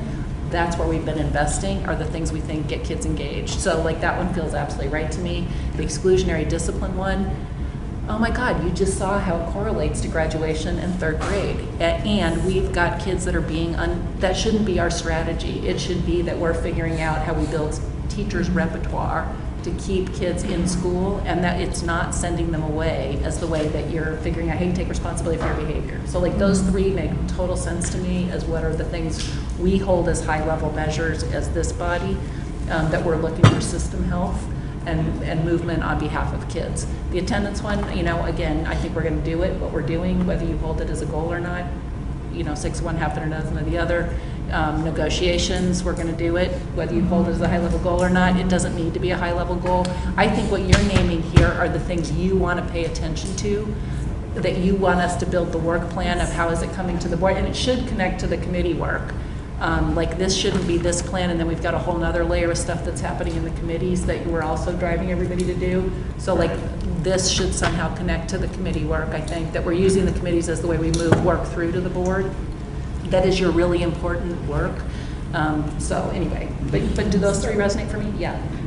Julie? Can I talk? So I wanted to talk about what I would like to see, just because it impacts the 3rd one of your priorities, and it's just an disproportionality discipline. But I'd like to also include special education, because when we track kids, particularly kids of color in special education programs that don't need to be there, then it totally impacts their lifetime opportunities as well. So if we added that to the disproportionate discipline in special education, I think that's really huge. That is a huge priority, because I think and I've looked at classrooms here and I've done some research in other districts. I think that right now we place at about 50% error rate in kids of color in special ed. So can I just understand that better? You're saying that we're disproportionately assessing kids of color as needing to be in special ed when they don't need to be in special ed, and that's based on behavioral issues, or no, it's who knows? just a disproportionality issue. It could be behavioral. Sometimes it is, but it's also just a variety of other reasons. But when we're talking about disproportionality, I mean, those are the 2 areas that negatively impact kids' graduation and achievement. And then I thought there was also an issue with disproportionate discipline for SPED kids in general. Yeah, that too. So. But Julie, I am just fascinated. Where did the 50% error rate No, come from? I did a little study of using some interpretive matrix on the testing that we did in the last district I worked for. But also, I know that we make a lot of errors because there's a lot of flaws in our assessment practices and in our understanding of the decisions that we're making, and that it's a little complex. The areas that we are over-identifying kids, and we are as a state. And also, I've looked at the numbers of local districts, including PPS, and I don't remember the rate here, but with Beaverton, kids of color, EL kids, for example, in special ed at Beaverton, we're at about a 19%, versus, we fund at 10 to 12. That's what the average is. So in general, in our area, we're really disproportionate in our placement patterns. And you can see that state data too in specific learning disability and communication disorder. Then the other thing that impacts is when we have higher percentages of kids in special ed, you only get funded for a certain percent federally. So then it's not only about the impact on kids that are being misclassified, but then it's also from the general pot, really the funds, are they being appropriately spent because it's more expensive to serve kids in special ed. I mean, there's just so many reasons that it's important to look at. And I think we can just fold it into looking at this disproportionality issue. So where it does show up as a metric, we have a 5-year equity plan that has every year, there's a 1-year plan to implement a 5-year plan. That there are 8 metrics, one of which is over-identification of special ed kids, and the other is under-identification of Of tag kids. Right. So it's like the inverse. But we report to you guys every, 2 times a year on this set of 8 metrics. On the plan itself and our progress on it, but also those 8, where our over-identification, under-identification, and our hiring practices. It's got like key things that are like, what are the things we've identified that are measurable, that move, signify the equity work is moving. So just to tell you, you could list it here as well. I probably wouldn't mix it with the discipline. I'd probably call it out as its own, because it's going to be held by a different group of people in terms of moving it. So the identification or over-identification. Whatever, it all falls under disproportionate. But you're going to get reported on that one, and there's active work going on it. So just to say, it could either show up here or you're going to hear it through the equity plan. Has anybody not been able to weigh in on a different goal to consider? Yeah. Before we go, Steve, let's go ahead. I just want to say that I agree with Steve in that we should get more money in the classroom, just because I know that students are getting bored in the classrooms, because I feel like there's not enough money to do what they would like to do, like more hands-on activities and things. So I think that should be a priority, that we need to make more money in the classrooms for the students to get engaged. And I want to go to folks who haven't been able to add yet. Go ahead, Pam. And I'll just, Katie and Steve, I just want to point out that money in the classroom is the board's responsibility because we do the budget. Right. So it's not the superintendent's responsibility, it's for us. We can have an opportunity to look at all that. She brings It's been forth great. the budget though, But we and can has make that it in more there, to it. but we've never really, you almost can't figure that out in the budget. Just Let's let superintendent I think we can. can. Pam finish. And then the other part that I would agree with was Tom's comments about principals. I think that's a great, I think it's something that we really need. The leaders in the school, instructional leader, most important. And I also think that keeping the contract negotiations are very important. They're something that have a huge effect on our student achievement, our teachers, and the provisions that are in the contract around teaching Money and in the classroom. hours and all those kinds of things. And the other one was the attendance thing. We had slides on attendance. So, and I know that we have a lot of strategies around it. I remember talking about reconnection and lots of other things. So, I'm hearing about that. We But do I what we So you do. would get rid of that one if you had to get rid of If I it? had to get rid of one, gosh, no, that's hard. She's not going there. She's not going to say okay. Amy, did you weigh in? No, just the one other thing that comes to mind for me, and I don't know exactly how to characterize it, but is a strong and robust programming across schools. So equitable programming by school type. Middle schools really look at them all in one look. What's the programming is, what the investment is. Same with high schools. Same with elementary schools. Strong, robust program across all schools. And equitable. Yeah. That's kind of what I was saying too. You're right. That's what I was trying And to not get even at. measured by resources so much as, output, whatever. Yeah. That's what we're talking about. Not they have the same resources. Right. They equitable resources. Okay, and I'm being mindful of time. Has anybody else, I'm going to come to you in a second, Steve. I can see you. I'm not going to forget about you. Anybody who hasn't weighed in yet? I just wanted to say one thing. Yeah. I think it would be really helpful, Carol and Amanda, if you can unroll these. And by unroll these, it seems like there's a lot of specific initiatives. Am I getting that right? Within, like you said, middle school sports. So I would like to see, like those kind of things. Like, so here's the focus, and here's like whatever the 5, are the the ends, 10, what are the the 3. means? Because that, and why that's so important is because I think those are issues, those are priorities that people have talked to us about, and they'll It is. see that in the area of focus, and that'll be helpful. So some of this is going to be, building the work plans underneath these, and then how are we communicating them? So like, how do people how is it visible to people? That's what we mean by that. But couldn't you simply do it now because it would help It would help me So talk to other people about what this means and get feedback. So It would be the next step of what we do with this, yes. Well, you have what We he's have it, we asking. have the prior budget. It was in your and some of them evaluation are the thing. same. Yeah. For the first three, you have the end of last year's work plan that identified a bunch of those, and I can resend it to you, so you have it. And then, but we don't have any for the Those are the three new, the even three that. ideas about them. I mean, that's part of what we didn't do is we didn't create that yet, because what we're doing is we wanted to wait until this had happened so that we Got had it. an All idea. right, what well, we You so were guys, having this the is the first- first having thing a- that launches that process Another for this year. transmittal Yeah, of the yeah. first three is good. Isn't that in your evaluation?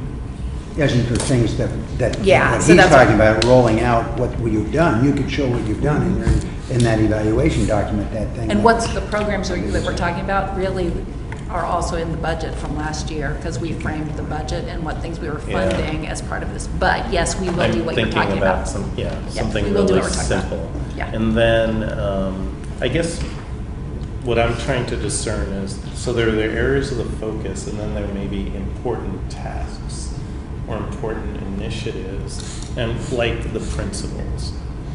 Can we make progress on the principles without it being an area of focus, or is it really like? No, you're going to make Yeah. we So I are wanna be able operating to- huge other parts of the district Yeah. that keep moving, and we keep, solving problems and all that. These are the I ones don't- you're going to pay most attention to, though. And to me, the areas of focus are just calling it urgency too.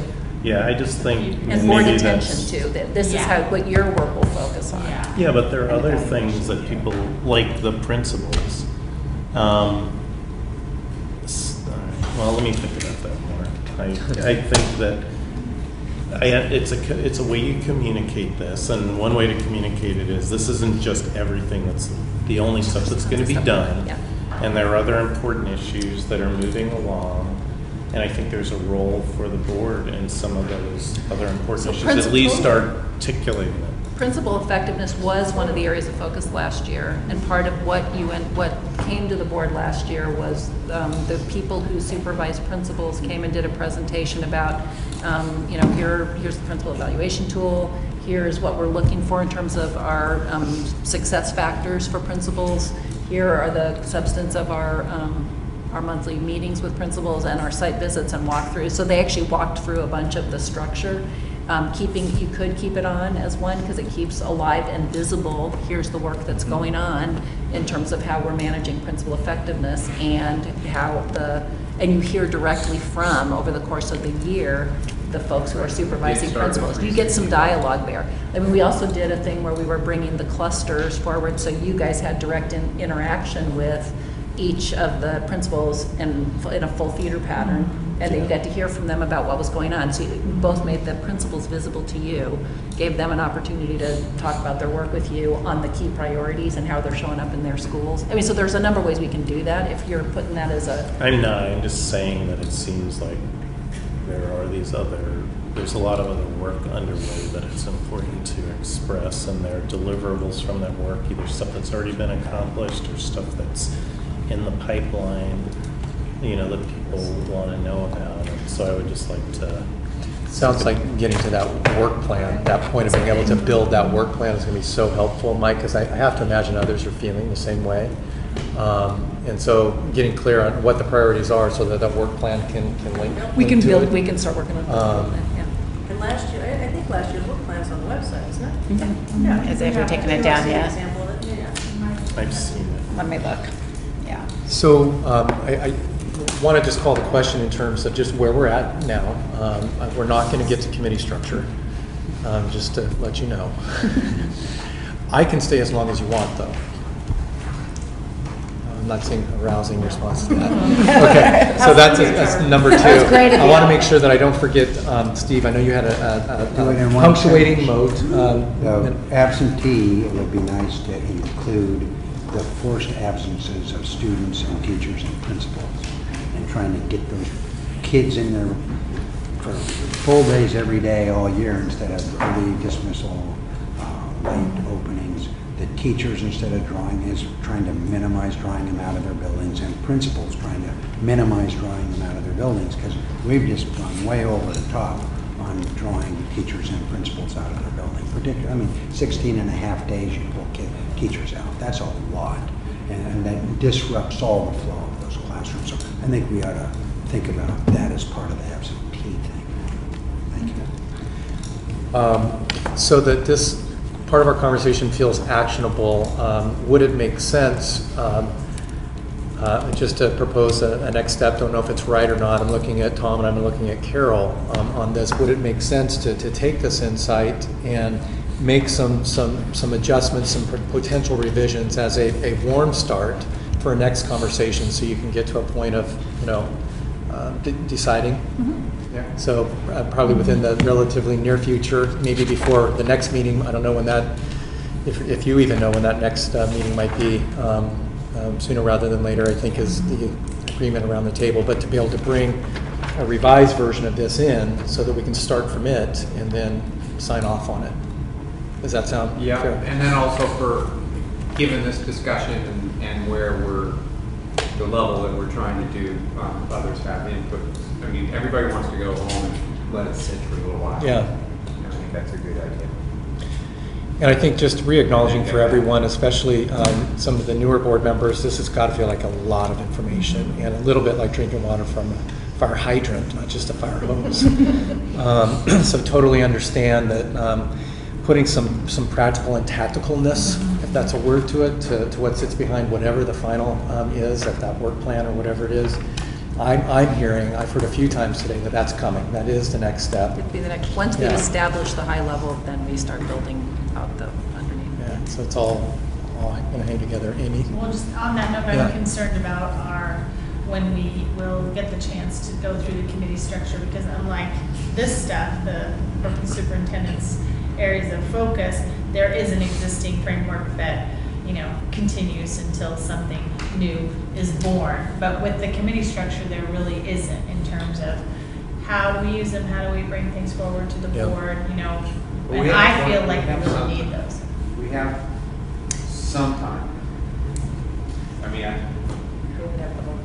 Well, the other part of that is the things you guys identified as the work of your committees, how they relate to this as we're trying to build our work plan. Yeah. And I don't know, like, in terms of what those lists were and how they relate to this, whether they nest in this or don't, I don't know. It's a chicken. It totally is, but we should have all of, I mean, it would be nice to have that whole picture out in front of us as we're trying to construct this. And make sure So you're saying there's a it. link there I hope there's a link there. There needs to be a link there, because how we're going to move this work is using the committees, I'm assuming, and committees and full board. Gotcha. And the committees each did independent lists that haven't surfaced here yet as the. Well, that's even a question I have, is everything that the board works on or comes to the board going to come out of the committees? And I don't, is there, I'm Some sorry. may and some. Is everything, all the work that the board does, is it all going to come out of the committees? No. And so, so you may not see an alignment for at least for some of your committee work in this. Which is fine, as long as we understand how they fit together, I think. Yeah, which, gets to how much of the And training how to there. prioritize it. Yeah, I guess right. No, I that's understand. Because we're going to go direct staff's work by whatever we're coming up with. So if we're saying, okay, this is this work and this is the other work, we just have to we need to have the big picture. Yeah. So I guess a part of that would be, I'm thinking about your comment about the committees. Sometimes it's hard to move work forward if you don't have it go through a committee, the whole one, small one, because you need to have staff doing research for you, or pulling it together, or all of that. So you need some way to move the work other than just showing up and saying, I'm going to do this. Right. Yeah. So, looking at Tom as chair, do you have a sense of when you'd like to see the group come back together again? Would it be in August? Is that doable? I know it's often a vacation month for folks, but I'm thinking that you'll probably need set aside a half day for some of this, just to give you an idea of investment of time, because there are other topics I know too that you probably want to get to as well. Right. What I guess, yes, I think we should do it as soon as possible. I think it's scheduling issue. Okay. I think it'll be probably early September to be, if I have to guess Is for that you. right? Okay. Like, Right. just based on what I know about Yeah. people's schedules, I'm guessing Got it. it's gonna be early. But it's a Like, priority, Yeah. it sounds like. priority. Okay, great. I mean, and I think this has been a great start. And this was a good location. This was Yeah. really nice, yeah. Great location, yeah. Yeah, this was This was a good space for us. nice job, Roseanne. And Tom, I want to hand it over to you to invite our guests Okay. to weigh in on some Good. things. Very patient guests. Yeah, so, let's see, let's identify. Lisa Davidson, third grade teacher, Would you like to come up to? Actually, I've never spoken before. Sitting here listening to the street, I in case I would like to say something to you. Am I being time for 2 minutes? Oh, wow. No, there's no Okay, lines or anything. I'll keep it short because I know you want to get home. So I teach third grade at Glencoe Elementary. I'm starting my 26th year teaching with PPS. I started out as music, K-5 and PPS, and then Measure 5 happened, and I jumped ship, got my elementary endorsement, and landed at Glencoe Elementary, which is a fabulous school, where in the last year we've had 5 principals. So Tom, entering your 3rd year as a director on the school board, I hope your 360 evaluation happens and that we can really start looking at principals and the effectiveness and what we need at a certain school. Because we have such diverse schools, not just in population, but personalities, as we all know. So our focus schools, whether it's program focusing or academic issues. So each school is unique, and we need to be careful of our placement of our principals, because 5 principals in 1 year is too many. So and some of that was subbing, so 6-week interim while our is that the question that was coming up? No, my question okay. is, because I think we've started the 360 process, and I'm curious to know if it's, what else we need to do. But so this year there was a survey that you took, I hope. Remember survey? No. School survey? The school survey. Oh, the school climate survey, survey, yes. Yeah. So it's a okay. climate and Sure, with it, yeah, some and principle. so a lot of those questions were focused on the school True. and the leadership. So And that's is the that part of it. Okay, good. So some of that was hard for us to answer this year, having had 4 at Yeah. that point. But is that process meaningful to you? I think it's a nice way to feel like you're being heard and get that information as a starting base. Yes, so definitely. Because we used to have that kind of Right. input. And we're launched it this year with the intent of trying to do that each year, Excellent. so we're getting cross-constituent feedback. Great, good. So What before about you're involving third. teachers in the decision? You had We five did not principals feel weren't listened involved to. at all. Yeah, well, no, Did we you had have some? meetings Did and. you interview the principal, anything like that, the principal No, candidate? no, but they had a community event and we had so See many what you teachers wanted. show up and for the first time after the principal left in the summer, and teachers came back in the summer to give input. I mean, we had a huge percentage of teachers come back to give input because that principal had only been there for 2 years and we didn't feel listened to from last time. And so we wanted to make sure we were listened to again. We said to them, just take our list from last time. It's still the same. We're still the same community. We still have the same needs, and we haven't changed that much. But our principal situation kept changing drastically, and principals wanting to make changes, drastic changes right away, especially this last year, that were really devastating to our community and thus our teachers and hard for the students because well, I hear that getting rid of grandparent special friend day was kind of an equity issue. That's what It's not coming from the district. Well, that's what we were told. It was a district push, and so our community, it was decided with the influence of this new principal that we would get rid of grandparent special friends day because of the equity issue. And then we have opt-out issues that principal came from a Title I, gave misinformation about opt-out parents in the state report card, and our community has been divided. It's been devastating what we've gone through in the last year. It's really eye-opening what a principal can do to a community is what it boils down to, is this principal really pitted one group of parents or opt out against our parents who just were most people will just comply. We trust. So, most of the community is going to send their kids to school to take the tests. If the school believes that's the right thing, they'll send them. But some of our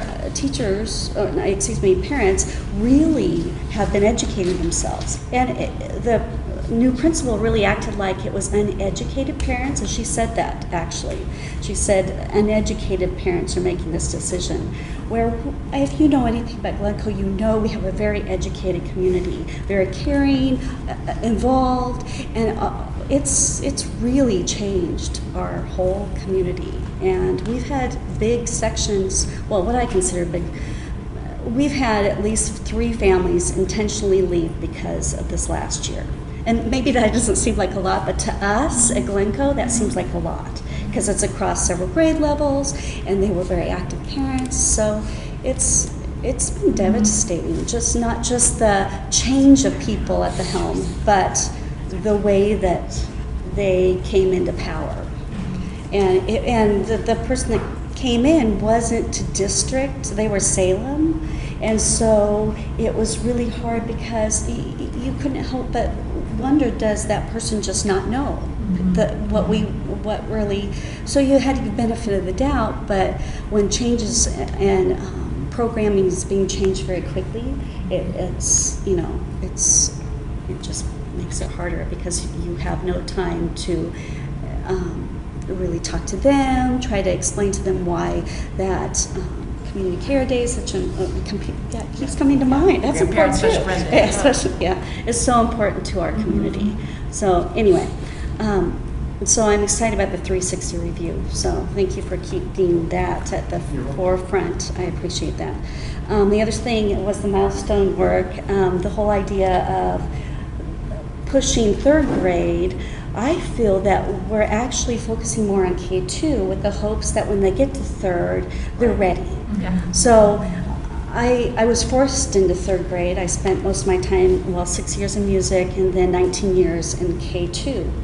And the principal made me go to 3rd grade after 5 consecutive years of change, which I agreed to. I wanted to loop 1st to 2nd. I wanted to do a half-day K with music, going back to music at the school I've been teaching at forever. Those were fabulous opportunities for me where I knew I could support my school and the students in that community. And then I thought I was settled in kindergarten, and the new principal said, nope, you're going to 3rd grade, which, having attended school board meetings, I knew the milestone phrase, and I knew that that was a huge year, but I didn't realize what a huge shift in understanding of students in math, reading, writing there truly was. So I went from huge classroom to tiny classroom, downstairs to upstairs, sink to no sink, and I spent my summer really moving and downscaling my classroom things so that I've accumulated in 25 years of teaching, down to like 1/3 the size of stuff I had to try to get up there in that little room. And then by the end of the summer, I had no time to work on curriculum, and there were no class offerings. Thank goodness this year some offerings have been made for teachers for K3 in enhancements. So if you don't know what enhancements are, your K5 schools have an adoption called Scott Forsman for reading. And then there's an enhancement part of it that is given to our focus or Title I schools. They've all been trained in it. Some of the training maybe that you're talking about where they're pulled out of their classrooms to get this training.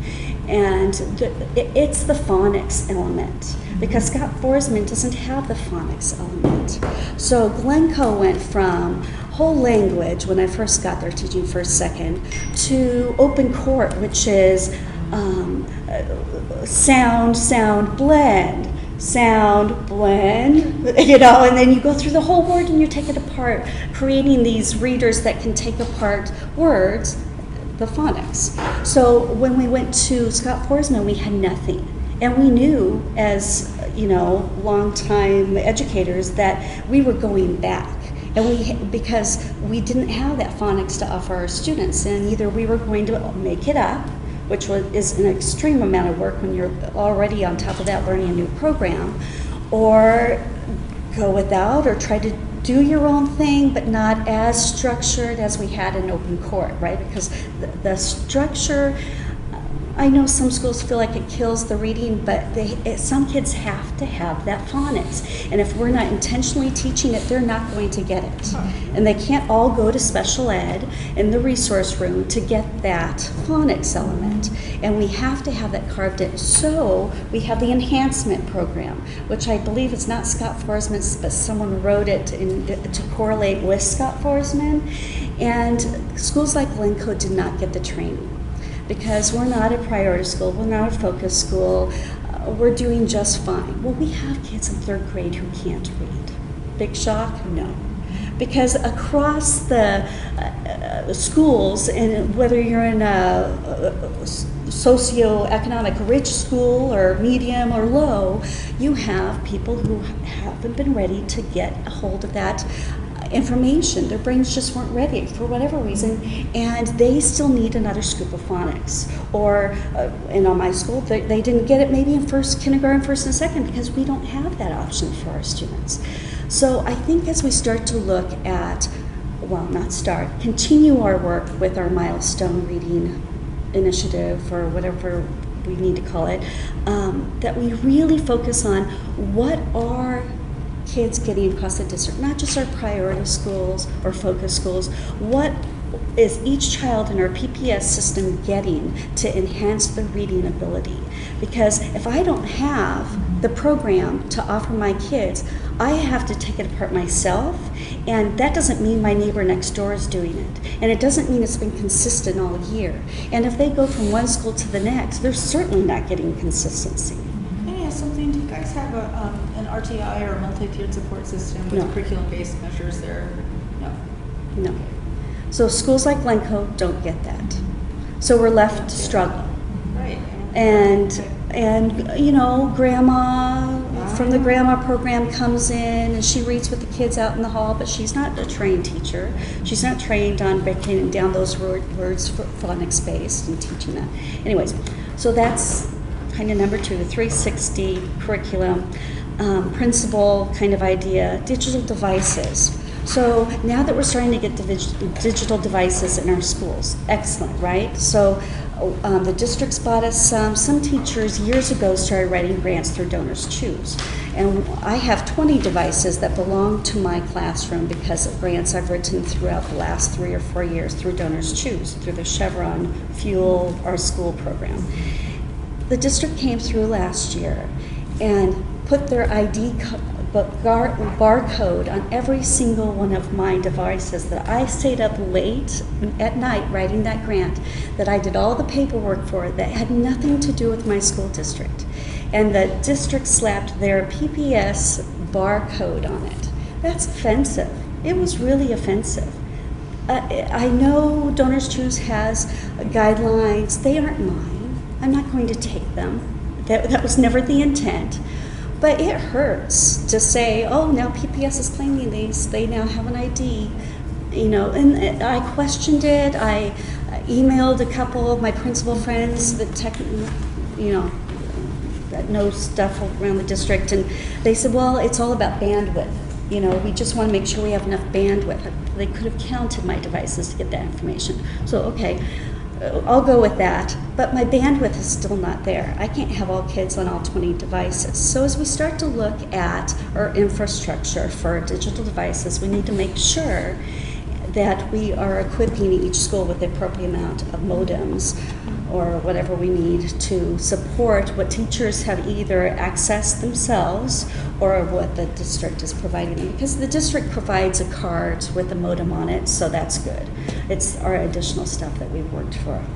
And last, I thought I'd leave with a little tidbit of information about the NGSS, the Next Generation Science Standards, that are, if you don't know about them, you'll be hearing about them during your board time.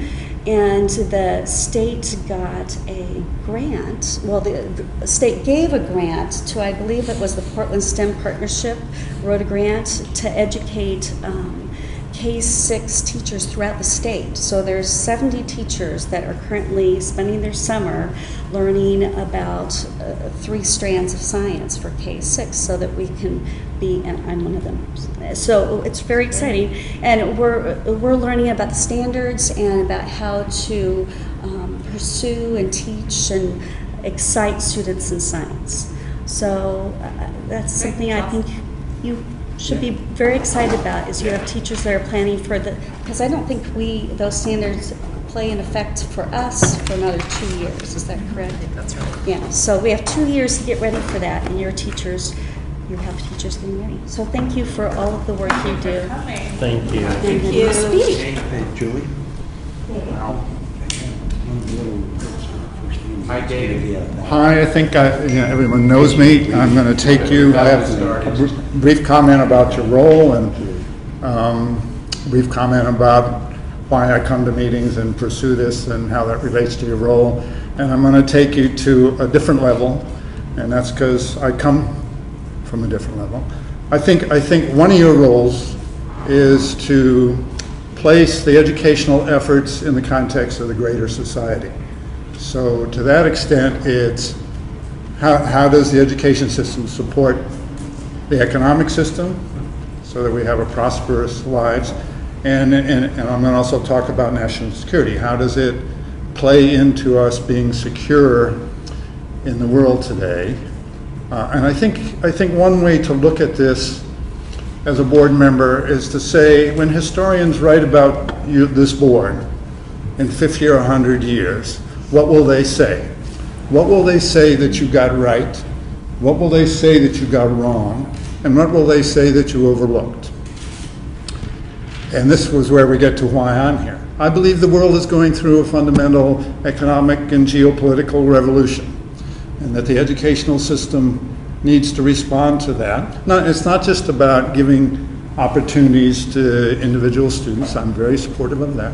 It's not about bringing the underserved or underachieving up to achievement levels. I'm very supportive of that. But it is thinking about what kind of an education will contribute to our national security and to our economy.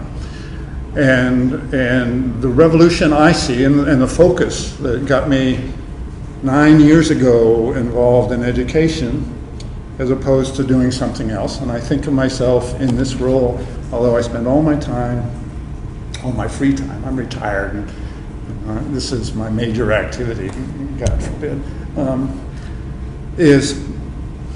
lost my train of, 9 years ago, I got very concerned about the rise of China and how our next generations, the ones you're educating, are not at all prepared to take on the challenge and the opportunities that arise in China. And China's a little bit symptomatic of a changing global economy. India's eventually going to be bigger than China. China's got 4 times as many people as we do now, but they've got this one-child policy that is going to bring down their population to maybe 3 times what we have, and India is going to grow and be bigger. It's going to be 4 or 5 times as big, and maybe by the end of the century, India will have a bigger economy than China, and China's going to have a larger, if it doesn't already, it's going to have one of the bigger than us in the next couple of years. But that still means that on a per capita basis, they're only earning about 1/4. And so it's an economic opportunity to get involved in there. But along with their rising economy, they're spending more money on their military. And certainly over the last 9 years that I've been involved in trying to get more Mandarin programs and study abroad in China programs, they've had a change in leadership, and they've become a little more assertive on a whole range of things. So if one were looking whether the next generation was going to face a war with China, and we're talking about a nuclear power, I think the probability has gone up. And I do see myself, I say, as a peace activist, not necessarily an educational activist, because I think there's in the range of scenarios in the future, there's a small one there which could be avoided if we had this generation, educated and familiar with China such that they could figure out how not to get into wars with China. I think, some of the history we've had recently in the Middle East, we've made some colossal blunders. Part of that, I think, was because we didn't have generations educated with the languages and cultures of the Middle East. And we should learn from that and say, and it's obvious China's going to be a problem. We should be educating more to know the language and to get over there and understand them, so that when it comes time to make some decisions about where we want to go with that relationship, we're more informed. That's all I'd say. You'll see a lot more of me, and I'll be writing on all that, but be down in the weeds on things. I appreciate your distillation of data about different programs, more specific to the district language programs, and I appreciate seeing. Yes, I think from your perspective, we have plenty of families interested in the existing programs. They're turning a lot away, that we have opportunities to expand them all, and we certainly have more Hispanics that need it, and I think are in roughly groupings where we could probably provide it to them too. Anyway, thanks for your time. And I appreciated just hearing this context from you, like right now and all the times I've listened to you. That was just great to hear that underpinning of what drives you. So thank you. Well, I do find it frustrating. I have not, the frustrations are probably with all of you and with the past boards, but it's also true of the total educational establishment. I'm active, at the Board of Education, TSPC, at the legislature, with all the interest groups, and I see a silo. You're an education silo, and you've got a lot of things. You're in the weeds, and all the on the equity issue is really one of the big ones, and it's an important one. But there's lots of other things. You heard all the problems at an individual school. They're all consuming. Again, I'd say try to take the long perspective. If at the end of your life, or whenever the historians write about it, will you look back and think you did the right thing, the big things that needed to be done, or all the little things too? So, anyway, thanks. Thank you.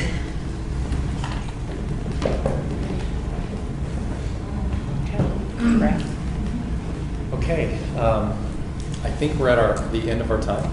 Is that everyone else's thought as well? 6 o'clock, it's right on time. 6:02-ish. I realized the committee structure didn't get dealt with, and it's an important one. So I know the meeting is going to be set as quickly as it can, and that'll be front and center on that agenda. I want to quickly, before I say goodbye to you, acknowledge that I probably didn't introduce Bo entirely to everyone. Some people I did, others I didn't. Bo joined our firm this week, and I thought it'd be a good opportunity for him to come and just see more about some of the facilitation work that we do. So Bo Bennett, Portland Court Public School Board. Thank you all for having us. Yeah. Thank you. I think you did a great job. Thank you. And you guys, I totally enjoyed today. So thank you. And just everybody, it was great. Very worthwhile. Yeah.